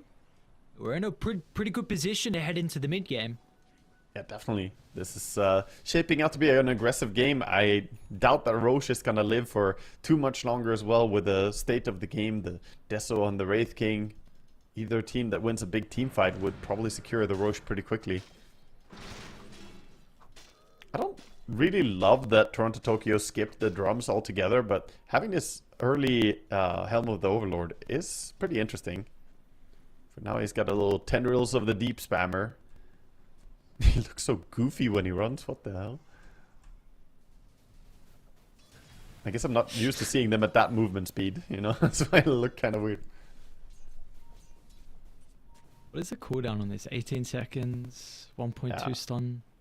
It's not the Giga version of it yet. Needs to wait later in the game. They become the bigger versions, and you get the massive Ravage spell. Bro, you're right. Why does it look like that when it's what? Okay, just like, as soon as he got the he's black like a dragon, knuckle dragger.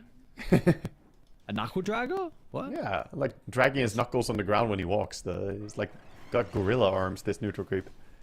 What is a knuckle dragger? Yeah. I've never heard this. Is this a term, like I was saying? Is this I hope so. Like I don't speak English. I'm Swedish. I don't know. Isn't it your native language? I'm Swedish, man. Yeah, dude, I don't know. I feel uncultured. Knuckle dragger. Let me look this up. Mouth breathers. Knuckle draggers. Anyway. I don't know, maybe I'm too young. Or I'm too old. Etherlens on the Shadow Demon. Back on the relevant topics here. The Shadow Demon now capable of saving people a little bit better. Got the Tumbler's Toy too, and cast range infusion on that with the enchantment. Got the Keen-Eyed going, so decent cast range on his spells. It's actually going to be Aurora going for the aggressive move. Blink on Wraith King too. This is what I expect from Nightfall, you know?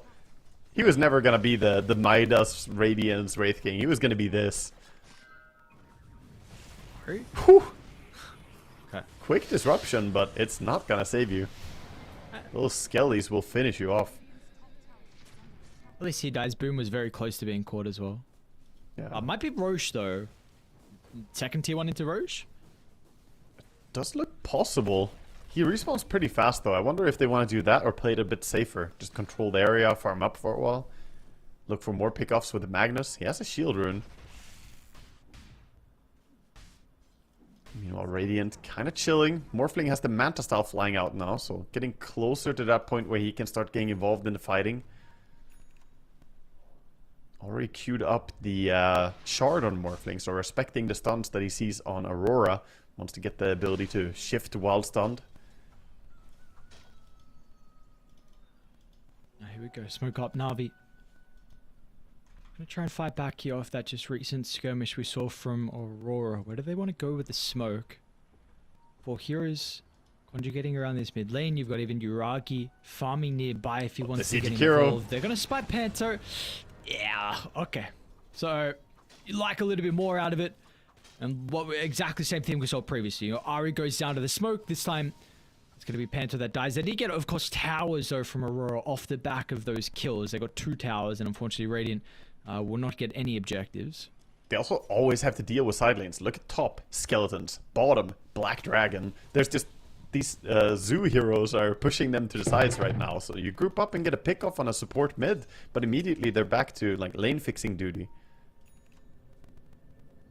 The sentry does spot the observe ward on the triangle, so gonna clear out the area. Yotaka with a harpoon. Might be able to get Ari. Yeah, that's gonna be the case. Tries to go for the banishment. And the stuns. Once they start, they don't stop from Aurora. Get skewered back. Ice Path. The re-trigger Ice Path. It's difficult to deal with. Wraith King swinging down bottom as well, showing the intentions. Wants to go for the tier 2. Sand King. How good are your spidey senses? There's a lot of people nearby. Okay, he saw the Wraith King. Yeah. They have kind of herded everyone away now though, so I think they want to go for the Roche. Radiant has to be quick to group up. They have AA ulti, so they're really strong at fighting into Roche, but need to get there. Come to Ice Blast timing. It's not going to stop them, but... Yeah, no AA ulti during the fight now. Oh, Roche is falling though. It's dropping before they get there. Go down. Boom's trying to get in range here for the epicenter. Nightfall runs over. A little bit too late to be able to stop them from getting the Aegis. Kiyotaka is going to be able to skewer them over towards the right side into the black hole as well. Everything for Boom. Let's see if this is going to be able to free up Uragi and Sanctity in the middle, but they're out. They feel like, okay, there's nothing more for us to be had here. We were too late to contest the Aegis. This is already looking a little bit difficult for us. Let's just get away 1 for 1. It is what it is. Yeah, so tough. It shows you Dota, such a game of matter of seconds, right? If they were there 5 seconds earlier, 2 seconds earlier even, they may have stolen the Roche, they may have caught them in the Roche pit. Instead, it's going to be AA getting caught here from the Magnus, feeling very safe with his Aegis in hand. He harpoons in, pulls him back.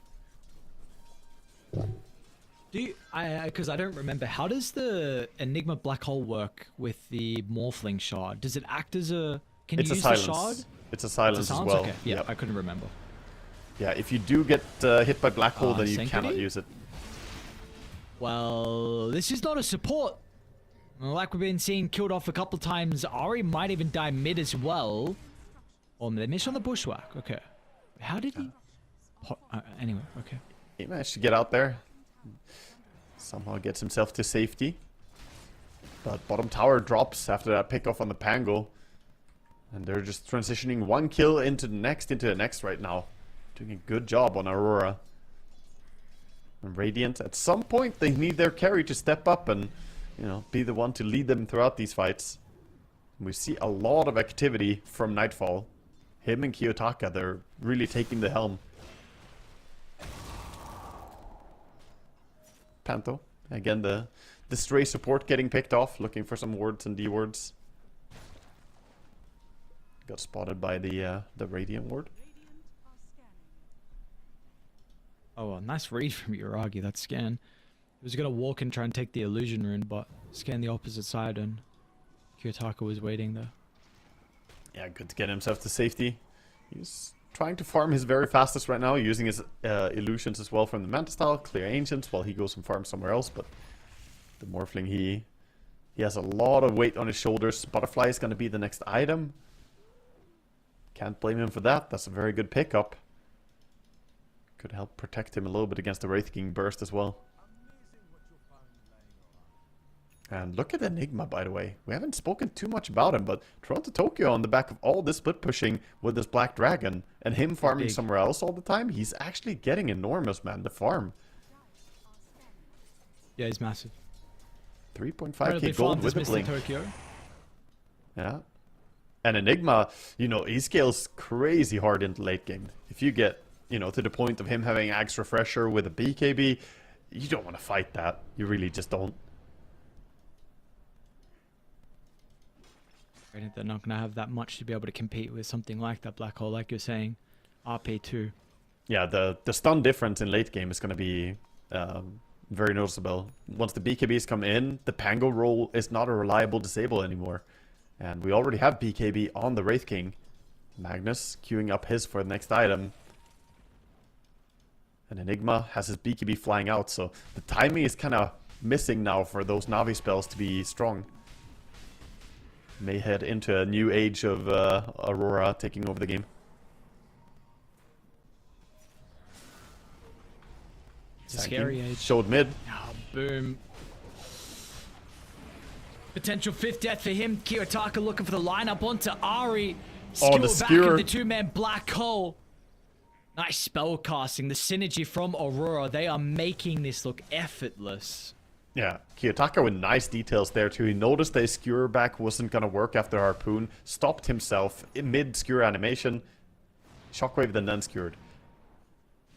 And the damage on this... Oh my god. Yeah. The Gossamer Cape saved him from the first proc, but you saw one hit almost just completely kills him. What was that, like 1,000 damage in one hit? They're still going to go. Uragi and Sanctity combination. Gets rid of Panto, so is going to do their best to try and defend the tower. Kiyotaka will skewer him closer towards Mira. Waveform's going to be able to dodge the A toss, and the tower will stay alive for a couple extra seconds. Yeah, he's fine for now. More fighting though. Wraithkey is coming. Oh, the banishment timing. They're going to miss out on the RP connecting onto him. Still booms in with the combination as well. It's a lot of magic damage. BKB late from Toronto Tokyo. He needs to go massive here from Uragi, but the waveform has already been used. He's going to have a difficult time to keep up with the escape on Aurora. They will Delta split away. Mirror to the south. Nightfall to the river. Looks like Mirror might still be chased down. Does he go for the bushwhack or anything? Or they got a glimpse of it? They do not. Mirror will scurry away. He's fast enough. Just on the back of his scurry, so quick. But they get a massive takedown. They get Magnus, such a big kill to get there. If they didn't get him, that would be a very desperate moment. But they got him before the Wraith King could come in and scare people away. And they get paid handsomely too. 1,500 gold for killing off the Magnus. For mid lane? Wraith King? Who's he looking for? I think he walked by the tree. I think he saw Boom, but Boom just kind of stood still. He just acted like a statue.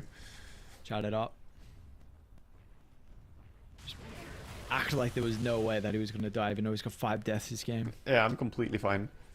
By the way, Wraith King probably pretty annoyed. There are 3 Gossamer Capes on the side of Radiant, so very difficult for him to run in and get that big initial swing in with the Mortal Strike. Oh, sorry, they only had 2. Wait, did they? Oh, they just upgraded one. They got the tier 3 items. Pangolier had his Gossamer, but now Ninja Gear got his own little source of smoking. So what happened last time with the Tormentor? The A ulti and smoking down. They're going to be too late by the looks of it. No Ice Blast as well this time. Maybe they'll go for the fight afterwards instead. Boom. All spells are ready, but Dire... Oh, Toronto Tokyo could be caught out here. Barely see him. The wall for the vision. Nicely done. Making sure... Who was it holding the wall? Was it Boom? Was it one of the frontliners? Important regardless. As soon as the smoke popped inside. It was Kero? Okay, I mean, super important. Smoke pops, drop the ward down straight away for the nighttime vision advantage, and Otherwise, Yeah. it could have been a little bit more slippery. Nightfall is farming under a Radiant Ward. Maybe not expecting... Okay, well... There it is. Once per that's the game. classic. I'm telling you, Aries. It's contractual requirement. Contractual. Yeah, it's in the fine print there. You gotta do this. Your deliverables as a player. Just deliver. This is crazy. That's why they hired him. Right? So he needs to keep the meme up because it gives him clicks and it helps out the socials and A lot of clout, dude. It's a lot. yeah.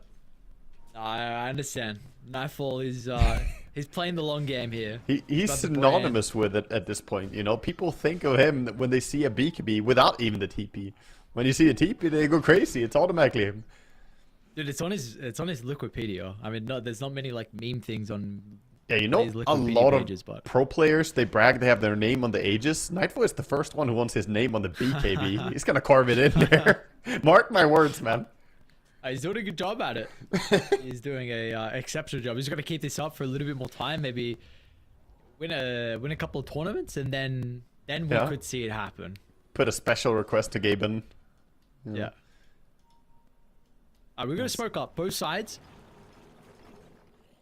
Yeah, group up. It's a little bit sad for Sanking. He doesn't have his Shivas quite yet. He's 700 gold away.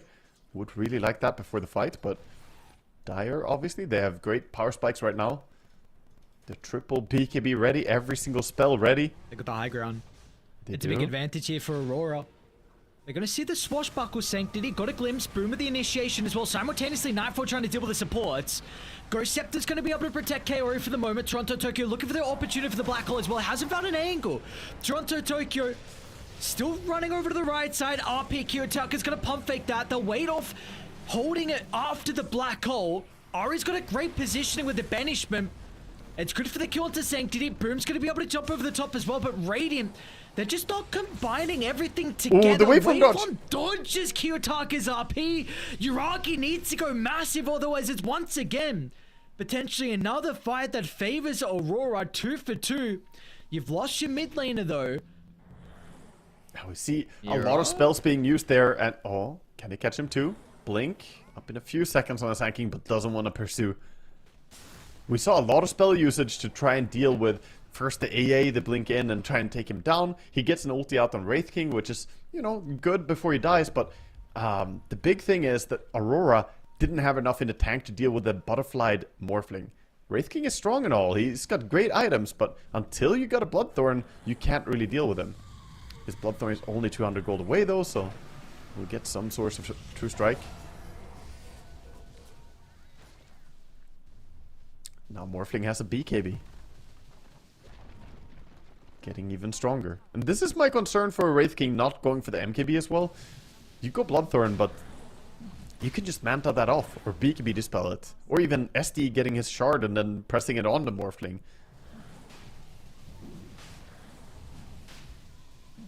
This is gonna be Aegis quickly being claimed. Macropire helping them out almost.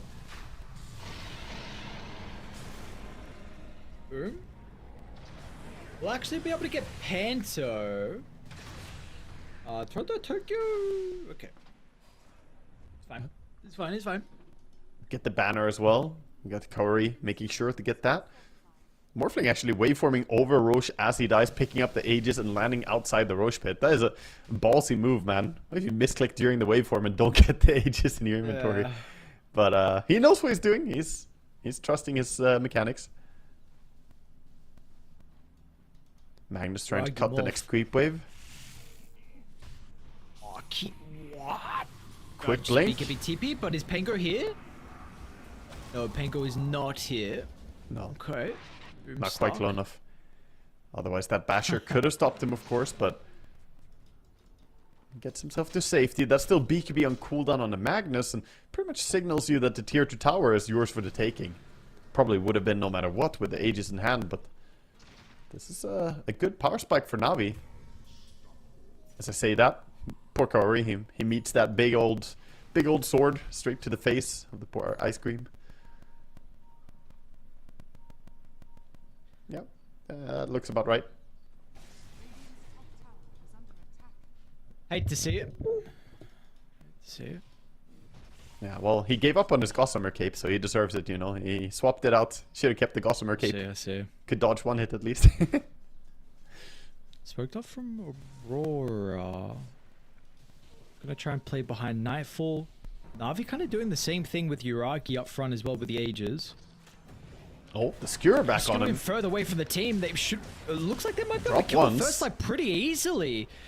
Which is a massive concern because you've got Black Hole on the respawn. They're going to be able to stop the blink from Boom. Nice banishment though. Ari, can he do it again off the second Black Hole? Uragi popped the BKB. Ari's support was massive for them inside the team fight. They lost this even with 2 Black Holes.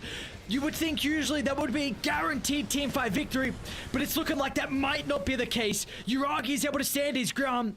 Nightfall, that'll be his first death this game. You even buy back on Mira as well, and there's no value out of it.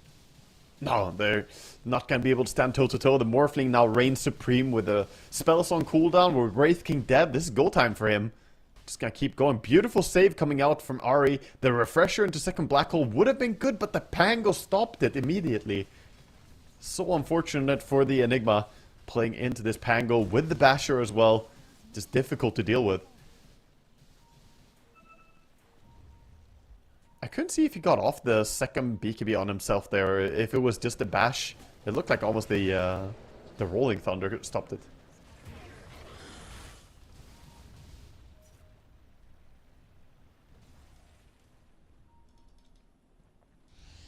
Corey dies again. Life of a support. Yeah, it was a bash proc. Thank you for that, Scriff. The were you speaking about the Enigma second Black Hole? Sorry, second BKB. I was watching the kill. Yeah, exactly. Yeah, he still had his BKB on from the first one, but just got bashed by the Pango. Didn't stay alive long enough to use the second one even. And what a game we are in store for. 2,000 net worth lead for Aurora. Incredibly even. Probabilities favoring Na'Vi at the moment though, 52%. I would probably have to agree. The Morphling is going into very comfortable territory.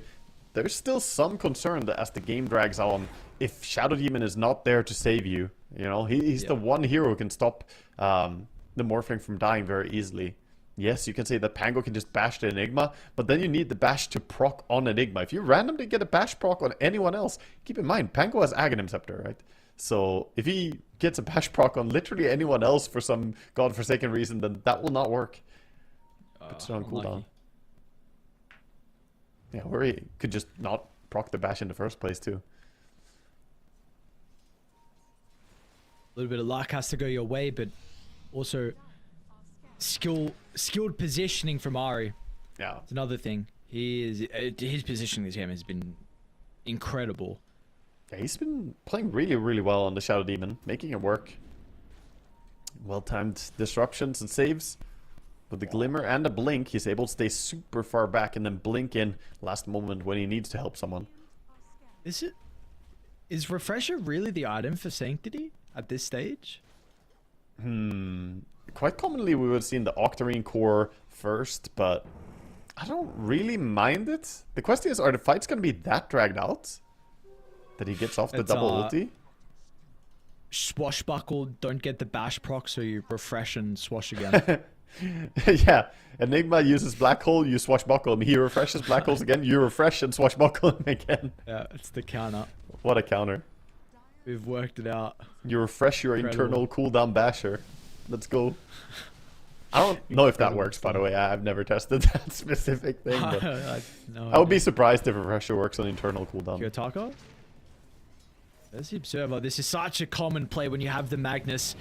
And he's going to go fishing. He's going to be able to get it. Ari forced to put himself on the line. It's a pretty massive Black Hole. On to 3. There's not going to be a second banishment, but there will be a second round of the Black Hole. Toronto, Tokyo. That feels amazing. You land it like that. Almost a game-winning Black Hole. Massive for them inside the team fights, and now they're going to be rewarded with the buybacks as well. Holy hell, and look at the army of creeps pushing. They're trying to defend now, but there's the worry that Magnus is going to pull you back. They have to be so cautious. If there's any high ground vision, then there is. Sanking could be the target. Atos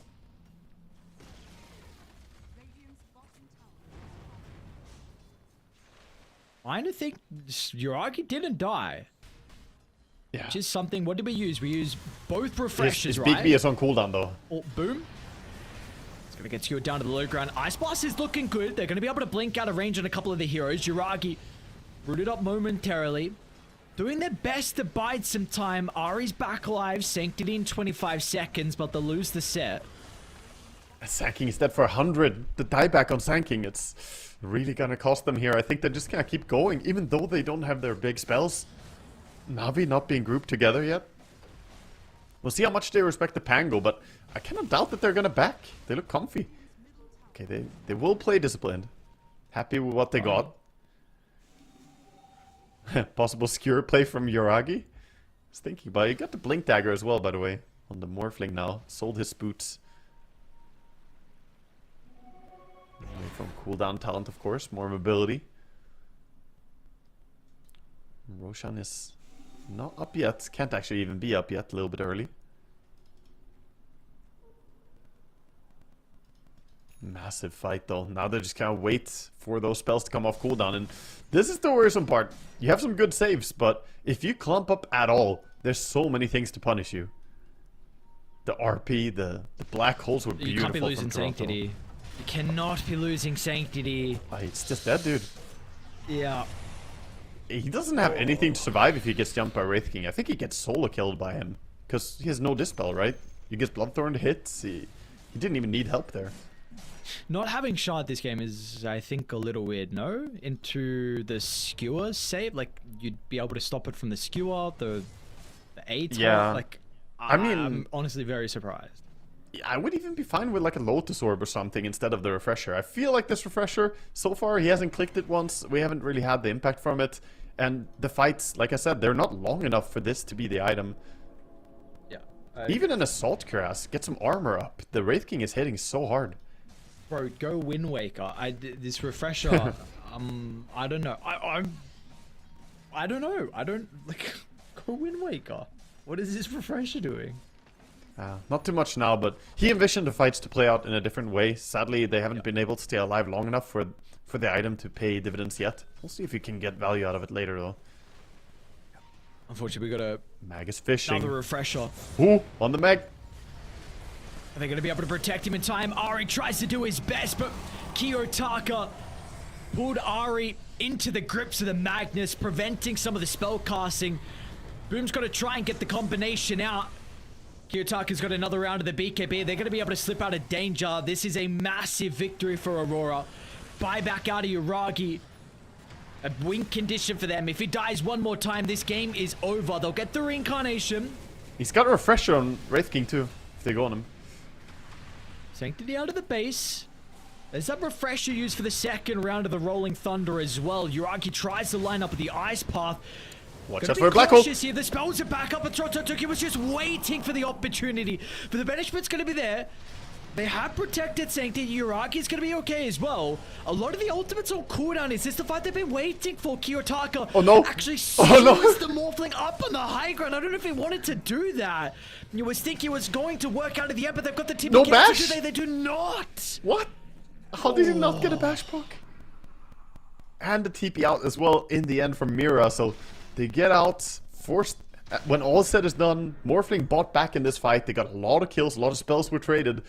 And sure, Navi, they get some return gold when you're this far behind. Getting these kills feels nice, but now Morphling on no buyback is just terrifying. Aegis is almost a must here. How did he get it, though? Getting scouted already by this creep. The Time Warp aura is actually such a nice creep to have for them with all these big cooldown spells. And he's not going to be able to go for it. He just has to back out. And with the respawns coming up, it looks like Dire are more likely to be able to get themselves this Aegis. Dude, how do you team fight it? The double Black Hole, double RP, double Reincarnation. There's so much on Shadow Demon's shoulders as well. He has to come in with a perfect save, but now it's getting difficult. The overwhelming blinks and stuff stopping him from blinking himself. The silence from the Wraith King. Wraith King really just countering him really well in the last fight. I see them smoking out. Radiant moving for this. They know Aegis, they cannot let it slip to Dire. Black Hole's still on cooldown for 50. If they take a fast fight, they could fight without any Black Hole available. They kind of just have to man up and go, though. And damage on Nightfall. Oh, but, whoa, missed the Burrow Strike. Ooh. And the Rolling Thunder as well from Sanctity. Here comes the hit. Dude, a moment of the game where you cannot be making mistakes, and you make a couple big ones like that. I mean, it was costly. He didn't see him because he was glimmered, right? He saw him for a moment because he had gem, but then he ran out of vision. He blinked after him, tried to insta-stun, and guessed wrong on the location. I see, Costly, I didn't know though. he was glimmered. Yeah, very costly. He did initially have vision, but look at the skeletons chasing Roche. They're trying to beat him up.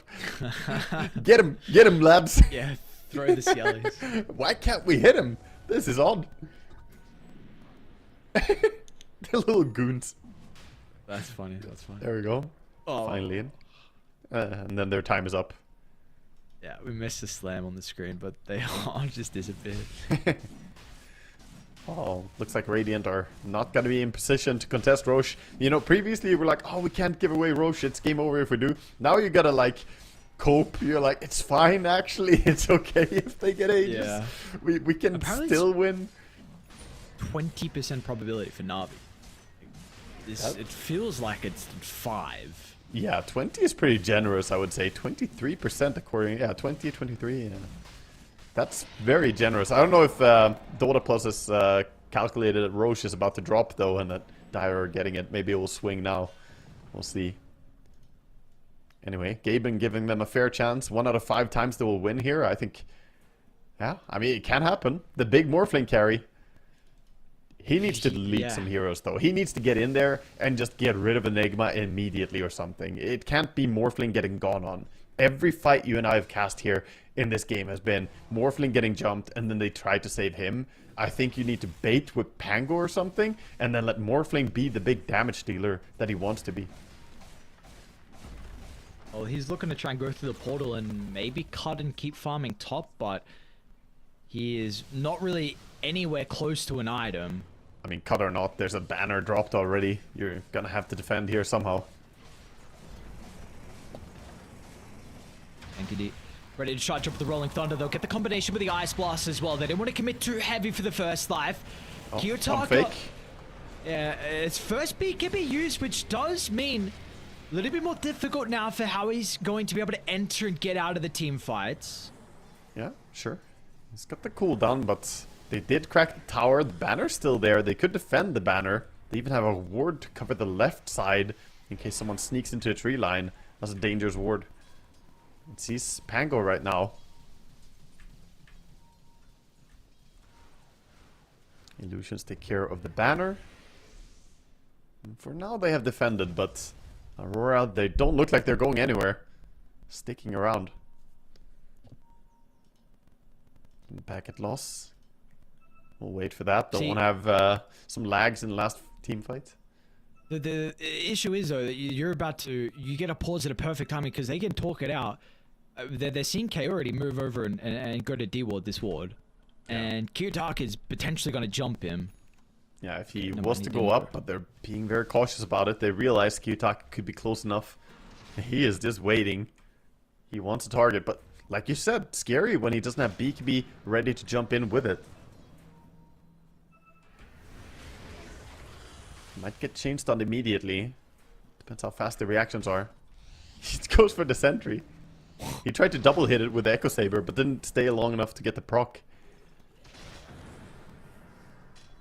Let's go back on one of the supports. Come on. Just blink in and do the same thing again. Blink in, hit it, skewer away again.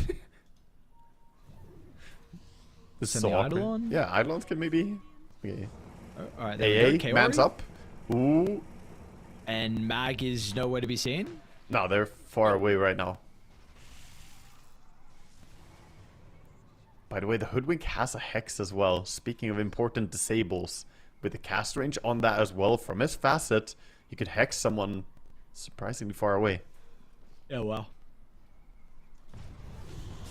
Oh, boom. Pango leads with used the ulti. Rolling Thunder pretty early. Toronto Tokyo's not going to mess around. And how are you going to protect him Blackhole. inside the Rolling Thunder? You will not be able to banish. They look for the skill because they found Ari. Such a valuable member to the team fight. Ari's got buyback at least. Heavy commitment for the defense, but Aurora, they've got numbers, they've got refreshers, they've got ultimate spells out the wazoo. It's just, it's never in doubt for them, it feels like. No, they feel so firmly in control. And that's the initial damage done. Pango actually used both his rolls as well. He doesn't have ulti anymore. This is a big moment for them. Epicenter down. Oh! Taka? Gets stunned up. Nice borrow. And now he's pretty deep inside the base as well. He's got refresher and could be able to use it for the second round. It's looking like not a bad Ice Blast as well. Solo RP onto Sanctity. Ari, banishment was used, unfortunately. Another round of the RP.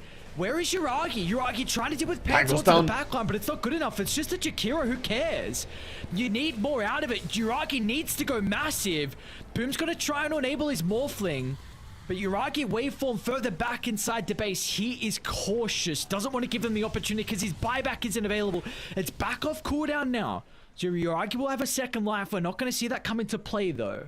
So buyback was used on the Jakiro as well, but this is 3 buybacks now used to defend on Radiant. Big damage done. They didn't close out the game. Very close to getting the melee racks, but it is going to stay alive. Regenning up, just barely.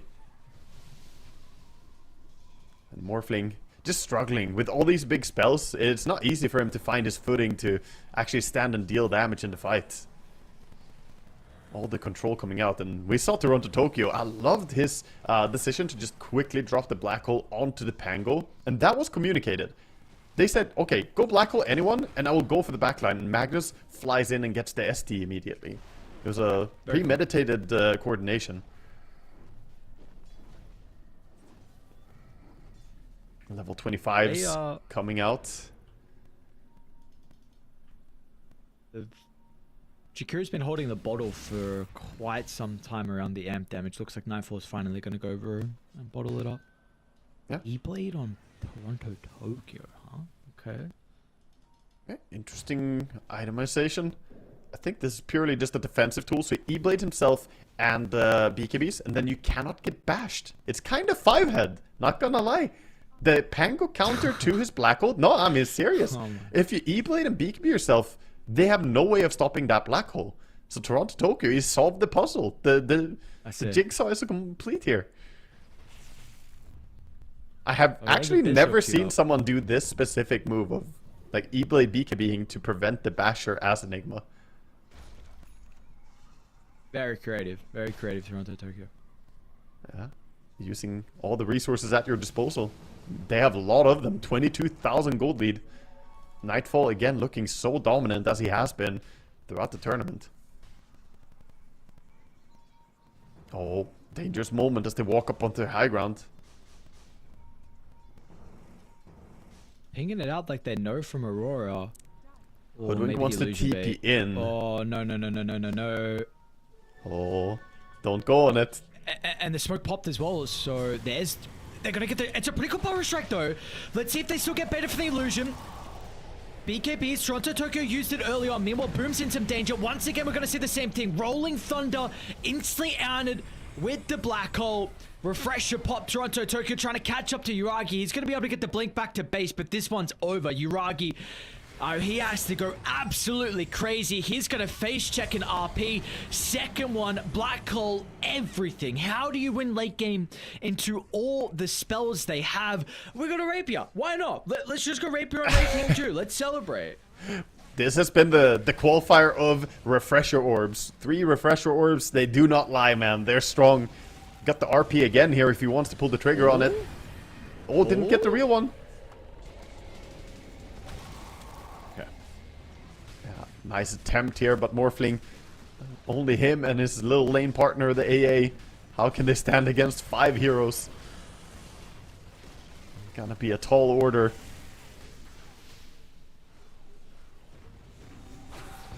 Gets hexed up by the Hoodwink. Yeah. What can you do? And what deleted. can you do? Aurora, they're gonna strike first here. Best of 5 grand finals. They'll take game 1. So, quick note here before we wrap up for the pause as well. I want to get in that They are so smart on Aurora. They got the illusion, they sent it in, right? The Enigma illusion bait. But they also sent Wraith King and Magnus move commanding onto the illusion pretty much to make sure that the illusion will break smoke in case it walks into someone who is smoked, so that it will seem like it's a real hero. Like, that's actually so far ahead to be thinking about it. Most people would just send in illusion and say, oh, maybe they use spells. But no, they intentionally ran next to it to also reveal. It's just a cool detail to their play there that I thought was worth pointing out. It's not bad. It is not bad at all. So, let's see. Dude, Nightfall went 19-1 and 20. What a monstrous performance An from absolute the carry beast. Wraith King. And his play, I mean, he had like, one misplay where he stunned the AA instead of the Pango. Rest was like pretty much perfect the entire way through. I didn't see him make any real questionable decisions. His reads were good. His wraparound on the gate was good, which we have seen before from him as well. He's playing fantastically, but I also want to give it up to just Toronto Tokyo. I didn't expect him to deliver so well on Enigma, but turns out this guy he's ready to play Enigma as well. Yeah, he's ready to go. He wants to win some games. He wants to play at some lands and I guess online events with DreamLeague going on as well. So they are one game up, but of course we did see previously in the upper bracket finals that series, that best of 3 went all the way to game 3. We'll see again. This is a best of 5. Are we going to go the distance? Hopefully we do. It would be a long night, but one where we get to see some incredible Dota if it continues with that game 1 performance. So we're going to have to wait and find out. First break. When we come back, we got more action here for the DreamLeague qualifiers. See you guys soon. Enjoyment, love, and pleasure. A fond kiss, and then we sever. A farewell, alas, forever. Deep in hair-wrung tears, I'll pledge thee. Warring sighs and groans, I'll wage thee.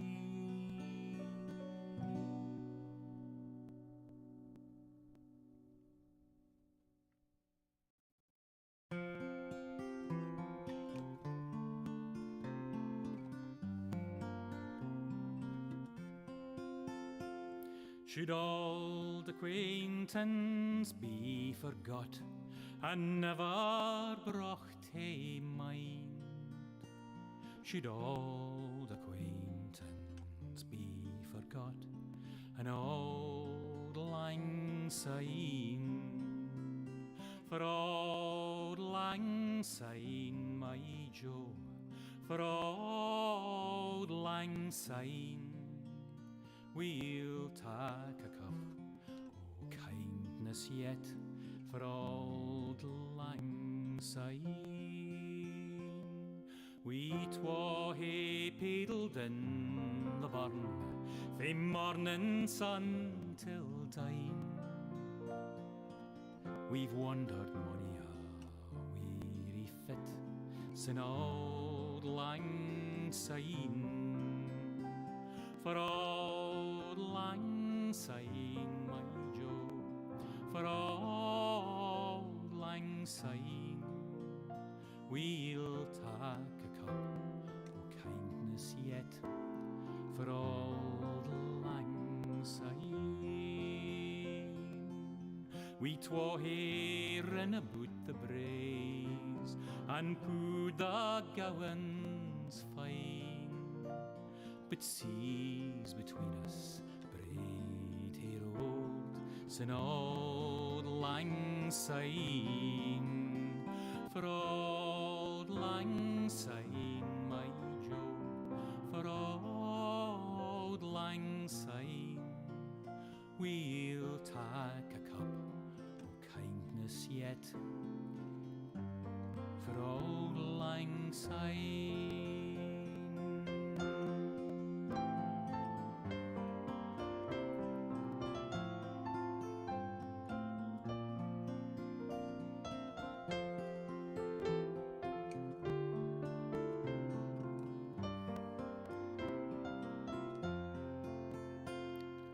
surely you'll be your pint stout, as surely I'll be mine.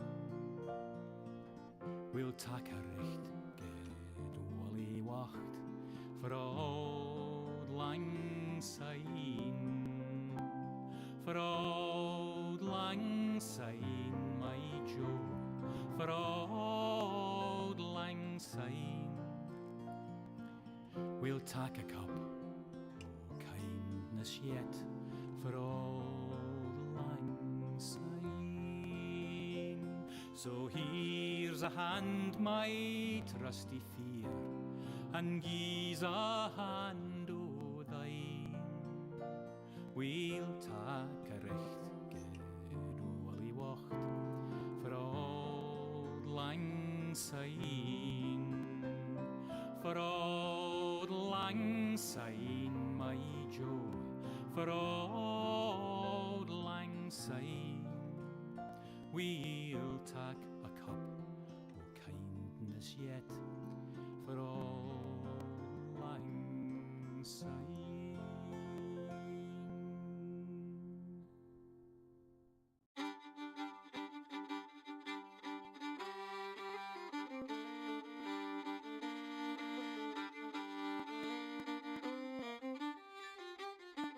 There were two little sisters a-walking alone, hey, the gay and the grinding. Two little sisters a-walking alone by the bonny, bonny bowls of London. And the eldest pushed her sister in, hey, the gay and the grinding. Pushed her sister into the stream by the bonny, bonny bowls of London. Oh, she pushed her in and she watched her down, hey, the gay and the grinding. Watched her body floating down by the bonny, bonny bowls of London. Oh, they laid her out on the bank to die, hey, the gay and the grinding. For when the fiddle came riding by the bonny, bonny bowls of London. And he made some strings from this yellow hair, hey, the gay and the grinding. Made some strings from this yellow hair by the bonny, bonny bowls of London. And he made fiddle pegs from a long finger bone, hey, the gay and the grinding. Made fiddle pegs from a long finger bone by the bonny, bonny bowls of London. And he made a fiddle out of her breastbone, hey, the gay and the grinding. Sound would pierce the heart of a stone by the bonny, bonny bowls of London. But the only tune that the fiddle would play was, oh, the bowls of London. The only tune the fiddle would play was the bonny, bonny bowls of London. Where the wind can cut you like a knife, and nights are colder than the purser's wife, sir. Do we dream of sunny skies of blue and sipping on some fancy foreign brew, sir? No, sir, no. We long to sail where greyer English skies prevail, and we would face the wind and snow and hail for just one pail of good old English ale, sir. Just one pail of good old English ale, sir. Did we choose to fight the foreign foe for England's glory? We must answer no, sir. An English ale house, that's where we would be, not dodging cannonballs upon the sea, sir. We're only risking life and limb because old England's too far to swim.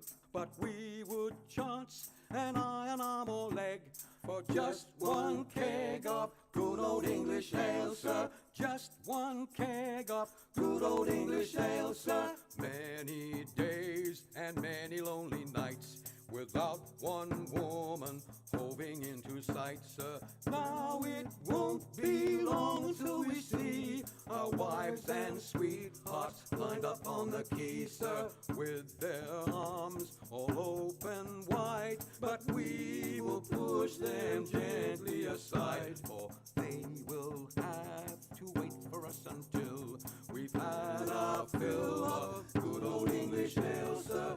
Had our fill of good old English ale, sir.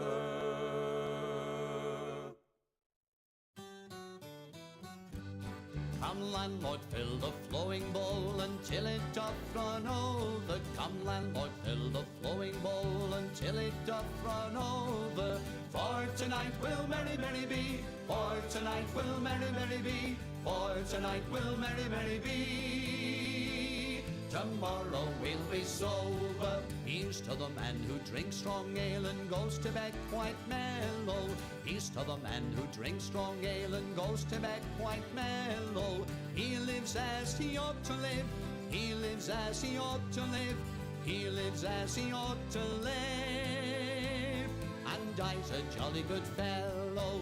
For tonight will merry, merry be. For tonight will merry, merry be. For tonight will merry, merry be. Tomorrow we'll be sober. Here's to the man who drinks water neat and goes to bed quite sober. Here's to the man who drinks water neat and goes to bed quite sober. He fades as the leaves do fade. He fades as the leaves do fade. He fades as the leaves do fade. That drop off in October.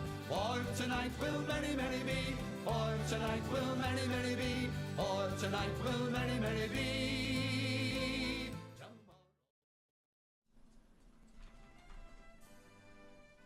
And we are back for the grand finals, game 2 coming up here for DreamLeague season 26. We've got Aurora, they're going to be on the Radiant side. We've got Navi playing on the Dice side. Navi going to have first pick this time, Waka.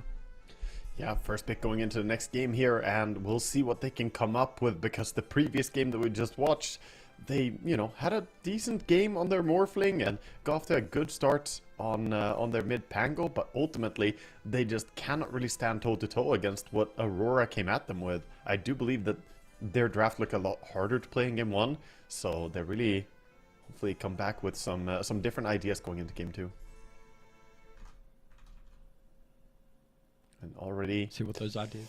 Yeah, already looking at the picks and bans here, we see more parity towards some of the big stunners. It's actually going to be Aurora banning out the Magnus, as they don't have first pick anymore. They don't want to give that chance for Navi to take it as a first pick themselves. And Navi are the ones to ban out the Beastmaster.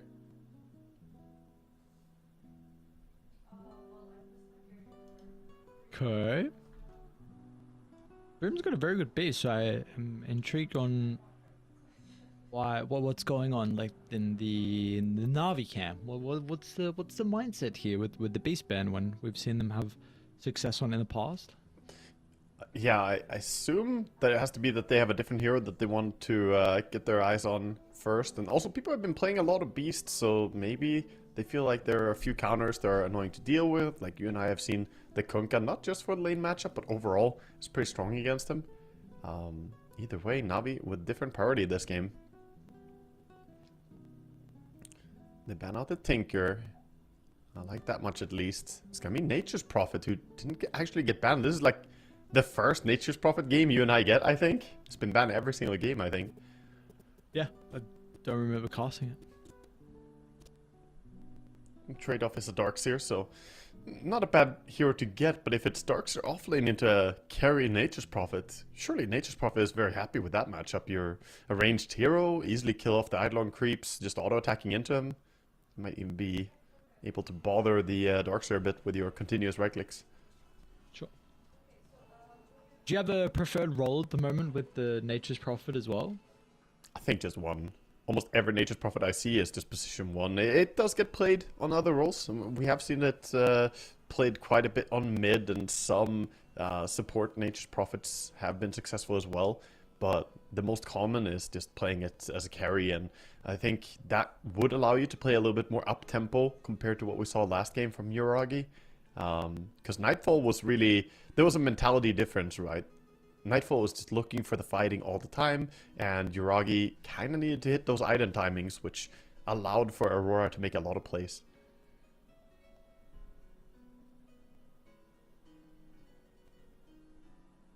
They ban out the Doom and the AA. The counter healers. Maybe this is signaling that they want to do something in particular, get some... Perhaps it is leading towards a Morphling or something like that again. And it's going to be a different Nature's Prophet.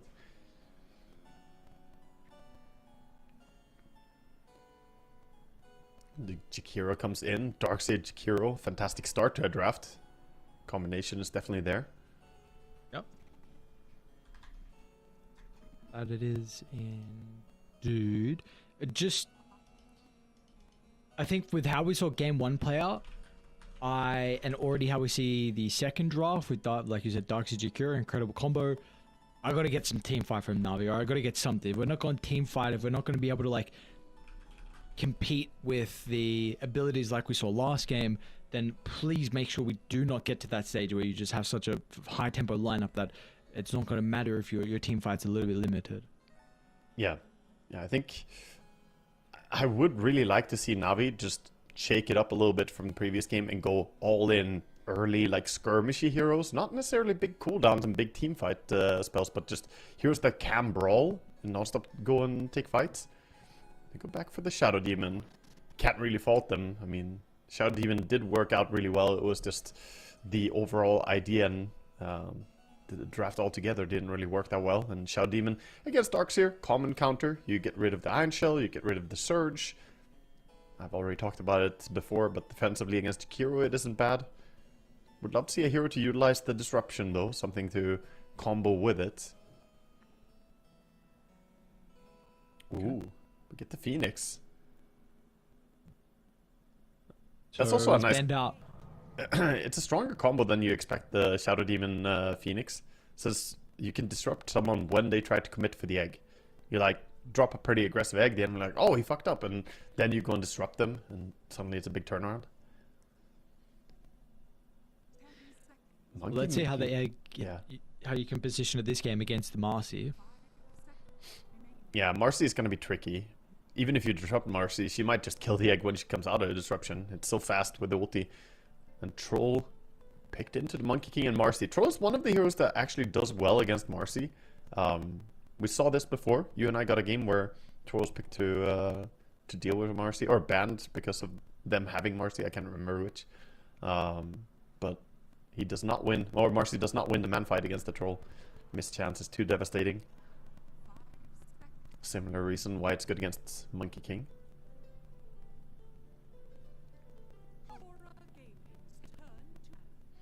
So where's the NP go then though? Sanctity does play NP mid. Yeah. Sanctity used to play like offlane Nature's Prophet a lot as well before, so he's got experience on this hero. He could definitely take it mid and just play it from there.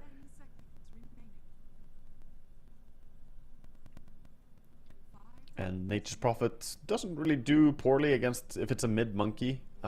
So sure, there's some flex for the monkey, but not really that much. We see most likely he's going to go towards the mid lane, but could be carry, I guess. Bigger question for me is that Marcy a support or a core at this stage? It's a good question. Where are we gonna get the Marcy? It looks like they want to do just Darkseer Marcy offlane, carry Monkey, and support Jakiro, at least from how Navi are banning out the puck. They're expecting the mid heroes coming in last. I like the Mars ban. I feel like that would have fit the draft incredibly well for Navi. Definitely, yeah. Area control is something they really need. I don't know if we could look at something like a Centaur for them. Maybe a little bit into Monkey. I think the Mars lane's definitely much better. I'm not sure how the Centaur goes. I think either of those heroes would have fit the build perfectly because they want to fix the fight so that people don't just run away from Troll, run away from the Phoenix ulti. Navi needs something to make Aurora stay and fight. And what that's gonna be, we'll have to see. They ban out the Storm at least, knowing that they have Shadow Demon and Phoenix, two supports that don't do anything to him. And in fact, their other heroes also don't do anything to a Storm right now.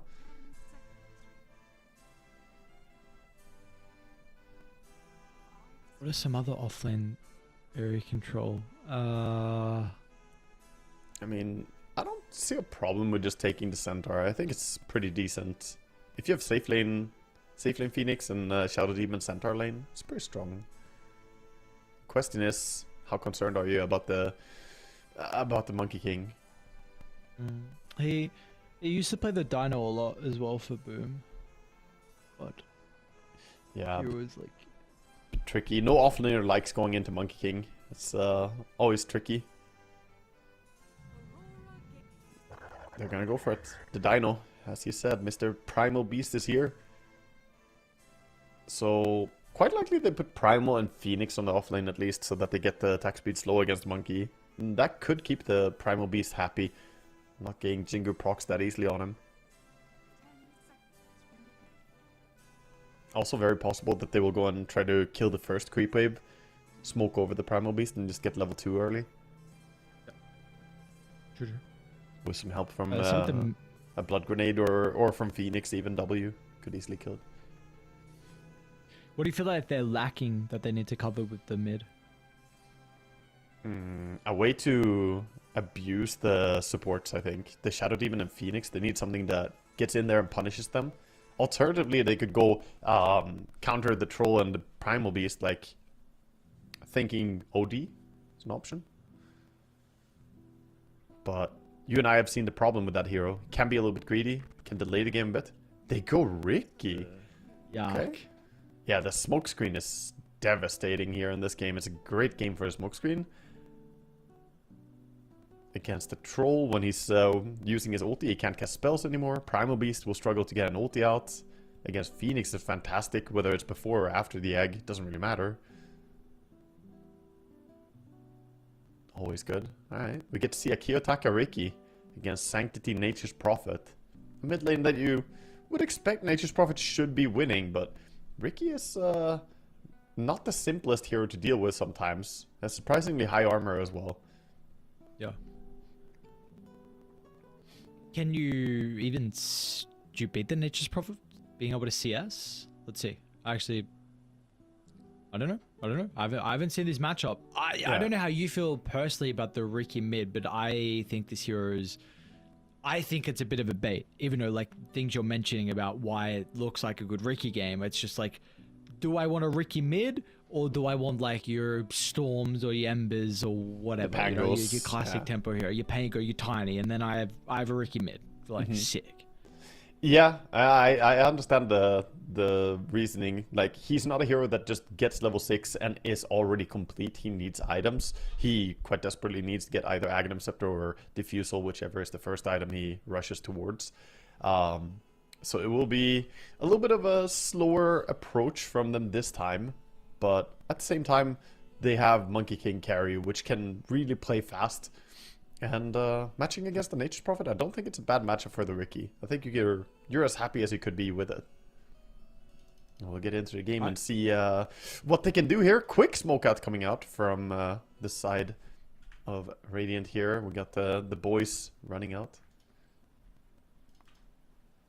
What is did we just lose the tags? Like, yeah, I don't know. What is? Did they forget to set the team tags? So they got their pub names now? Oh my god. What is this? We gotta go with their single-digit IQ. What do we have? Who has the best pub name? Let's see.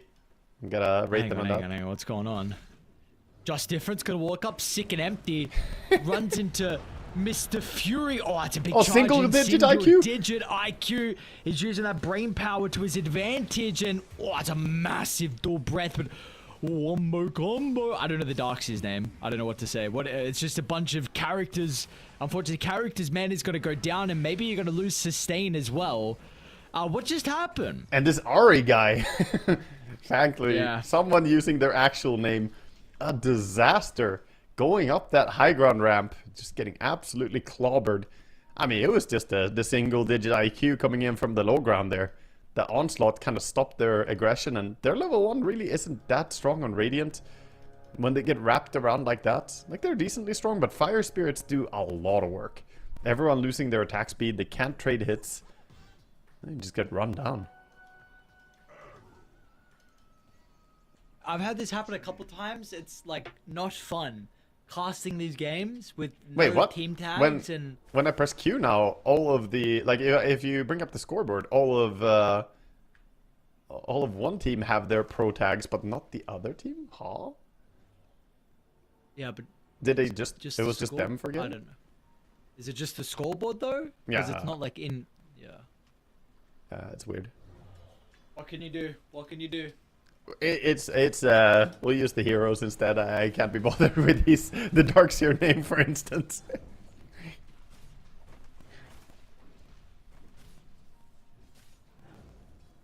We have Marcy trying to go for the next creep wave. Wrapping over, trying to pull the aggro and go up the stairs. Gonna get it in time.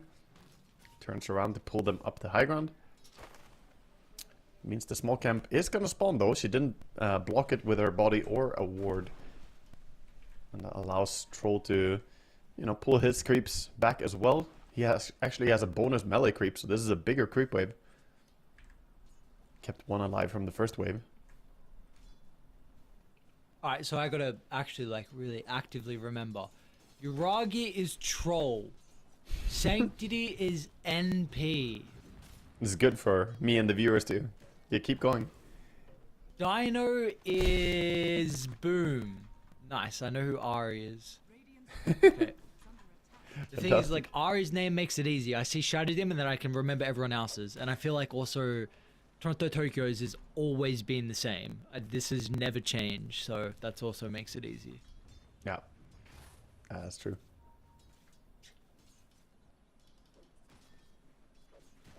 And Marcy again trying to pull the next creep wave. Not going to be able to do so. Not as easily, at least, as the small camp was there. Only gets 2 creeps. The pull is thwarted as Troll pulls over. Creates a new creep wave, or a new lane. This is the lane now. So we're looking at mid. Mid last, it's 12 and 1 for the Ricky. So far, CSing really well. Kiyotaka going aggressive. Trying to trade hits a bit. What is the item build that we're expecting? Like diffusal into anything crazy or kind of your standard? I think it's just going to be rushed like Power Tread's Orb of Corrosion maybe even. And then diffusal is what I would expect. We see a lot of Aghanims Ricky, but that's usually from safe lane where you have a little bit more time to farm up. He needs to have early impact on the Ricky. Might see him go for Power Treads into even a secondary Wraith Band, who knows.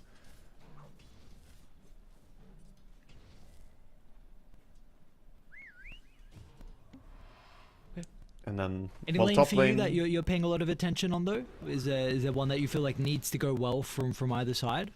I think the Ricky has to have a good game, and so far it's working out pretty well. Top lane is difficult for Darkseer right now. He is struggling a lot. So this Troll off to a fantastic start on the back of the Phoenix. Bottom lane, they get the SD. Okay. Bye-bye, Ari.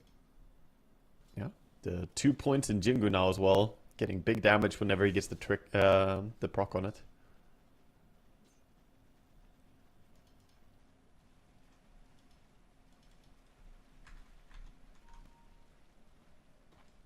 Sorry, what lanes were you saying though that you were looking at that you were feeling like are important? I think top is already pretty forfeit, so mid and bottom definitely in the place to keep an eye out, because Darkseer is already resorting to starting to farm jungle.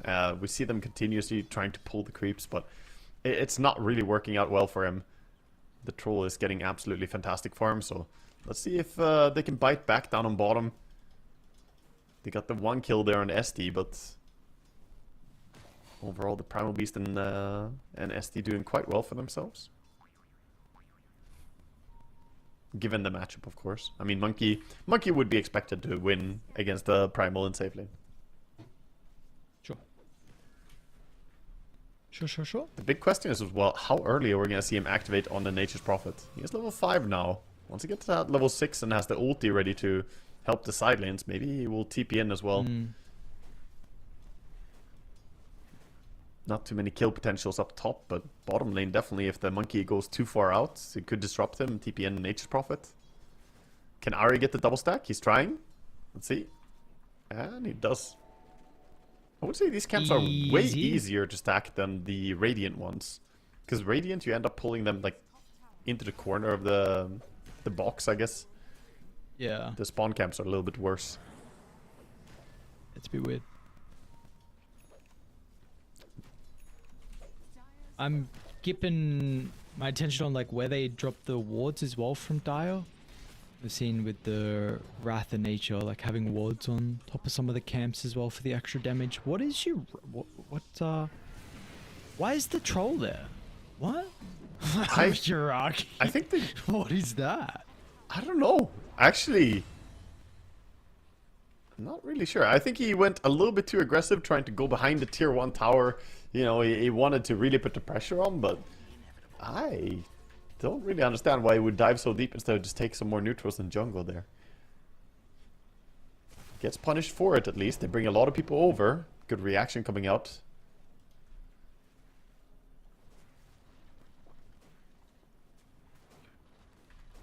Like you said, again, what's the Nature's Prophet's going to do?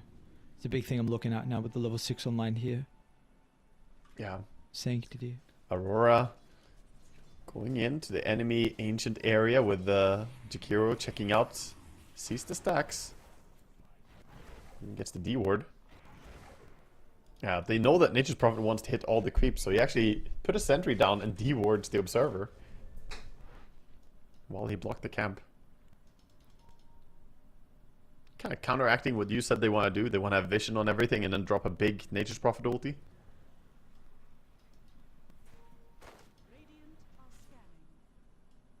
Nature's kind of eyeing up the side lanes. He's thinking about where to go right now with his TP out. He's standing in base. He's been standing here for a while waiting. No opportunity presenting itself. This is time that you're just AFK kind of. Finally opts to go mid. My creeps. Yeah. That's how it goes. Nature's Prophets. They never help you farm jungle. They always take your creeps. This is quite late for the wisdom. What? Yeah, I think it's more looking for kills. The Ricky gonna run through the tower. Yeah, well, they'll find a kill onto Ari. But this is... I mean, Ari's he's done his role. He's tried to do whatever he could for the Primal Beast. Has made a bunch of stacks inside the jungle. And he does not want to play the lane. So he's just soaking up experience because no one else wants to be here. Yeah, both the off lanes are struggling quite a bit. The Primal Beast did just get his level 6. Mid lane, Sanctity. Sprout makes it a little bit awkward because Ricky's position. It's a really nice ice path. Also on the TP in from the Phoenix. Have they got the damage from Kiyotaka? They do. Even Mirror's here as well. Mirror throws him into the tower. Absolutely griefed Panto. Straight up just toss him into the tower. I think he forgot to toggle it off there. That's the thing with this facet, right? You can definitely have some misplays happen. Oh. Now Monkey's here. Oh. We just... There we go. Quick and easy kill. Activation. It's kind of what I want to see, though. The active gameplay is what we've been talking about. Why they have been so successful. And when you pick Ricky mid, you definitely can't afford to just sit back and chill. He does have the Orb of Corrosion. Wraithband, Raindrop. Looks pretty ready to fight right now.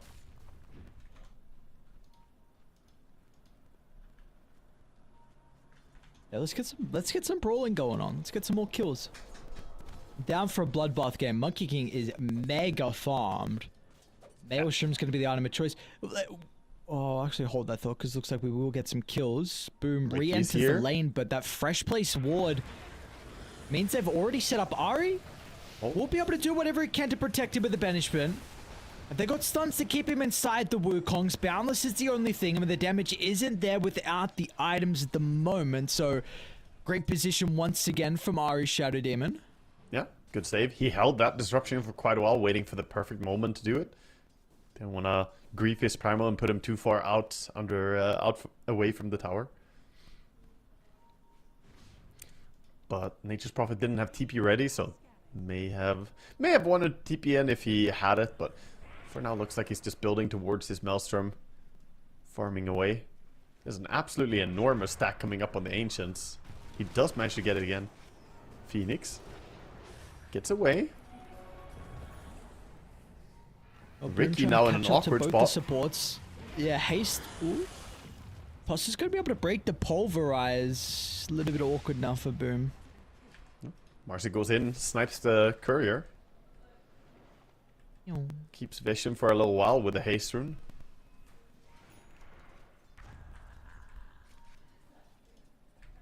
Nature's Prophet gonna waddle away, get himself back.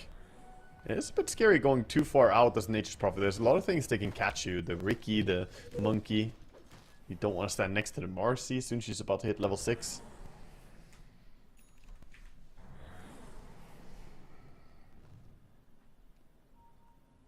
Prime Beast ready to stack the next camp here after clearing those big camps. Stacks the dragon. Gotta go over and clear this big camp as well. Okay. But yeah, as you said, the Monkey King, really the big player right now. Most farmed on the field, has his Maelstrom already. Very early timing. Yeah, it's big. What is your favorite with the item build for the Monkey King? Because he is a very versatile hero in regards to the items he can go down. It's not cookie cutter. Yeah, there's a ton of them. There's the Radiance build, Mjolnir builds, Echo Sabers, Diffusals, so many different ones you can go for. I think my preferred right now is Mjolnir. I've seen it be very successful, and that usually goes by Maelstrom into Shard into Mjolnir. And so far, that looks like what we're gonna see this game.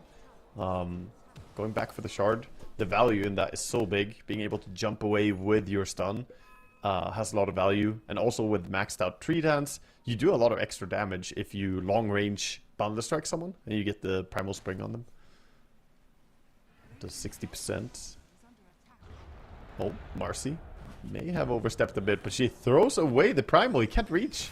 Easy, nice dispose. With the uproar slow, no, pretty good position for Kiyotaka. They're out. Yeah. Looks a little bit weird seeing her just fly away and bounce off of an invisible Ricky. I suppose they did have a sentry nearby though.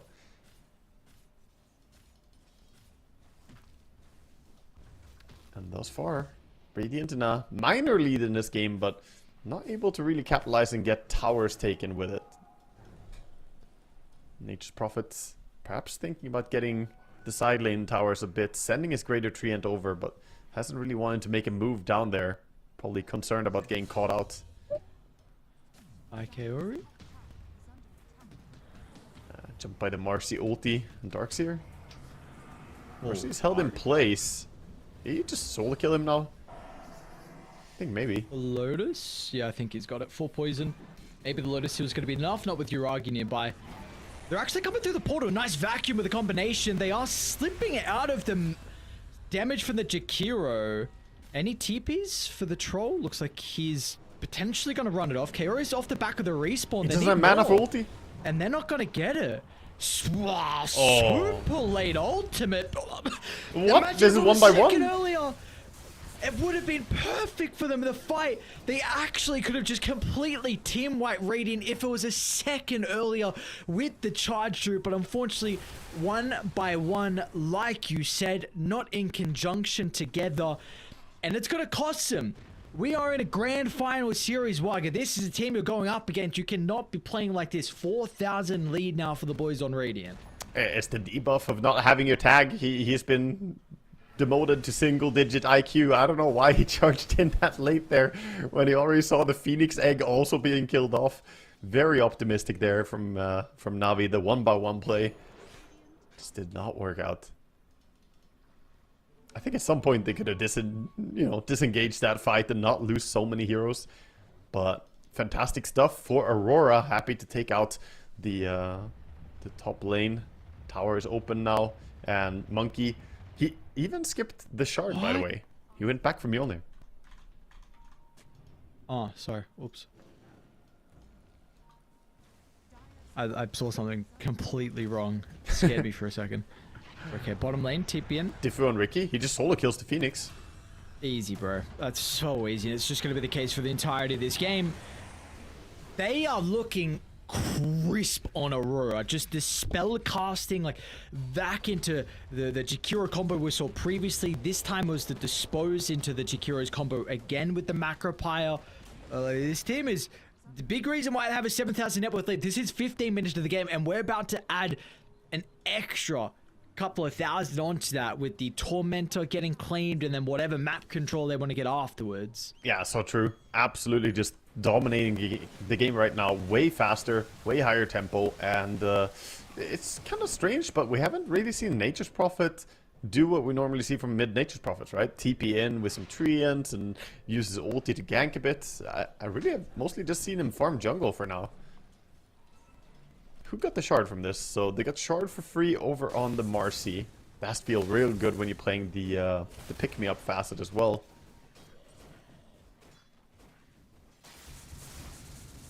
Yeah.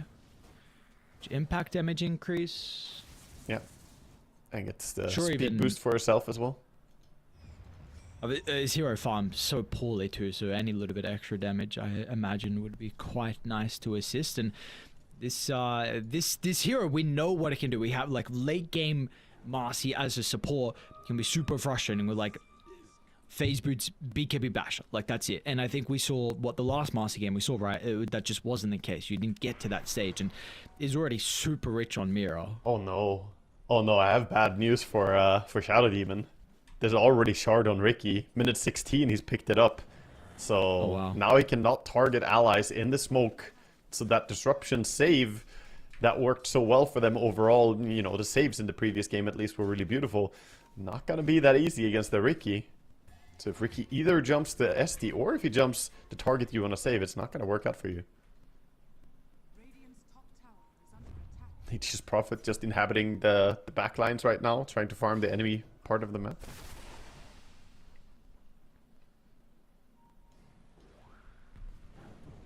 The heroes playing next to the Phoenix along with Ari. Both the supports going to be jumped simultaneously. I'll isolate the Phoenix. And Toronto Tokyo has been able to do a similar job. Oh wow, onto Ari's Shadow Demon. Jesus, Mira double kill. Yeah, just fantastic for him. And that's going to help him get towards that BKB as well. That I think is so important when you play support Marcy. Your first and most important item. And the rest of them are all doing fantastic. Can we talk a little bit about how farmed they are? The Monkey King obviously leaning away. We've been hyping that. But look at Darks here, man. He's got Halberd, Pipe already. He's looking huge. And he queued up the Shard. Again, I'm a big fan of this. This Shard is so underrated. This has to be one of the most underrated shards for how good it is. The moment you play against it once and you get caught in this stuff, you realize how strong it is. Oh boy. Oh, Ari. It was bad. Yeah, the Pav is not gonna do much against Ricky's damage output. And this is just a non-stop feed fest for them. They cannot get out on the map. Nobody is making moves as well. The Primal Beast, you know, probably the hero that you need to rely on and lean on, but he says he can't play the game without BKB, so needs to farm 300 more gold. Then he could be the one to lead the charge, but are the others gonna be ready? I feel like Nature's Prophet and Troll still need a lot more time. I guess we'll see about that. Thank you, Jakiro. Yeah, he knows. Ricky's... Sorry, Kerry's going to be able to get the Sunbeam off the map. Very cool. Meanwhile, Kurotaka is stalked. Oh. He's spotted. He walked under a ward before, but I think he's far enough away from the Troll. Not going to be in danger. But where's the help? Where's the Nature's Prophet? What was the charge in? I don't know. Oh, this is... I mean, you're just playing solo Dota, right? It's just one Primal Beast going on a Ricky, but if you don't TP a Nature's Prophet, there's no way he dies. I don't know, man. This looks very disjointed from Navi. Aurora, on the other hand, I mean, they're thriving in this. Doing whatever they want. Ooh, he tried to vacuum him out of the Icarus dive. Didn't really have the cast point for it, though. Well, here comes Kiritaka. Does he go into the tier 2 tower? Hell yeah, he I does. bet he does. And the Gossamer Cape saves you from one hit, but there are many. They're Oh, the taking vacuum! in. Nice timing of the tricks of the trade as well. They're still going to be able to get the stun. Sunbeam getting layered down. The pipe. Decent chunk of damage. Just nowhere near good enough, though. Control will not stop them from being able to disengage. Yeah, that was the impact of the pipe right there, saving them. A lot of magic damage was being done with the barriers protecting so well. And they're in firm control of the enemy ancient area. Nature's Prophet gonna TP over to the left side of the map, try and farm where the Radiant aren't playing. But still, this is 40 seconds until Wisdom, and it doesn't look like they're in a great spot to try and contest it. Primal Beast still that 300 gold away from his BKB.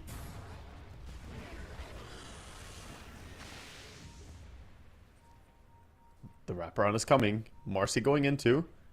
Are they diving this? Are we gonna get some fight back from them? No. Looks like just running back to base. Gonna lose their Observer Ward. Gonna lose their Wisdom Rune. They want to get the top Wisdom Rune perhaps, but Ricky already TPing back there. And Nature's Prophet, in fact, doesn't even try for it. He just TPs bottom and farms. Yeah, this is looking very, very comatose from Na'Vi right now. They don't have a move to make. Nobody can go for a gank, so they're just passively losing all their buildings, all the objectives. Aurora firmly in control. Yeah. Yep, that they are indeed. This is looking like a scary Aurora at the moment.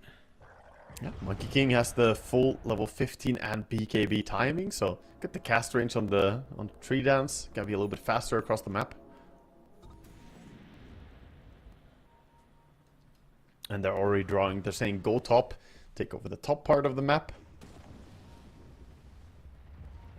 And they just probably at least cut the creep wave bottom, trying to do so on the top lane as well, most likely. The rest of Na'Vi have to be so careful though. The troll. It's got Manta. It's gotta be this fight. You lose for this fight and then the game, it just gets too far out of reach. Oh. Doing what they can. Can they get out of range of the Wukongs? It's a pretty good supernova over the right side, but it's just not enough damage. Radiant shrug it off. No one's died just yet. Somehow Boom was able to slip back into the base and... Really? Zero casualties? Somehow, yeah. The Marcy jump didn't connect on the troll there. I think she somehow overshot it. I think Monkey may have moved forward and then the angle got all wrong. But ultimately, Radiant are happier with this as the BKB was spent on the Primal Beast. Not gonna be easy to defend. They also used the Supernova, so without those big spells, just gonna have to give up another lane here, it looks like. Mid tower starting to get burned down by Liquid Fire. Meanwhile, Ricky looking for the Phoenix top. He's on him.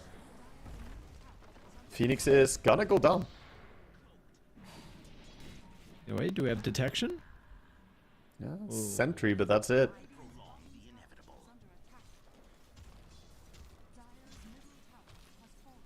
Rough game.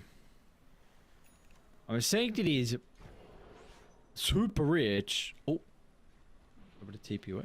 Okay. Yeah, I mean, Monkey is actually starting to hunt for the Nature's Prophet a little bit now. He's going along the bottom part of the map. Nature's Prophet is hiding over to the west, though. And Kiro making sure to get rid of the sentries so that Ricky has free reign and free access to the enemy. And pretty correct read. The little scribbles on the map drawing where 3 heroes are indeed sitting back.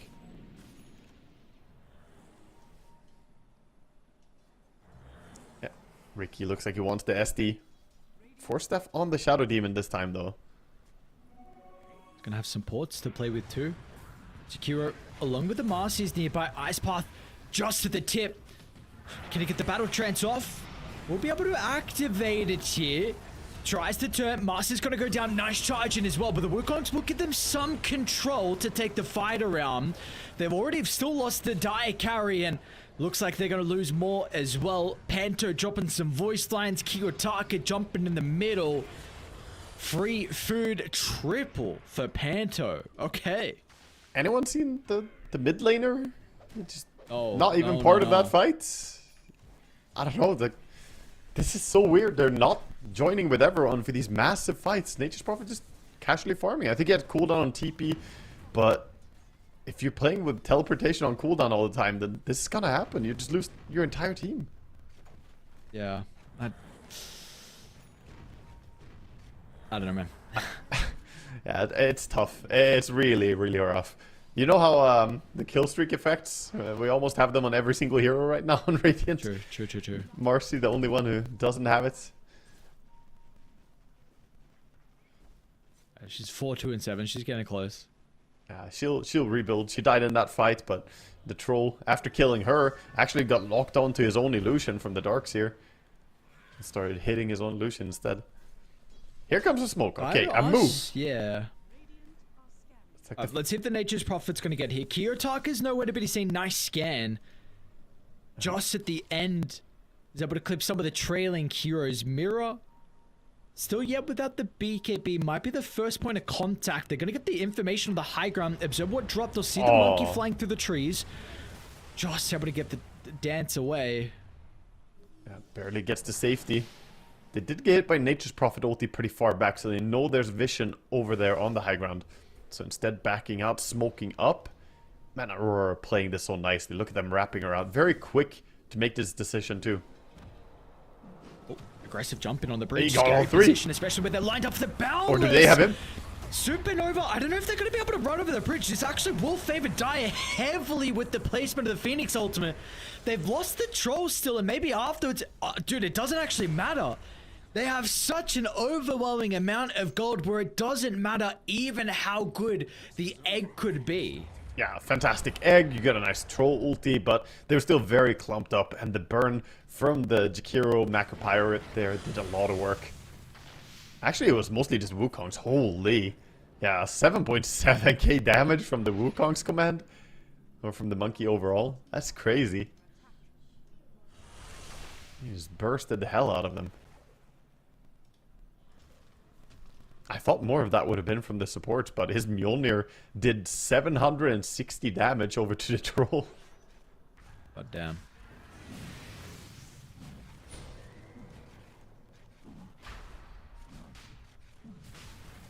And now, quickly over to Roche. So the one move we've seen Navi sort of make in this game just didn't work out at all. We keep seeing the grief from the reposition on this Jakiro. Just throw him in there. Keep tanking Roche. Aegis going. Mess around a little bit. Yeah, Aegis over on the Monkey King, who went back for an Echo Saber and going Harpoon. He's also going looking for some kills. He walked under the Watcher. He's been spotted. I don't think he saw them though. He barely didn't see them yet. He has no clue. He was so close to them, it's insane. He's like, yeah, nobody's up here, guys. They're not tough. Meanwhile, all of Navi are like, stay quiet. Don't let him hear you. Easy wisdom snipe. Both teams with the scan. Oh. And he's sticking around. He's hanging around for a while, and that's gonna cost him. Oopsies. Oopsie oops. Yeah, get everything. Wukong, Macropire. They're not saving any spells for later. They don't need to. Team fights are too easy for them right now anyway, so might as well use it for this pick off. And to his credit, Nature's Prophet is pretty farmed, but that's also like all he's been doing this game. He's holding up decently with the rest. He's ahead of the Ricky at least. TP out. Yo. Barely. Scary when you got to use a BKB like that. Yeah. That's really rough. Now you have that on cooldown as well. Good thing is there's not really that many objectives anymore outside base that you have to worry about. You already lost 2 of your tier 2 towers. The Tormentor, I guess, is going to be the objective that they head over to.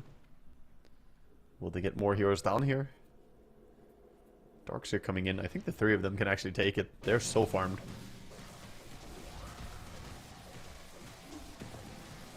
Yeah. Gonna get it. Didn't even need to pop the ulti. This fight? Is the greed gonna affect them though? They're trying to tip it to the outpost. Supernova will give them control. And while the Darkseer's in a lot of trouble, they're just gonna cut their losses by the looks of it. So finally, dude, we get some kills on the boys on Dire. Yeah, absolutely amazing for them to get any kills. Must have felt good to see that Tormentor fell, so they know that not everyone can be nearby, and they confidently go in on this fight, punishing the Darkseer and the Jakiro. But that's still a fight when there's no Monkey and no Ricky. These are the two problematic heroes for them right now. Yes, Darkseer is like the one who provides a lot of survivability, but they're not the threats. How can they stand when the Ricky and Monkey arrive? They need to find a way to solve it.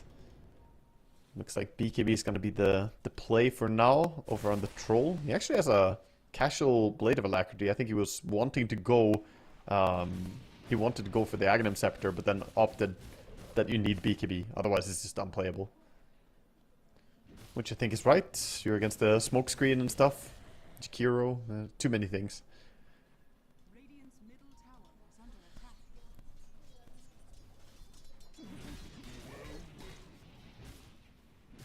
So it slows down the advantage building a little bit that they lost 2 heroes there, but they still have Aegis for 1.5 minutes. See what the Monkey King can do with this. Another BKB TP. Oh. Single digit IQ. One play. Yeah. One play. Bro, we haven't seen it from Nightfall this game. I don't know. It's yeah, the contract. okay. I'm watching you, sir. So what happens? What happens if he doesn't fulfill the contract? That's a massive penalty. He loses 50% I of his winnings from the tournament. Oh. He needs to do 1 BKB TP out per game. It is... I don't make the rules, but... He'll just do it when they GG out on Dial. Like, it doesn't matter when. Yeah, it's like a Dota Plus quest. You just have to get it done within the time frame of the game. Yep, exactly right. Kirotaka. I don't know if he could have aggroed the Centaur. I don't know. Anyway.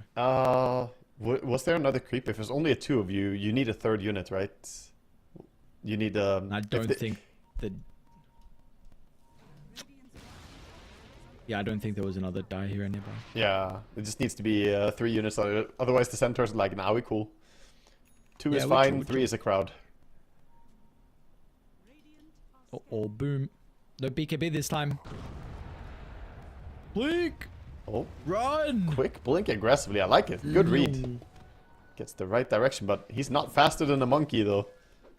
Yeah. The mana burn coming in. Could he not have TP'd immediately after Monkey stunned in? He had a TP ready, but... yeah, maybe. Because, like, the Boundless Strike missed. The Spo's back onto the Marcy. A little bit of awkward use of the BKB. Yuragi's slipped out so that Sept and Macropie not being able to do a whole lot. Oh, it was a long jump in egg at the last second, but this is against Nature's the Unleashed. Prophet. There's no way to protect die it. Too. He does die, though. With still a lot of damage, but... Alright, we're just losing the heroes left, right, and center globally as well. But the NP just gone. Was another fight breaking up by the looks of it by the Roche Pit. Meanwhile, Yuragi had to use the BKB, and some of the last duration was the force to trail and get him out. Ari up on the high ground. Wukong's, I mean, just nowhere is safe for Dire. Na'Vi unable to even have a hope of playing Dota in this second game. They're faltering hard right now. There's a lot of small things just not going their way. The Nature's Prophet got caught in the Roche Pit, by the way, and a nice vacuum stopped his TP out, so couldn't get to safety.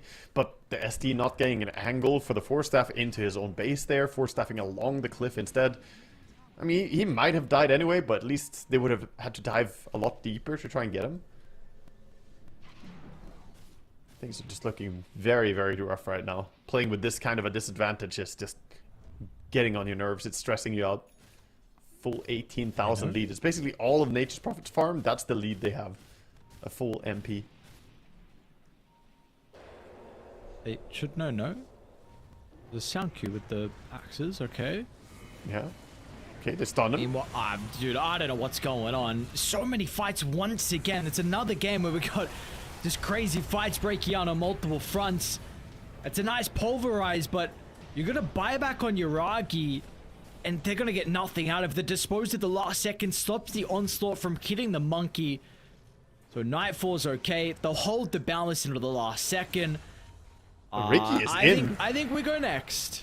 He's Oh, okay, never mind. What? He's They gonna just- get What? trolled. But Troll gets baited potentially are into the getting monkey. trolled.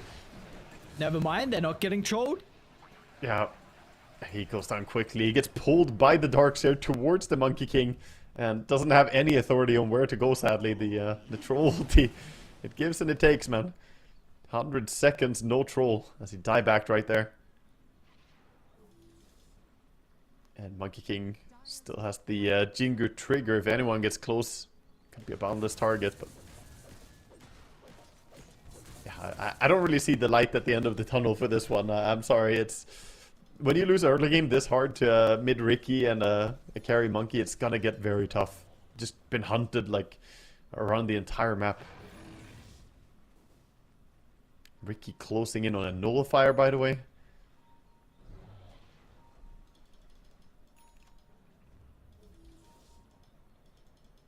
And meanwhile, you have yeah, sorry. No, I was just gonna say how frustrating we game it must be. Yeah, for sure. It's very tough to stay composed during this. Backs, they've got the egg. Okay, yeah, it's all into a Darkseer. Top of the Pulverize. There we go. There we go. There's a combo out. Using spells together. We're gonna get the kill into Toronto, Tokyo. Yeah, big kill to get. I mean, getting tons of gold for any single kill, but now they see a chance to maybe take the fight afterwards. Be ready on the Monkey. Spells on cooldown on Dire. Dear Lord. A lot of hate for the Phoenix. Yeah, he's not there anymore. Gets an Aghanim's Macropire and a Boundless Strike on him.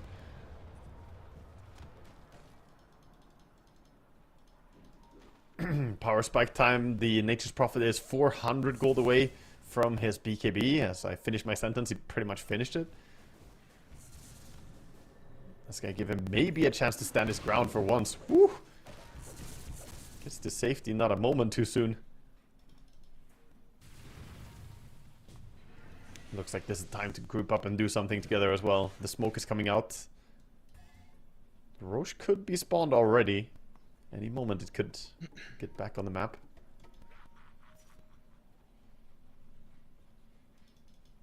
Let's see what Dire can lock onto. If they run into Ricky, they have to be fast. He's got the BKB ready as well. Yeah.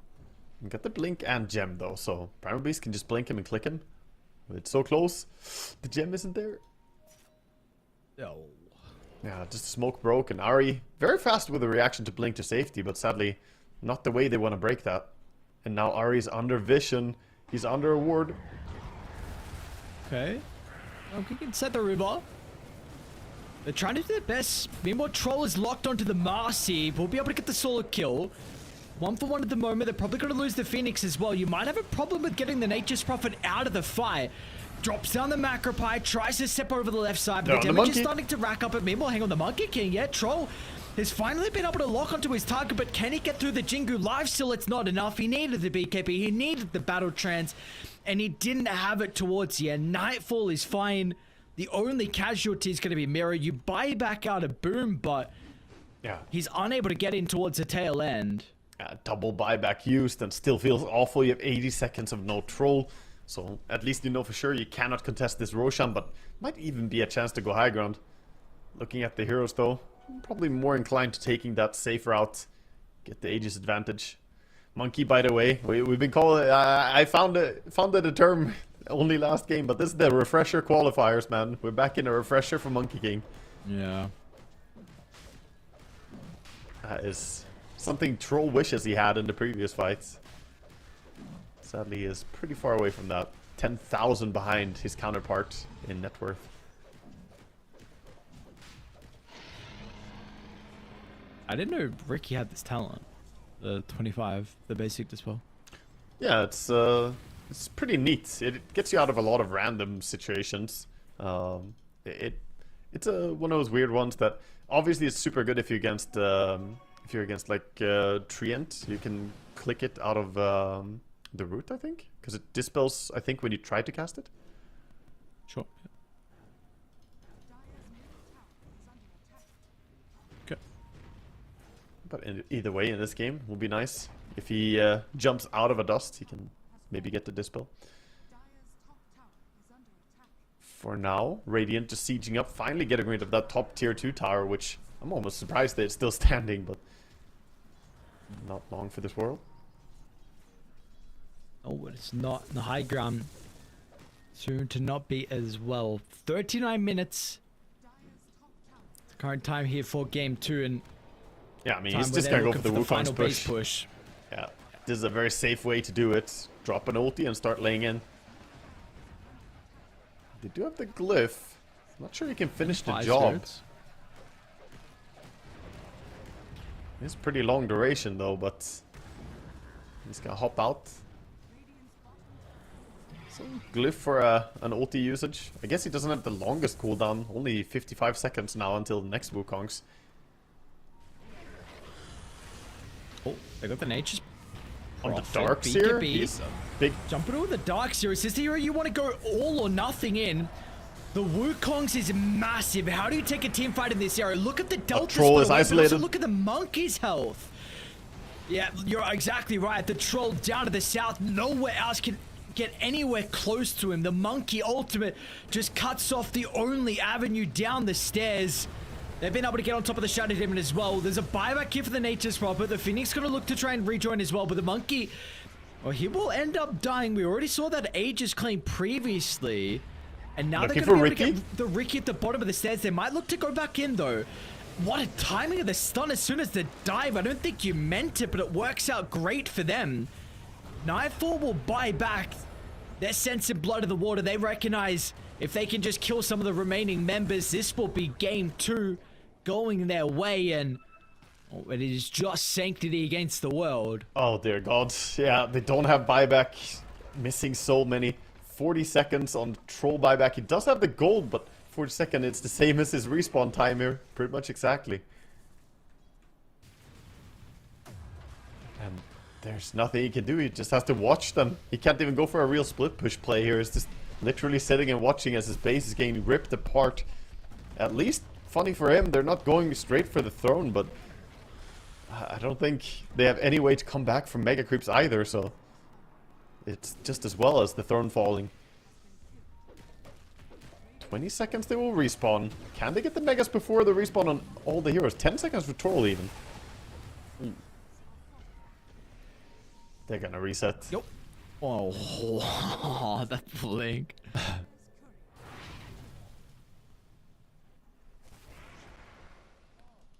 Okay, so who bought back last fight? Monkey, Jakiro. Who didn't buy back? Buybacks from Radiant.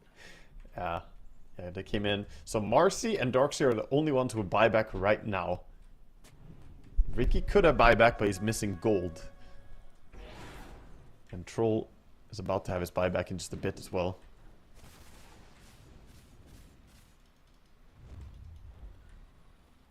Grouping is coming up again.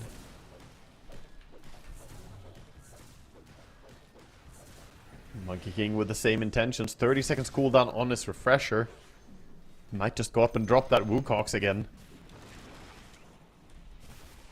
He has to be a little bit cautious about Troll locking onto him during it though. Even if Troll is pretty underfarmed, like he's way less farmed than the Monkey King, if he goes on you, it's not that easy to stay alive as a Monkey King. You gotta basically use your Jingu to try and heal, keep the HP up. They're gonna back it out though, play it safe. Looks like Tormentor time is probably up. Yeah, they're going for the top Tormentor. I have a ward, which will be removed now. AoE Surge is in from the Darkseer. Can speed up the entire team now. Let's see, any other big items coming in lately? The Lincoln Sphere on Ricky is interesting. Really? Oh, that's so crazy, bro. That's so crazy. Is he gonna get out? There's no way. What is that, bro? I mean, Ari has to feel good about that. Strength empty and a half. Okay. Just trying to flex if he's able to stay alive. That egg is gone. One by one. They falter. Marcy looking for more. Okay, with the Macropie vacuum. Oh my god, that's so much damage. Jiragi doesn't want to use the BKB, so he's going to have to buy back. And, well, you're going to lose Boom as well, who cannot rejoin. Yeah, and we're just trying to get in here, but no way to stop the Mega Creeps. Nature's Prophet falling. Throws it in, but he doesn't have ulti anymore. His attack speed is so low now. Just kited. BKB's out. They're going to run him down. There's the slow. They're going to run through the Nature's Prophet as well. And this is game 2. It took a while, man. 44 minutes. I cannot believe how long this one took. But it was just an absolute beatdown. Yeah, and that goes to, you know, to your mind as well a bit. When you spend 45 minutes just being absolutely destroyed and there's almost no hope the entire time, I almost wonder if there was a reason to like call it earlier at some point, just to save your mental strength. This is a best of 5. Obviously, every game counts and you want to try and make a comeback, but I think this game was pretty much an impossible task. And if you fight for too long into those games, we've seen teams before just, you know, do the mercy GG call, like go next, we'll accept this one, just go fresh heads. Yeah, well, Aurora, they don't care about how long it takes, especially when you have a lead like that. Like, they just make it look effortless. That was... It looked fun for them. 45 minutes on the dot. Say that again, sorry? Yeah, it looked fun for them. They were just, you know, hunting around, getting kills. But on the other hand, we can go back to, you know, Na'Vi. They just looked very disjointed. Goes back, I'm thinking about that early fight. You remember the fight top where they went in 1 by 1 and then finally one more? And it's like, what's going on? You're like kittens into a blender, you know? Like, this doesn't work. I don't know. That game was not it, man. Yeah. I don't know either, but something needs to change because one game now. One game is all Aurora need. And again, it has to be said, previous series, Na'Vi won 2-1 in that series. So look, maybe they're able to pull something out, but this game is not going to give them a lot of confidence. So there needs to be a pep talk. There needs to be something done in this break for them to be able to come back with a fresh slate. Otherwise, it could be a 3-0 victory and a ticket over to DreamLeague. But we're going to have to find out. We don't want to get ahead of ourselves just yet. We've got a break. When we come back, we've got game 3. We'll see you guys soon. And nights are colder than the purser's wife, sir. Do we dream of sunny skies of blue and sipping on some fancy foreign brew, sir? No, sir, no. We long to sail where grayer English skies prevail, and we would face the wind and snow and hail for just one pail of good old English ale, sir. Just one pail of good old English ale, sir. Did we choose to fight the foreign foe for England's glory? We must answer no, sir. An English ale house, that's where we would be, not dodging cannonballs upon the sea, sir. We're only risking life and limb because old England's too far to swim. But we would chance an iron arm or leg for just one keg of good old English ale, sir. Just one keg of good old English ale, sir. Many days and many lonely nights without one woman hoving into sight, sir.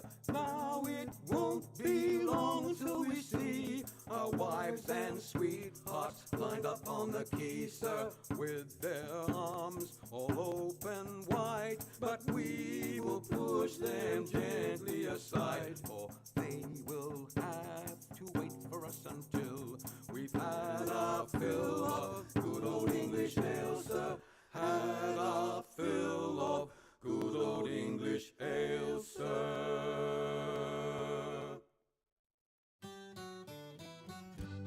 Come landlord, fill the flowing bowl until it doth run over. Come landlord, fill the flowing bowl until it doth run over. For tonight will merry, merry be. For tonight will merry, merry be. For tonight will merry, merry be.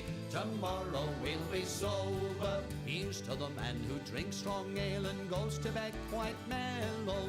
Here's to the man who drinks strong ale and goes to bed quite mellow. He lives as he ought to live. He lives as he ought to live. He lives as he ought to live. And dies a jolly good fellow. For tonight will merry, merry be.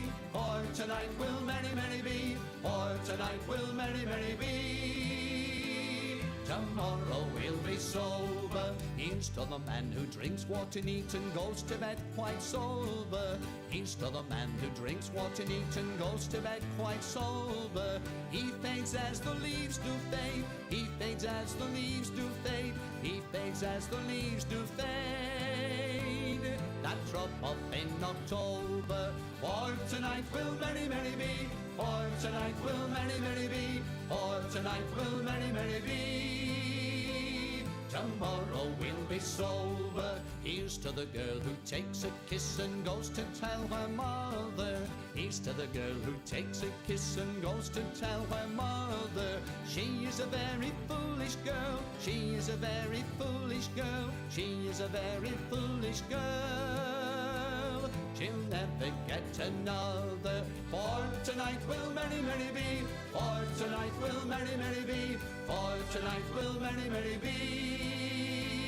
Tomorrow we'll be sober. Here's to the girl who takes a kiss and comes back for another. Here's to the girl who takes a kiss and comes back for another. She is a boon to all mankind. She is a boon to all mankind. She is a boon to all mankind.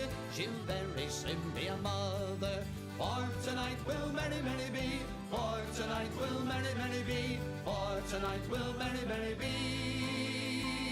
Tomorrow we'll be sober.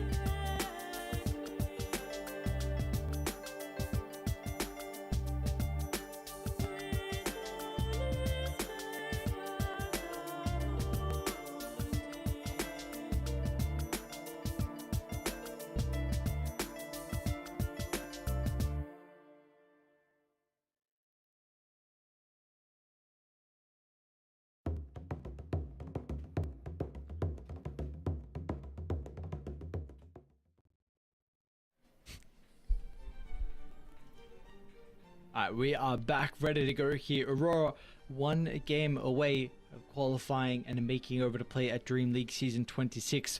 Good news for us and the viewers as well. We've got the names. Yes. We've got the names. Yeah. Hopefully we get a game 4 though. They were specifically told this time, you know, make sure you get your player tags up, of course, otherwise we get their pub names in here.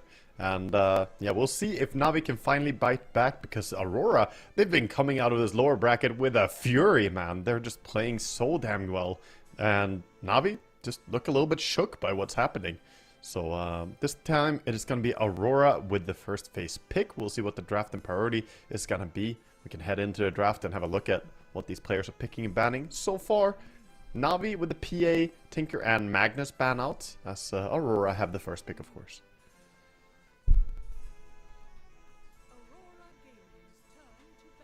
Did Aurora have first pick last game? I don't remember. No. No, it was Navi last game, I believe. Gonna get the Doom. Okay. So upping the priority with the Doom. What we've seen it banned out so far in this series, but now we're gonna get a first phase from Aurora. Yeah, I mean, Nightfall. Nightfall on that Doom. They banned it previously and now slipping through. He's ready to show them. See what he can get done with it. He absolutely dominated in previous games on this Doom. The reaction to this Doom, what will it be from Navi?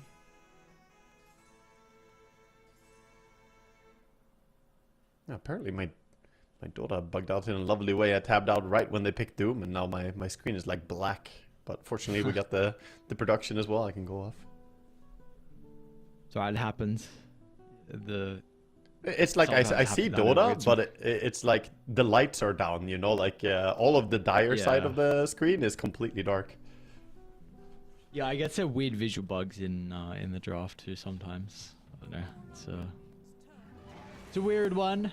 Alright, we're gonna get the Jakiro. Jakiro looked very good for Aurora in that previous game, so they're gonna take it. Whoa, I can't speak. They're gonna take it out of the hands of Panto, give it over to Kaori. Yep. I mean, Corey happy to play up on that. We'll see how it's gonna work out for them. Jakiro obviously does a tremendous amount of damage. We've seen him repeatedly kind of dominate people, and we saw Panto with his rotations in game number 1. Very impressive what he could do from the tree line, sniping at the Morphling and so on. So even an early pick Jakiro doesn't really matter. It's always very useful. Now going into the next phase, Aurora got to think about what they want to ban out. Gyrocopter already banned out is interesting to me, and Enigma as well. They ban the Gyro and the hero that he counters.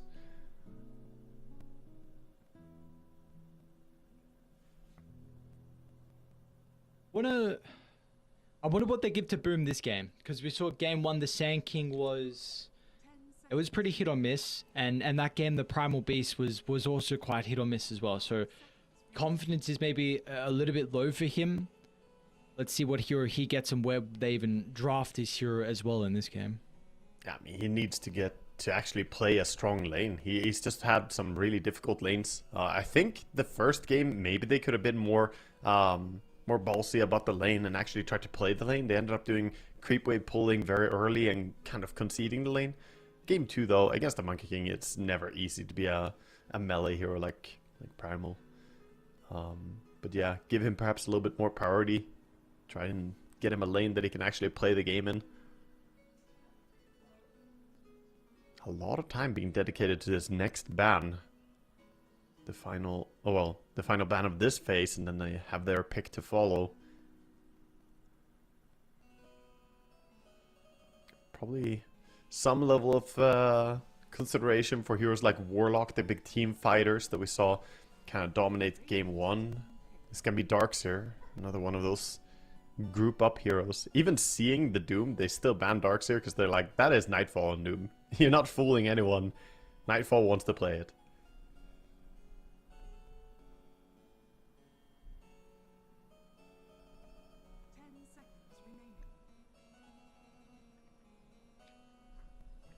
What do you look at when you see Doom? what is automatically coming to mind in some ways to mitigate this hero's effectiveness throughout the game? I was gonna say not Abaddon, but isn't Doom good against Abaddon? Like, maybe the lane is fine, but I feel like if you play the lane, that's one thing, but later on, don't you just get doomed and then you can't heal with your ulti? Because the Doom is on you? It seems like a strange pick into Doom first pick. We'll see how it works out anyway. I suppose that dispelling off the Inferno Blade and like focusing on how strong the laning stage can be, because this, I assume, should be Boom's hero. Lane offlane Abaddon into a Doom AA safe lane though does sound like it's gonna hurt. You're never gonna get to heal with your ulti, man. Either you're doomed or you're AA ultied. Sick, bro. It's like we're sitting here like, yeah, let's have Boom get a better game. It's like, yeah, you'll play a heal based hero. Okay, cool. What does the enemy have? AA and Doom. Okay. At least he can dispel, right? At least he can dispel the Infernal. That's something. I wonder what they pair with him in the lane, though. I think Jakiro generally functions a lot better on the safe lane. So look for some hero to fight against the AA. Previously, we've seen Hoodwink be quite popular against AA. Is it because the long lane with the Jakiro in the safe lane? Yeah, exactly. Like Jakiro is similar to Warlock in a sense that he doesn't do well when he goes too far away from his own tower. But when he gets to play fairly close to his tower, due to him being so slow, immobile, then you don't really like kill him before he gets to safety. So that's why generally he's more common on the safe. Oh, Aurora, they're gonna be the ones to take the Hoodwink. I actually was thinking about it for Navi, but yeah, obviously the AA Hoodwink combo also denies that pick from Navi, which could have been a nice pickup. They're not just gonna go back into the Shadow Demon, are they? I honestly think they might, but you know, you gotta look at the two games that just happened and ask yourself, was Ari and his ST really the problem? I feel like it wasn't. I don't think that's the issue. And now that you have a Terrorblade as well, it does look pretty nice. You can set up the Ice Path for Jakiro, and you can make ST illusions. You can try and save the Terrorblade from combos and make sure he gets the Sunder out. Another hero that I think if you get doomed, it can be problematic, but overall TV does do quite well against him. It's just don't allow him to get close enough to doom you. Hurricane Pike away or something.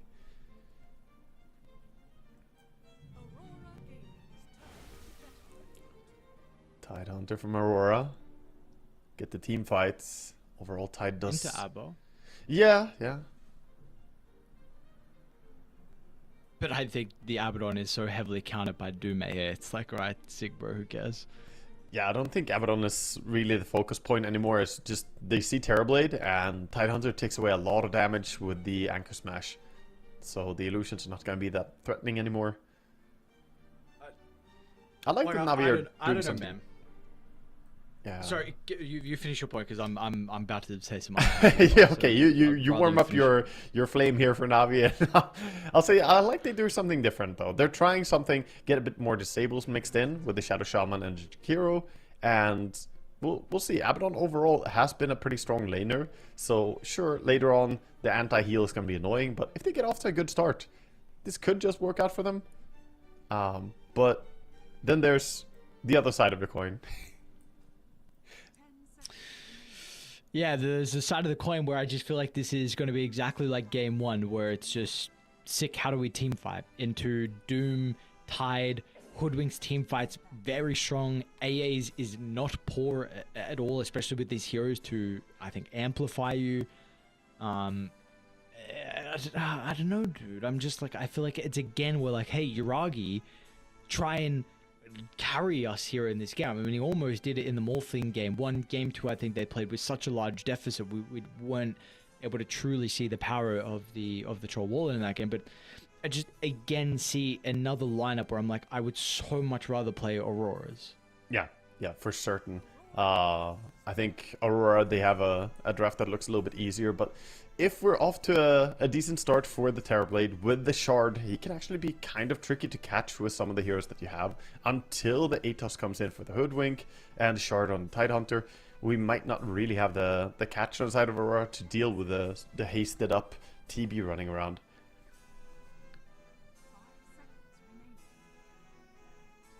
Zoom in. Yeah, and then you have the Rasta for the pushing power illusions as well. Now we have decent tower claiming abilities. It's all down to the mid laners now, though. Of course, we get the Storm as the last pick. That's gonna give you the catch for this TB. Get a lot of damage into the mix as well, even into Shadow Shaman, which otherwise can be a little bit risky as Storm. It looks so good against the other three heroes. Chikiro, Abaddon, TB. None of them really do well against the Storm Spirit.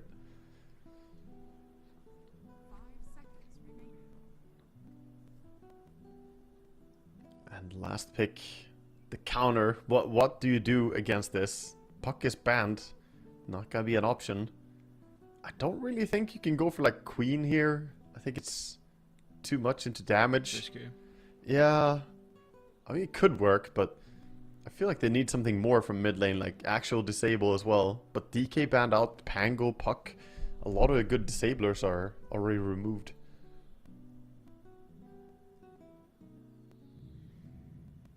Where do they go? I can't come up with anything. They're Queen. So I also looked at Queen when I saw the Storm Spirit, but then I see Ravage, Bushwhack, and Doom. I think you just die in fights. Like how confident are you going to be to actually play fights this game with the Queen of Pain?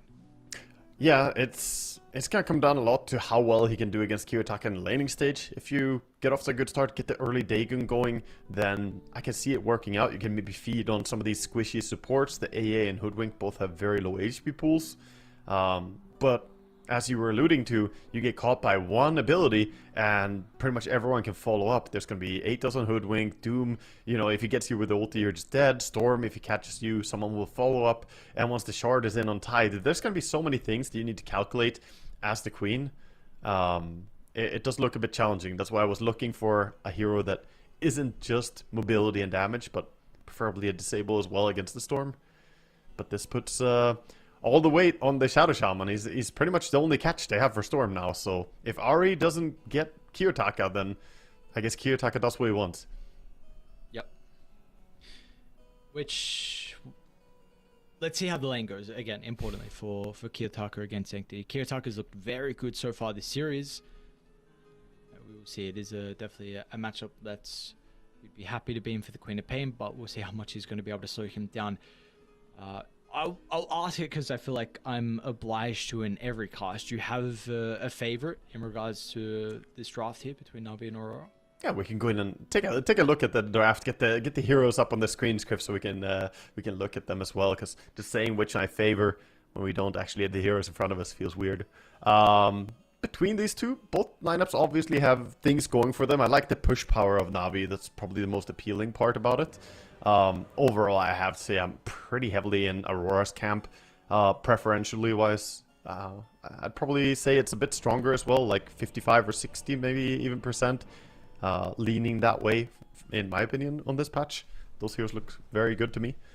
I've seen the effectiveness of this trio, the Hoodwink, AA, and Tidehunter. They do very, very well together, those three. Okay, so then with that all being said, what, like, best case scenario, what is the path to success here for Navi? Secure Sanctity's game. Make sure that he gets to play the game and have, big impact. Make sure that he gets to get involved and actually look for some pickoffs on the Queen of Pain. If you control the 6-minute rune, that's going to be huge. Rune control overall is just everything in this game. Storm and Queen both heavily rely on it. It's going to be feast or famine for them who gets it. So, yeah, I think, as a mid player myself, I'm going to say mid is the most important. Very biased opinion here. Yes, just okay. But though, because again, we've spoken about it yesterday, you're trying to for a little tournament. You made the transition over to 4, so you were learning that. Yeah. You had to experience what it was like being a support and trying to secure power runes and water runes. So yeah, okay. we played in the Swedish Championship. Played against Pablo and Charlie, the rest of the stack there in Bengan and so on in the finals. We ended up losing. They won, so GG well played to them. We got the 2nd place. But yeah, post 4, not really my forte, I guess. But it's funny. Dota always has a lot for you to learn. Our mid was a guy, you might not know him, a Swedish player called Fulle. Yeah, I'm not sure. Yeah, he's a bit of a younger player actually. He's like climbing on ranks. We had an MMR race to who was highest MMR by New Year's, and the winner would be the mid player. You know, the honest way to sell it. So that's a good way to do it. And we get show underway here. The Queen of Pain already with level 1 Shadow Strike, going for some harass onto the Storm. Oh, nicely played by Queen. Gets the high ground miss though. Unfortunate.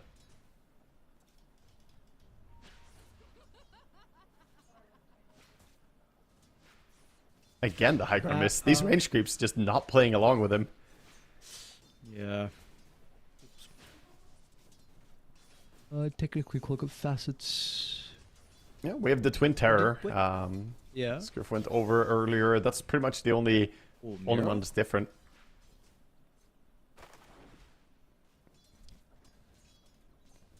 And noteworthy, the AA, since both facets get played on AA, there's going to be the Bone Chill facet, strength reduction.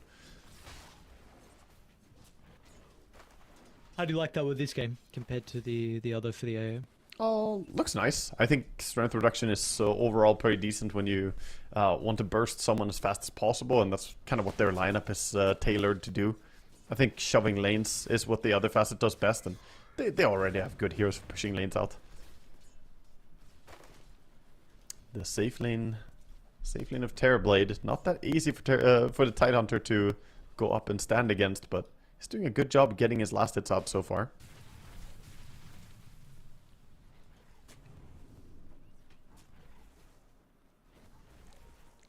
And Mira running in. Doesn't want to allow the pull camp here, but it's gonna spawn, and Kaori has a set of rules to possibly pull next camp. Delay into Toronto, Tokyo with a meta. He's dropping. Ow! Ow! He's gonna be fine. Just barely. Sold up. He knew. Big brain. He already knew that he was going to survive on a little bit of health. Have the self ready. Yeah, make sure to buy a salve for this moment. This pretty much always happens when you play Tidehunter. You're gonna get harassed down to low HP with a meta from the TB. So good heads up play by him. Mid players both got their water rune. No interference yet from the supports. We'll see on the 4-minute rune if they're both gonna get the refills as well. And up top lane, we are seeing Abaddon dispel off the Infernal Blade quite a lot to try and stay healthy against the harassment. The Lotus was taken by AA. Meanwhile, the Rasta went and blocked up the small camp again.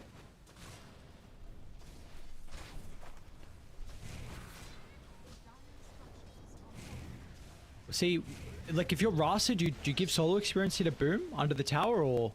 No, I think you have to stay here, because otherwise the damage coming in from the Infernal Blade can be used without triggering the aggro of the tower, and then the AA auto attacks. You kind of have to fight back like what Ari is doing here, trying to do whatever damage he can. Gonna salve himself up. Mid laners both dropping pretty low. Trading hits. No point to Scream of Pain, so he has the Blink Shadow Strike build.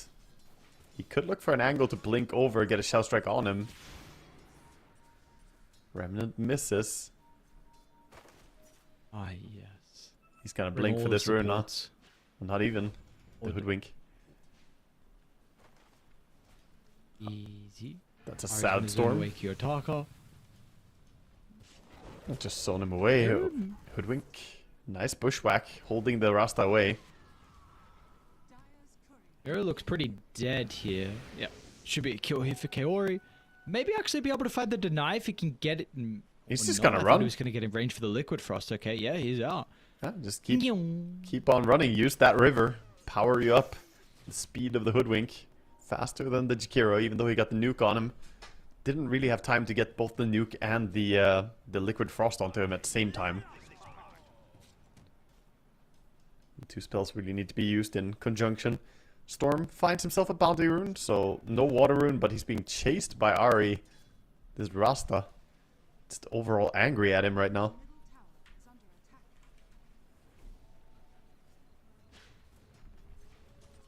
Kiyotaka. He's gonna stick around. Not going base, but his HP and mana quite low. Pretty greedy. Did get to stack up on the camp, so wants to farm up the Marsh Mages. The Boglets. Where do these rank on your list of satisfying creeps to kill? Oh, they're so damn cute, dude. I love killing them. They look so goddamn adorable, these little things. They just... I don't know how I feel about what you just said then. You love killing them because they're cute? Yeah. Adorable? They look so derpy, dude. I mean, look at them. No, it's satisfying. You throw in some nuke on them, you just watch them disappear. It's good. I don't know, bro. Not much is better than farming satyrs. Satyrs are very satisfying because they all kind of die at the same time if it's the medium camp. Yeah. Yeah, it's the two big ones. Fuck the mud golems. Depends what hero you are a little bit. Can be hit or miss. It's nice when you kill the big ones and then it also kills the little ones too. Oh yeah, the one nuke. Wow. Okay, a lot of damage onto Sanctity. Okay. I like that Sanctity didn't overcommit into Shadow Strike build to try and shut down Storm fully here. Instead, going back for his points, he has the ulti already and the Scream of Pain. Toronto, Tokyo? What you up to, brother? You going TP or are you just maybe looking for another anchor into the TP out? They have Ice Path. Okay. Was he holding his skill point? I didn't actually I think so. on Theory, or did he? Yeah, I think he held it. That was the first time I saw him use it. Very nice of him. Level 3, you don't always expect Jakiro to have it. If someone thinks it's weird, you TP it right in front of a Jakiro. But a lot of times they do put points into either Liquid Fire or even Duo Breath. That means he's going to respawn without TP though. At least he got boots to waddle his way back to the lane, but not off to a fantastic start. And what we talked about in the draft, actually, we said that Boom needs to have a game. He needs to play the game. Look at him. Top of the CS chart and actually pretty damn high up on the net worth chart as well. This Abaddon is having a good time for now. Finally, we might see him actually get to play the game a bit. What has he got queued up? Yeah, just the Radiance, okay. Is there actually any other build that we do see from the offlane Abbas? I don't really see any. Yeah, we've seen a little bit of Harpoon Abaddons, but they can fall off in farm. And Doom gets thrown onto him. He's level 6, but does it matter much? We'll see. They hold him in place. A little bit of damage after, and he should be dead. Try to TP in though to maybe get some revenge afterwards. Mirror's just is There's like, a lot of heroes. If you can live, then sick, but I'm not sticking around to see. Yeah, Mira quickly just cutting his ties there. He's like, yep, we got what we wanted. TP's couriers can get brought down on the way down to him as Tide is hijacking the lane and farming up a bit. But yeah, that's still a kill. I mean, Doom is probably happy with that. He gets the kill. A ton of TPs were forced and reaction was made towards that lane. Gives time for Storm to keep farming up a little bit. And back onto Abaddon. He doesn't have ulti yet. Yeah, a lot of damage. Supports are there though. That's Ice Path connecting onto 2. You've also got the Terrorblade coming through the portal as well, which might catch them by surprise. Yuragi will be revealed though, and as soon as that's the case, Nightfall, is he going through the portal? Yeah, he's just leaving. He's heading down bottom. This is okay. The push is coming in top. They don't have the best heroes to stop a Terrorblade sieging up the tower. Not even clicking the meta yet, but I think he could almost just to take the tower. Doesn't really need to though.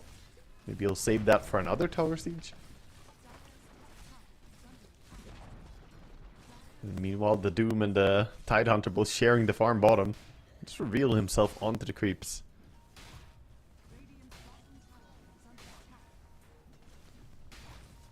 Kiro stepping close to the AA ulti. Storm. Boom. Quick takedown. Always feels nice to get the payoff when you recently got level 6's AA. Quickly get a kill. And of course, same for Storm. Getting galvanized a bit. Doesn't feel too bad. Big stacks being made for him as well. Get both the camps. Shield rune on the Queen. They try and go on her. Shield rune instantly gone.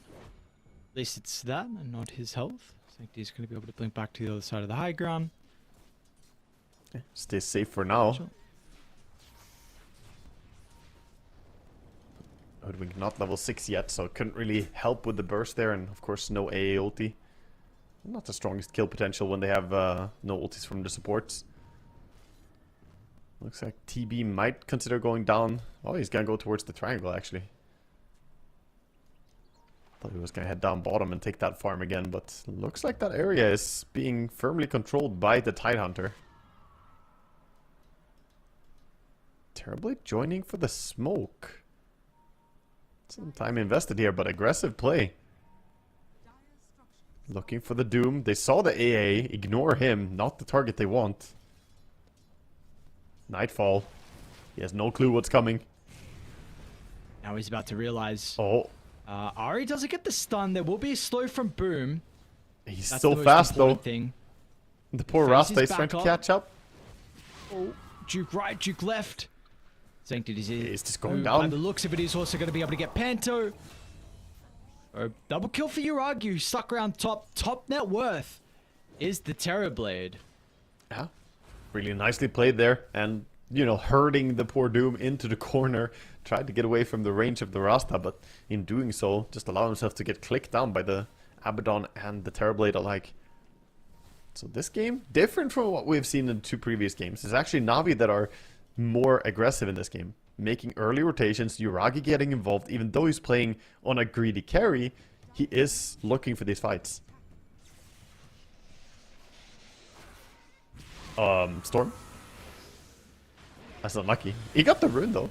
Ari, very nice. Ari had to be the main form of control, right, this game. This is something that you were mentioning. Like, we had to keep tabs on him and his impact against the Storm, and that's going to be his first death of the game. Lose some galvanized stacks. Importantly, the tower goes down as well. So there are Na'Vi've come to play in this game. Certainly have, and good play by Rasta, just sitting by the rune, kind of chilling, hoping that Storm would show up and react quickly when he does. So far, Queen is the one getting all these power runes. Got the shield rune, and now, of course, getting to, well, she didn't get the rune, but she got the kill on the Storm together with her friends. Ooh, Toronto, Tokyo. Optimistic. Sanctity? Ooh, alright. Yeah, the range on that. Ravage a little bit slower than he remembered, perhaps.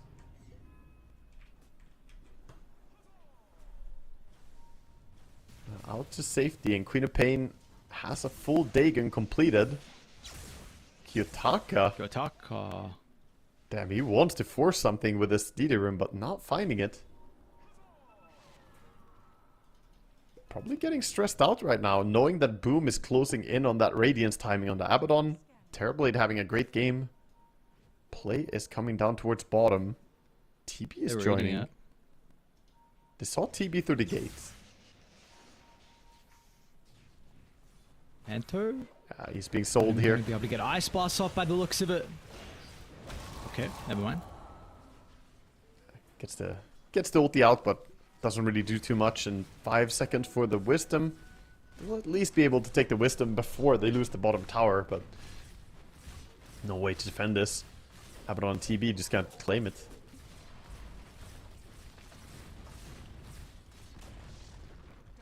Done a good job this game, Na'Vi, of not falling to the tricks of Aurora. The early moves of Nightfall and so on through the gate. We haven't really seen it this game.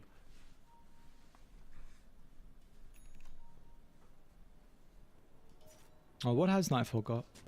Oh, he's got And it's gonna the be- Midas and going for the Echo Saber into BKB. Seems to be his build.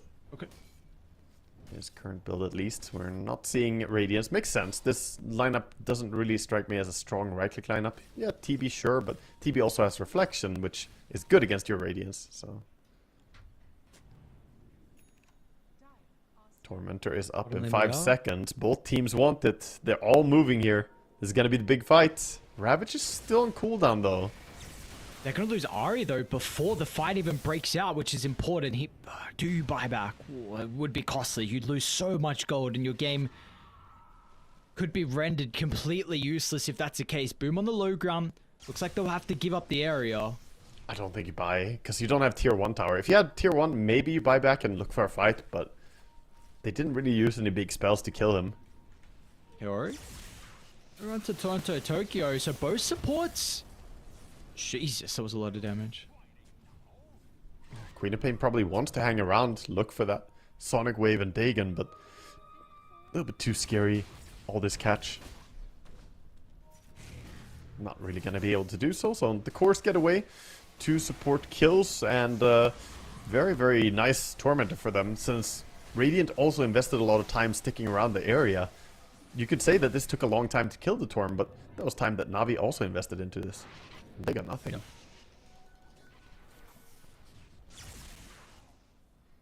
So Pento gets the shard. We had some very good options, honestly, with the Hoodwink in the air. Yeah, either is completely fine. He is tremendously useful. Long zip in. Kiyotaka spies the Jakiro with the Ice Blast as well from afar. Ari tries to drop the combo. Nightfall's actually going to doom him. So it does a great job to be able to protect the Storm Spirit. And now Nightfall will look to tip out if they got the damage with the Sonic Wave. They do. Sanctity. Not going to mess around with the ultimate. Mirror as well tries to make it out. This time, the damage will be lacking for at least the kill onto him. So again, they get both the supports, but they did lose Doom and used up that big cooldown. So not terrible for Radiant. And they take over the area. The Radiance on Abaddon now as well, able to start farming up a little bit faster. They will scale pretty damn hard on Navi in this game. Aurora probably feeling a little bit stressed to make moves. How do Aurora scale? If it like to the level of competing with Navi? Because it's probably off the back of items, or we just want to itemize to not scale and win the early to mid game. To me, it's less about how well they're gonna scale overall, and more so how free is Kiyotaka gonna feel in this game, right? Like, their scaling is kind of underwhelming compared to Navi, but Kiyotaka on the Storm, it could be a pretty damn good game for him. As I said, there's only the Rasta who can really catch him. The rest of them have such bad tools against him. So, in the mid game, I expect Storm to be a very active player. Already has tried to be. I might see the Queen of Pain go for like Shard just to get some form of lockdown against him. Speaking of Shard, Toronto, Tokyo. They're going to be enough damage inside. Pump faking the Ravage, but Kiyotaka was trying to deal with Ari instead, who, again, I mean, it's so important for the Storm to be able to find this Shaman. If he's able to do so, it unlocks the fights. Yeah. And that's probably how they're going to keep rolling it. Just focus down the supports first. Maybe they could have comboed in the Ravage into Storm jumping over for their Queen as well, but playing it safe. Bit of lockdown. Abaddon. His ulti gets forced. I say forced, he did activate that there. Wonder if he could have waited it out and seen if the Frostbite would trigger it. No, that's on cooldown. A lot of people are bad at abusing the Abaddon ulti cooldown, but it's actually a massive window to take fights. Abaddon just does not function as a hero without it. If he goes in, he can easily get brought down.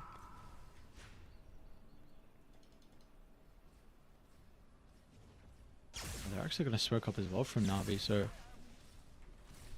Rihiro is looking to try and invade into the triangle where Nightfall is currently farming, but he's already cleared the camp. Nice timing for him. Yeah, they scan him out, but ooh, getting over there is not easy. You gotta go all the way around. By the time you get there, he probably will just be out. He's running towards his base. Yeah. A lot of time invested, not gonna find anything. Meanwhile, the smoke gets activated on the other side of the map by Aurora. Storm looking for something with his buddies. Basically the same move going on. The two supports and the mid laners. Hunting for kills. Oh, if he shards him, Sanctity that's a can kill. die without a doubt. Vortex into the shard. And they won't need the Ravage by the looks of it because Mira is also here to offer the control. And they've got an amp damage. They could go bottom. Oh, yeah. Na'Vi, let's see if they're going to get out. Do they do it together? Do they just TP? Because if you go one by one, you're going to have a difficult time because Kiyotaka has isolated Ari inside the river. Ari. They should be able to deal with... I mean, he's not going to die inside the shackles. It doesn't matter. Glimmercape protects him. Kaori will be able to escape. It looks like some of the other members are out too. Boom hasn't TP'd. Thought he was going to be able to run it off. He's holding Vortex him. is there from Kiyotaka. He can borrow time to get rid of it. Toronto Tokyo is starting to swing over. The Bushwhack, it's going to be vital to the kill. And Here it comes will the land shard. there. A great placement. Dead in the water. And he is as good as gone. Aurora. What happened? I mean, the early game from Na'Vi was... It was looking competitive. You were saying like maybe Aurora feeling forced with the movements they're doing across the map, but this game is, it's blown wide open. It's an 8k lead all of a sudden. 6 minutes ago, Na'Vi were ahead, and now it's an 8k lead over the other way. Crazy how fast they swung it around, and they haven't even needed to spend a lot of their abilities. They didn't need to use Ravage here. They still have Doom. They have all their ultis ready. So, just fantastic pickoffs, good read on the map, dodging the smoke gank bottom, and finding a smoke gank onto the queen mid. Things are just working out a little bit better for them. Na'Vi have to be careful now, showing on the side lanes. Neilty fishing for something down bottom. Tidon's showing mid, but he's not the most fun target to go on as he has the pipe already. Pretty early pipe, and looks like he's going for the full Aghanim Scepter next. He is only 1,000 gold away, and he will have Aghanim Scepter to kind of spam the long-range harassment as well. Adding more to the already existing AA and Hoodwink for long-range. Do you... What are your thoughts on this? Do we like the item choice for Toronto Tokyo? Yeah, I think so. I mean, he could go Blink to try and Blink onto the Queen of Pain or the Rasta, help out with initiation, but I like the tankier approach, and honestly, you don't need to Blink if you just gush from a million miles away. I'm a big fan of the Aghanims. It farms faster, and it's still very, very strong in teamfights too. If they were desperate for him being the initiator, I think then the Blink Dagger would have been better, but they got all the different ways to initiate now. The Atos is up, the Shard is up. This is what we have seen before. The Tide and Hoodwink work so well together, and of course, not even mentioning it, but they have a Storm, you know? He's just flying around doing what he wants. Okay, well, we are starting to see Na'Vi already clump up for the Tormentor. Still a couple of minutes away, I believe, but they're wanting to try and set up, maybe drop some vision down preemptively bottom. It's 3 minutes also until potentially Torm. anticipating Nightfall to be farming here. Mirror's in a pretty good location to be able to stop the shackles, which may enable the BKB to come up from Nightfall. He uses it even though they saw Sanctity. So he was going to die regardless with that Sonic Wave nuke, and it was a nice attempt from Mira, but Kaori maxed out Ice Path. That was the control they needed. Straight into the Roche Pit. The A ulti is there very early. They're not really there to fight at the same time, so once this A ulti wears off, could be good for Na'Vi. Except the Aghanim spam, dude. You can just sit here like an artillery. They give up on it. Look at this range damage coming in. It's really frustrating to play against. And so what did they use on Radiant then? Macropire, Serpent Sonic. Wards, Yeah. Meta as well, Sonic. So yeah, you just unable to get an objective off the back of the kill. I mean, Dai's Roche taking is abysmal. You're not even going to consider it, but maybe you look for kills, blink away, Sanctity. Yeah, at Fine. least they're hurting them away far enough. If they fare them all off to the other side of the map, they could go for Roche. It's not impossible with their heroes. They're looking like they're thinking about it now. As all of Radiant pretty much have cooldown on their ultimates and have been firmly shoved away from the Roche area. Now they go back into it. They got the Gush minus armor, and you know they gotta do it together. Completely agree. This is not a fast Roche team, but it falls. Yep. Aegis on Storm, more than likely, right? Oh yeah. Every day of the week, Storm is just absurd hero with Aegis. Best hero in the game. He's zipping down, looking for something. Over on the Torm. Tor keeping in the tree line. Stay safe. We have 1 minute until the bottom Tormentor is up. Hey, you have a timer? Am Yeah. I missing something? Yeah, in my head. Okay, I was... Yeah, they killed it 15:55. I think was the time. What? In your head, perfect time, 15:55. I think 55. Okay, we can check. See if it's 25:55. Scruff can fact check me on this. We'll see. I didn't know if it was in the thing. Kaori? Toronto Tokyo and Panther should be able to get a kill. Second one, both supports dying across the map with different sides. I wasn't sure if it was with the new like. Nah, no caster tool for that yet. No UI. Yeah, I didn't know what to call They it. could add that. Could be kind of nice to know. But I guess it keeps us disciplined as casters. We gotta, think about it. Oh, 3 seconds. Scruff, is it up? Let's see. 2 seconds. 55? 1 second. It's 55? Not Ah, 55. come Oh, 57. on, mate. Oh, it's up now. Oh, 2 seconds on. off, man. Yeah, but that's not good enough. You're playing It's not. competitive. That's not good enough. It's not. It's embarrassing, honestly. We would have wasted a grand total of 10 seconds because I would call my entire team over, so we would waste 10 seconds of our life just watching at it combined. Are you the? Hang on, wait, because we've probably got a fight going on. Aurora. Smoked up Toronto Tokyo. Where we're looking to go. Sancti's got a high gun ward, so he's kind of protected. The rest of the team also. Ari's doing a good job to act as a bit of a protection. Oh, that's not for the queen. Boom as well. Do they want the queen? Oh, yeah, they Blinken? do. Force the BKB at least? Should be able to. But the Or Aegis- just kill him. Oh, Wow, he didn't BKB. A bit greedy. Oh, very, very greedy. She's like, yeah, it's just a bushwhack, I'm fine, but then they just lay in the stuns.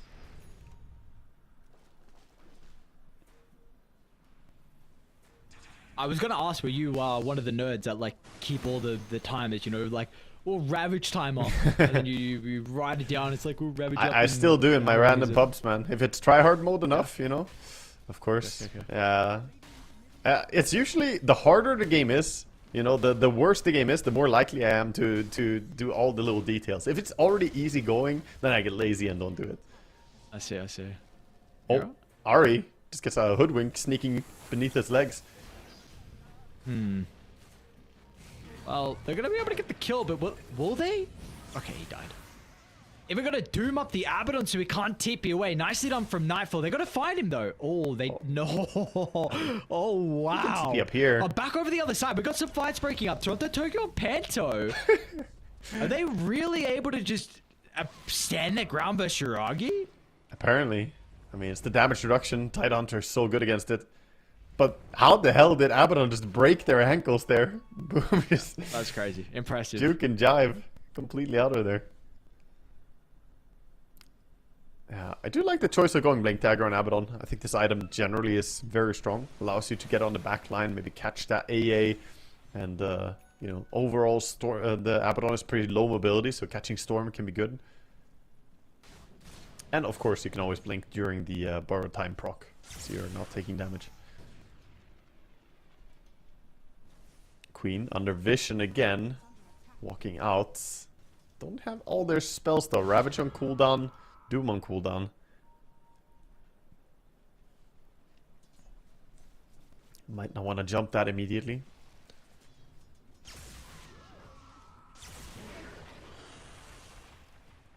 He's toying with them a little bit. Gotta be careful because Nightfall and Toronto Tokyo have a pretty good angle to go all the way around. Oh, they're in. Gosh, gotta give them a slight vision onto Kaori. And Ari trying to dip over the hiker, but this is just such a free game just for the the Storm, support. dude. Yeah. Oh, we gotta just TP into a Ravage. Roto Tokyo with a pump fake. Uragi, he is nowhere to be seen with the meta still on cooldown. Queen again. There's your Ravage. Yeah, Queen is gone. No BKB. And a zip. Once again, it's a passive 9-second BKB for a dead. Where is our team fight from Na'Vi? I don't know. It's too greedy with the BKB, and they just can't take the fight like this. It always starts off with them getting picked off. They need to have a fight start where they are the ones going. They need to lead with the Rasta, but he opted to go for the Ether Lens. I honestly think he kind of needed to go Blink here in this game so he could jump the Storm so they could actually lead the fights. This item works great when you get to sit back behind your team, but that's not happening. Every game you're just getting jumped by the enemy. Okay, they're onto a Tide Hunter. Let's see how much the Jakiro and TB can do. Okay, Tokyo. Ice Blast flying through. Oh, wait, the TV's going to be cautious. Oh, he's trapped by the wards. Should be able to get the Sunder onto Ara. Yeah, okay. Sonic Wave as well. It's pretty massive from Sanctity, but Kia...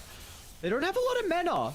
Oh, yes. Kiyotaka. He doesn't have TP. He's actually pretty vulnerable here. He doesn't have a TP scroll. He has TP ready, but doesn't have one in his inventory. If he had a TP scroll, he could have TP'd out. Oh, that's gotta hurt. That was actually very costly now. If it was just the two of them dying to all those abilities used, I would say, okay, you know, it's kind of fine, but it's really not. Oh, Nightfall? Doom? Okay, wow, he wants him. Did he do enough damage? Yeah, he did. Yeah, I think so. Goodbye. Or, it's, yeah, he should be dead. Yeah, he's dead. Definitely. The Sunder? Ooh, nice. The one heal mechanic that you can't stop. AA and Doom. These nerds, they want to prevent healing, but TB, the finest medic in the land. Technically not a heal. Just took my HP, gave him mine, took me. Literally cheating, this man. And look at the shard, just passively healing him up afterwards as well. He gave all his HP away, but he's kind of regaining it pretty fast from the shard heal. Yeah.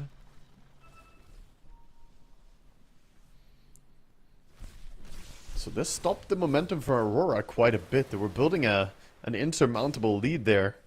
This took them back quite a few notches.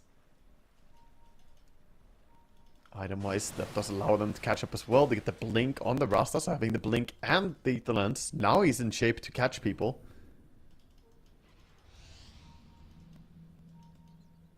So 50,000 lead, actually, yeah. So down to 10. That's significant. There it is. There's the catch. Finally, is there any way to cancel the push back from afar? Is it going to be good enough? It's not. The Ice Path. The recast Ice Path. Okay. Stun him twice. Are they still going to try to take the fight? Toronto Tokyo. Ravage at the ready. There's a buyback from Kiyotaka. What? It's crazy buyback. You got to stop them from getting out. Nightfall. Are they going to be able to catch up to Uragi? BKB will wear off. They're going to Ravage as well. The timing, the damage, it is there. And now the long zip in. Back off the respawn from Kiyotaka. Sancti's still got the BKB. He's going to be okay. Now, Kiyotaka's like, yeah, I don't actually know if I can 1v1 Sancti. I'd be a little bit worried if I die. Yeah. And this is a big moment as well. They committed that. Roche wasn't even up, by the way. Roche couldn't even have spawned yet. So the fact that they committed buyback for this fight, it tells you how badly Aurora want to win every single engagement. They do not want to let Na'Vi get more momentum after they already died there on mid lane earlier. So this keeps at least Na'Vi at bay, keeps them in their base. Roche could spawn any moment. But you gotta worry about the Storm getting caught one more time. If he dies like that to a Shadow Shaman Jakiro chain stun again, then with dieback Death Timer, it's gonna feel awful.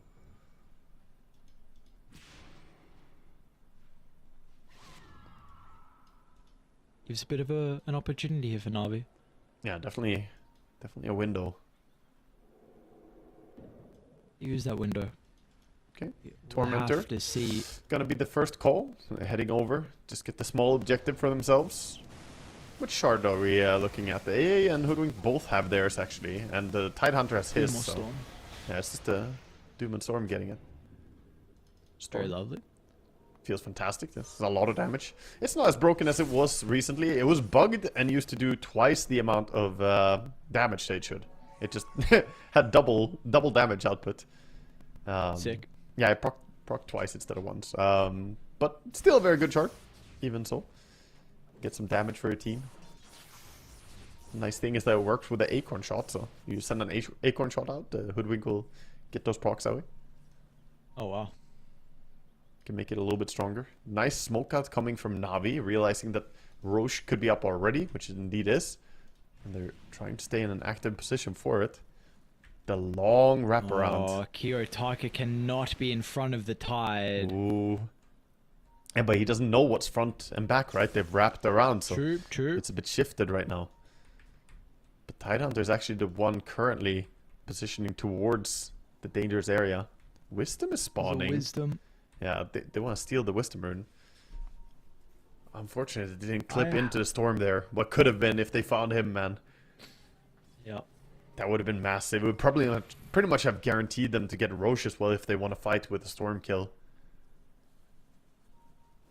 The Hex Break talent. Unfortunately... Yeah, good stuff against Tide. Oh, okay. Yeah, very good.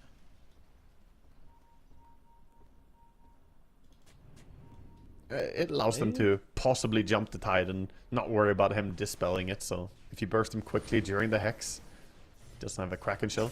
What the hell? He's still throwing people? This is looking spooky. Yeah, they're coming in. They're nearby. See if they can get that stun onto Kiyotaka. With the buyback previously. Tide revealing. It's very scary. This fight looks hard, even with the 12,000 net worth lead. It's always in the back of your mind. Kiyotaka, his positioning has to be perfect. We've got to look at the supports and can he get the jump first? He will be able to do so. Onto Tide. Is the nuke going to be up before the Ravage? He will be able to use it and makes it up to the Hiker, but the Ravage, it's a defensive one. Kiyotaka's going to be able to snipe out the Jakiro. Instant cancel the shackles as well. Kiyotaka's BKB will look to turn to deal with the support. He's still got a little bit of mana to get the kill and get the zip away. Storm but he in doesn't danger. have that many resources left. He needs the TP boom. Can it kill him? Oh, they didn't get him. Did he tick? Oh, he's fine. He's He's not going fine. to die in base. Meanwhile, Nightfall will do the classic. He is out. The good old-fashioned BKB TP, but have they lost Roshan? I think they might be able to get there in time. Storm has the ability to jump all the way from here, so they're trying to take a fast Roche, but with the Gush delaying them, Tide could just walk in here with the Shivas. He's too tanky. They tried to burst him once with the Shadow Shaman Hex, but you see how fat he is. He just doesn't die fast enough. And Meta's out. I think they gotta give it up. It feels too bad to walk away, though. They're trying to stick around, see if they can do anything. So important. Mira was able to get the vision, the Shadow Shaman. So over to the left side, you did with the control. And which Abaddon's means ulti that is gone. Storm will have a free fight, and a free fight for Storm means a team fight victory for Aurora. Double kill for Kiyotaka. Sanctity, Vortex control. I don't think there's going to be too much coming else shortly.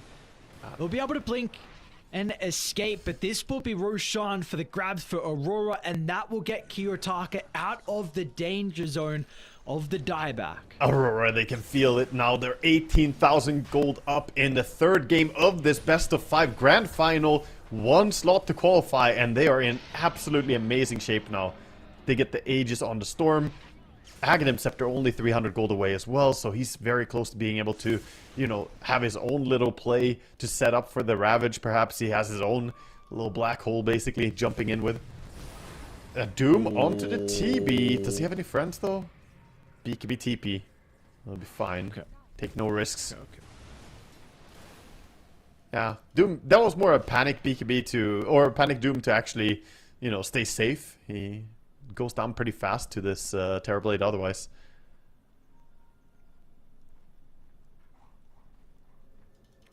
But a reset is happening. There's an Arcane Rune as well waiting for the Storm.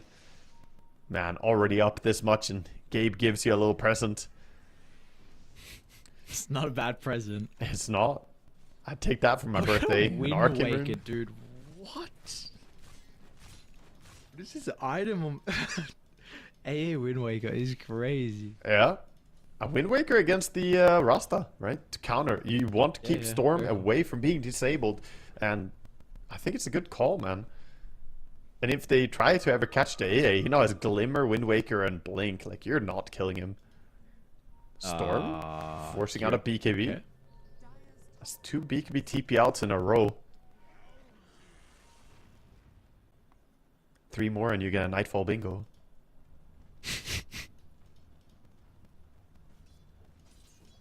Down to bottom lane, Rasta and TB. They do have the damage to burst, but Doom cautiously doesn't stick around. Just grabbed a little snack and left again. Again with the Arcane Rune, Storm looking for something. They know Queen doesn't have BKB. If she shows on the mid wave, they know she's in her base, but wouldn't put it past them to try and burst her with a Hoodwink and AA support.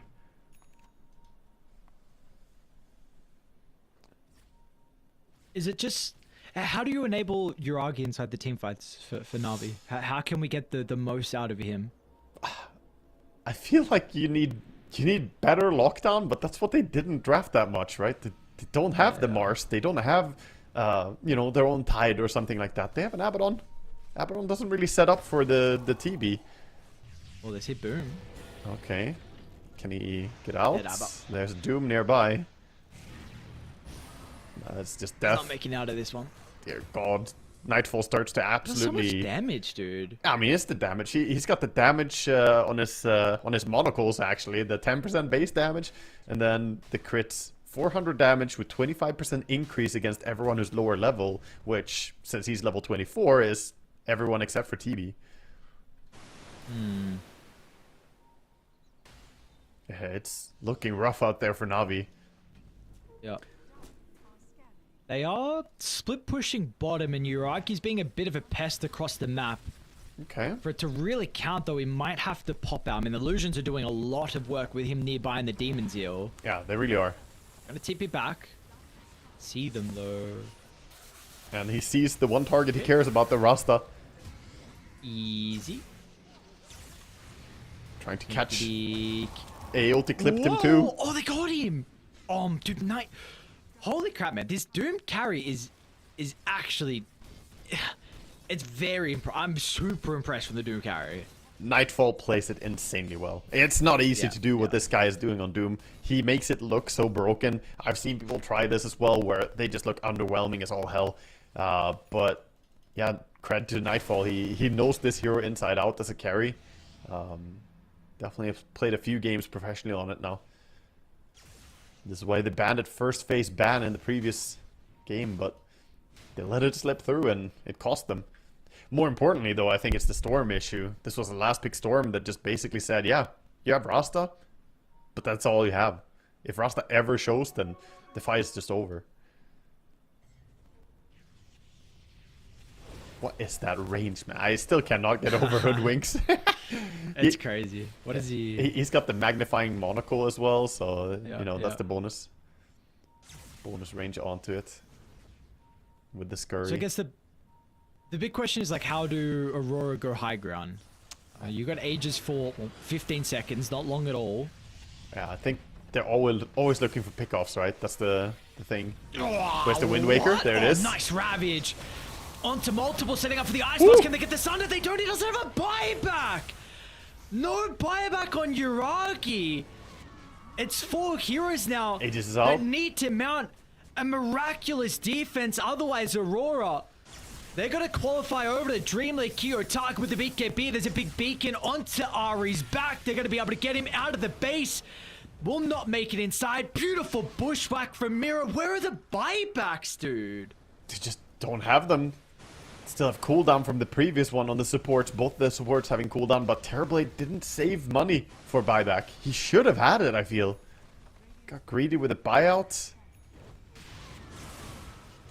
Oh, greedy's gonna cost him in the end. Yeah, he upgraded to Silver Edge. That's what he spent his gold on earlier.